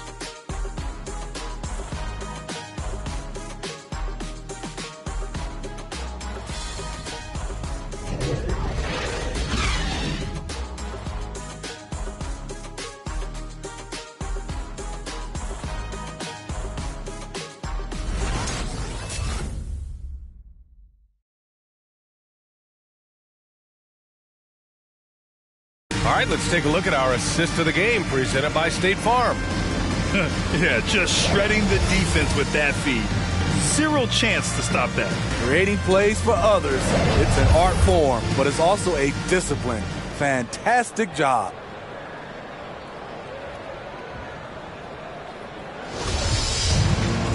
And 1 quarter to go in a game that, to this point, has not been an evenly fought contest. On the court for the Lakers, Rodney Hood is out there with Chris Dunn. Then there's Kent Bazemore. Then there's Hassan Whiteside. And it's Bjelica in at the 4-man position. There's a screen by Bjelica. Bazemore drives. That shot is off. Johnson with the defensive effort. Here's Caldwell Pope. And Whiteside with a block. And here's Dunn. Hood with it.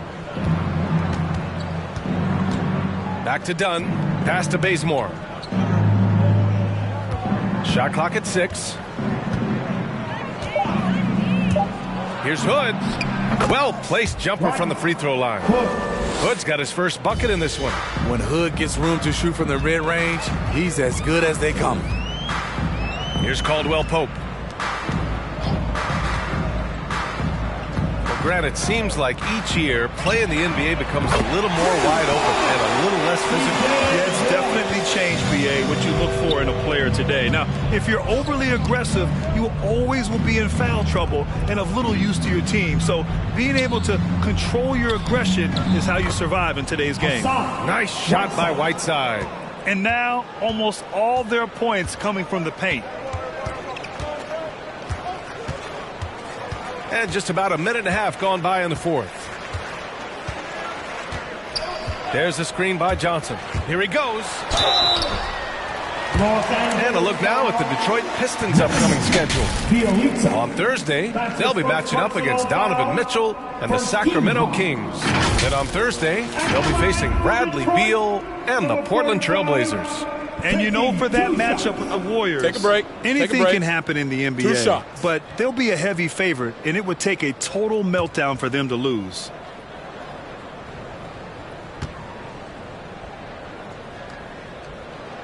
And he knocks down the first one. And the Pistons making a change here. Turner's checked in.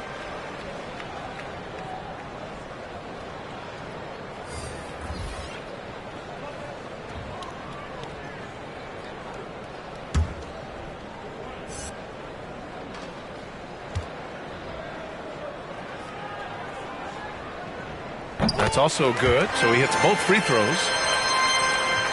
The Lakers have gone 2 of 3 to open the fourth quarter. Dunn outside, and he drives in, pass to Whiteside. Soft touch off the glass. Whiteside's got 4 points now in the quarter. Becoming a more complete player. Whiteside ready to catch there off the roll. And over the last few years, Smitty, a rising number of stars have forced trades. Is that a trend you like to see? You know, I don't like to see it. Sometimes you understand it in certain situations. I will say it can hurt smaller market teams, but we said this is a players' league for a while, and now we're really seeing it. Now here's Johnson. Drives to the hoop. The shot misses. Ooh, great D that time from Dunn. There's a screen by Whiteside.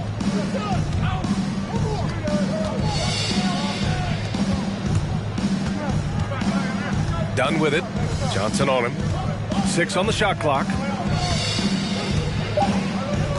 Back to Whiteside. And they force the shot clock violation. Great D. Pistons basketball.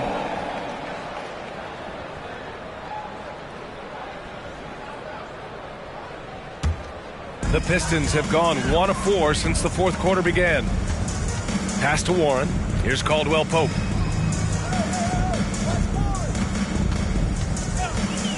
Going inside. Rebounded by the Lakers. Bjelica's got 6 rebounds in the game. Now here's Whiteside. Turner covers. And Chris Dunn gets the whistle that time. That's his first foul. They're starting a new trend with regard to turnovers. It's becoming problematic. Detroit has gone 5 of 12 from three-point range tonight. Boy, they need something to go to regain some confidence. No question. Way too many empty possessions for them. Pass to Johnson. And the top pick in this year's draft, Cade Cunningham. Grant, I heard some insiders compare you to him. You like those comparisons? Well, he's 6'8" with skill, sees the floor, I think approaches the game the right way. Maybe not the leaper I was, but tremendously talented, and I'm so eager to see how he develops. He's got a bright future in front of him. They have no answer defensively inside. Right wing. Shot to end the cold streak. Blocked. And he gets it back. Look down, it's you. Now here's Hood. Dunn outside. Outside Hood. Takes it inside. Oh, and Turner with a block. A ferocious shot blocker. Turner provides a sense of security to the rest of his teammates. Pass to Warren. Launches a three. Rebounded by Bjelica. Bjelica's got 7 rebounds in the game. They keep calling his number, which is partly how they've dug this hole. Dunn outside.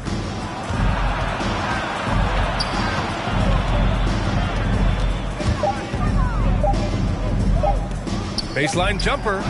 Caldwell Pope pulls it in. Caldwell Pope's got 4 rebounds now. There's the drive, and he's going to the line for 2. The official saw contact while he was going up. That one on Hood. And now we get a little perspective here on how the hustle game has been for the Lakers. Contested shots and block shots. That's been their bread and butter defensively, giving up no easy looks. Another thing, they've not only caused a bunch of turnovers tonight, they've turned most of them into points. Take a break. 2 shots.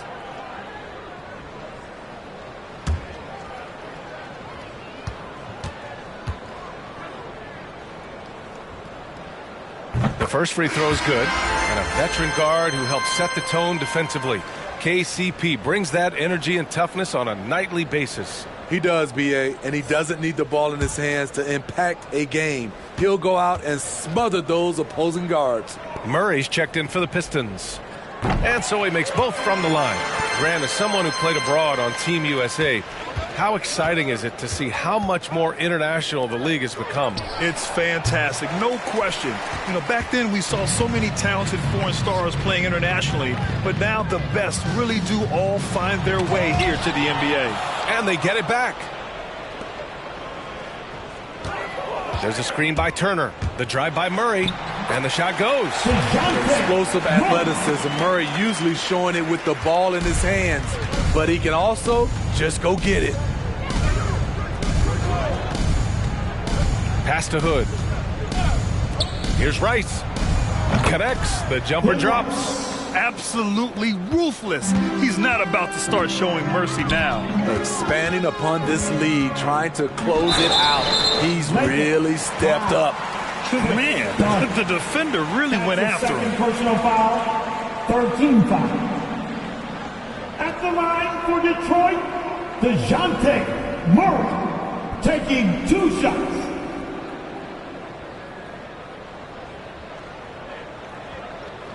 Take a break. Take a break. 2 shots.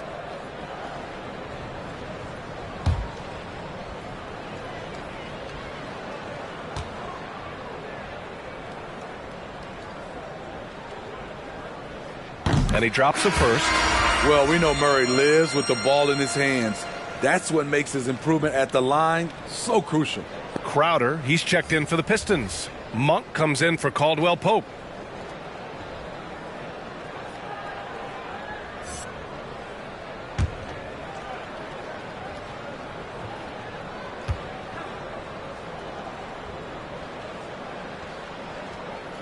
And Murray drops them both.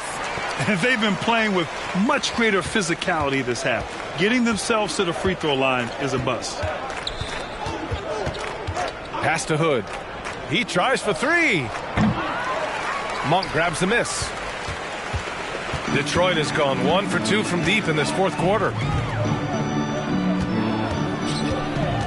And last season, a new entity, NBA Africa, created to handle all business on the continent.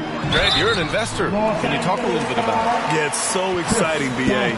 First of all, the game of basketball growing all over the world, and particularly on the continent in Africa. So I think it's not only great from a financial standpoint, but you're creating opportunities for the league, and you're exposing people to Africa, to this beautiful game. I think it's a win-win, and I'm so excited. Shooting two.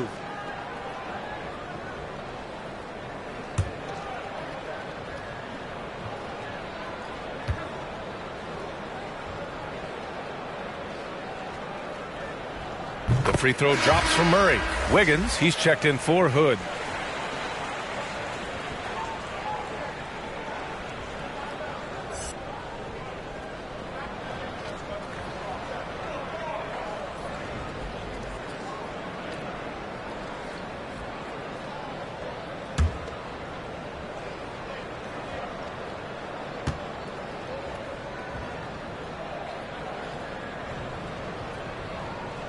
And he can't hit the second. See, now he's getting defenders back on their heels a little bit. Getting to the foul line here in the second half.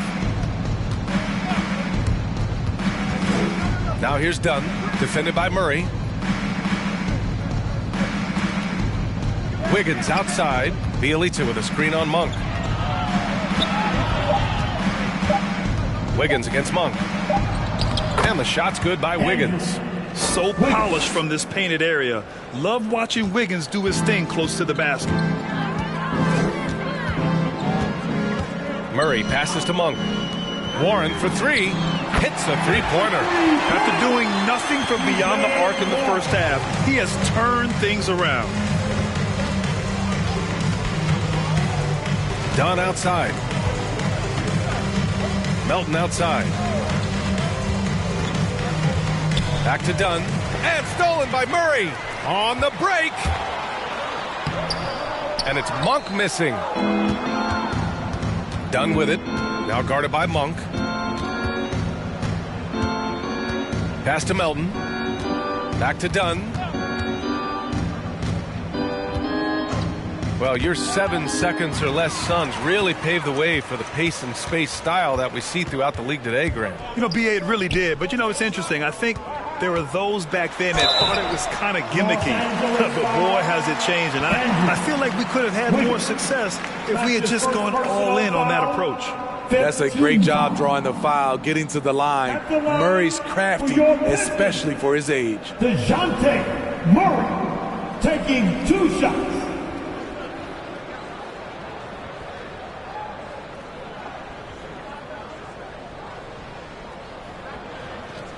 Take a break. Take a break. 2 shots.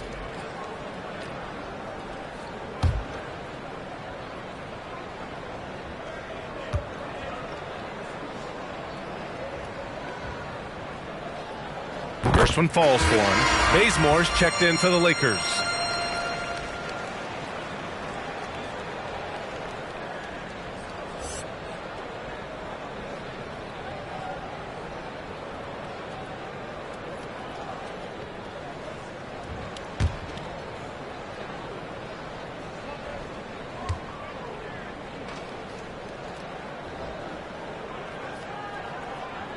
And Murray drops them both. For Los Angeles, they've gotten 6 of 12 shots to go here in this fourth quarter.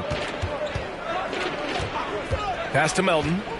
2 minutes. Wiggins for 3. Good. And that makes him 6 for 9. A quality game for him so far. This demonstrates assertiveness. You know Wiggins is feeling it when he's rising and firing like this. Outside Murray. On the take. No luck on that one. And Los Angeles the other way now. Pass to Bazemore. Melton on the wing. Defended by Murray. Melton outside. Now here's Bielitsa. No good on the 3. And what a complete performance we saw from them. A dominant win in every way for the Lakers. And everything seemed to go their way today. They were firing on all cylinders, Grant. Yeah, B.A., this was the kind of performance you relish as a player. Just a very impressive win. This will mark their 13th win of the year. Not a bad number. And as it was happening, as it was building, you knew this was a monster game for Andrew Wiggins. Anytime they needed a bucket, they'd put the ball in his hands and say, go make a play. It was impressive to watch. Here's Bazemore. Now Wiggins. Back to Bazemore. Clock at 6. Here's Melton. Over Murray. And again, no good by the Lakers. Over Bielitsa. Rebound by the Lakers. 5-second differential between the shot clock and game clock. Pass to Bazemore. And here's Wiggins. Fires the three. Nails it from beyond the arc. Excellent effort on the road. They've literally sucked the energy out of this arena. And when you're on the road, you can't be tentative coming into a game like this. I thought their aggressive approach was the difference. Here's Warren. No good. So we see the Lakers taking the W here. To walk into enemy territory and deliver a performance like that, that says a lot about this squad. They really came in looking confident and didn't let anything shake them. This is what a dominant team looks like. Thank you for joining us. That'll do it for now. For Grant Hill, Allie LaForce, and Steve Smith, I'm Brian Anderson. Thanks for joining us tonight. Now it's time to present our New Balance Player of the Game, Andrew Wiggins.